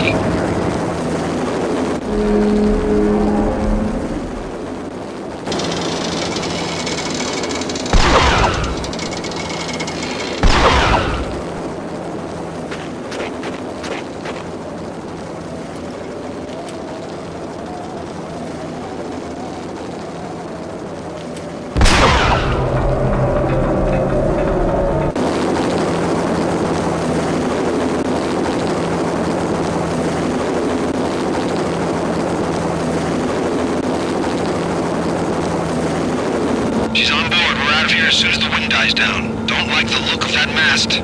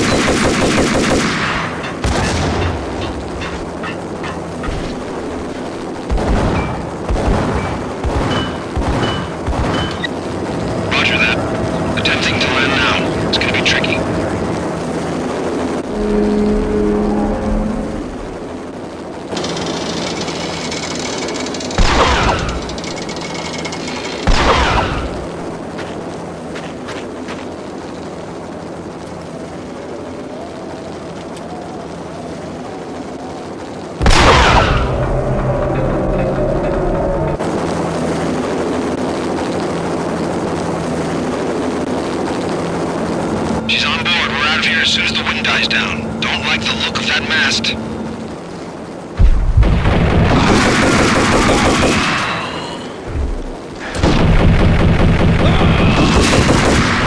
Lift off in 1 minute.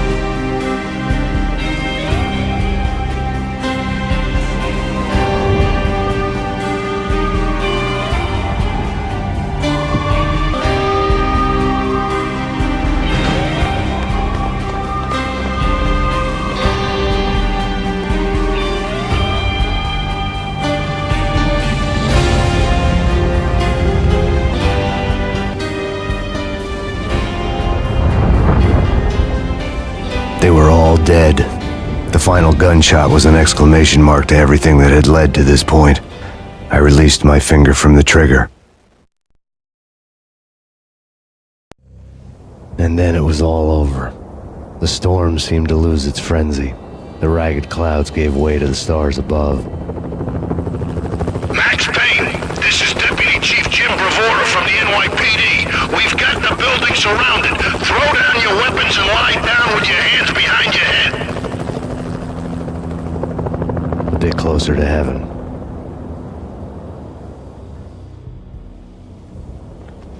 The cops' voices were distant and muted.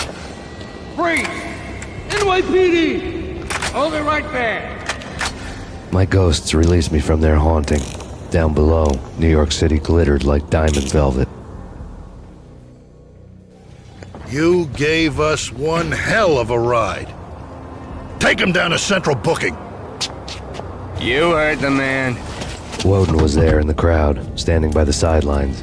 It wouldn't be over till the man with the patch would say so. He'd say the right words. I knew he would. He'd better. Woden grinned smugly. It was the grin of a winner. That made two of us.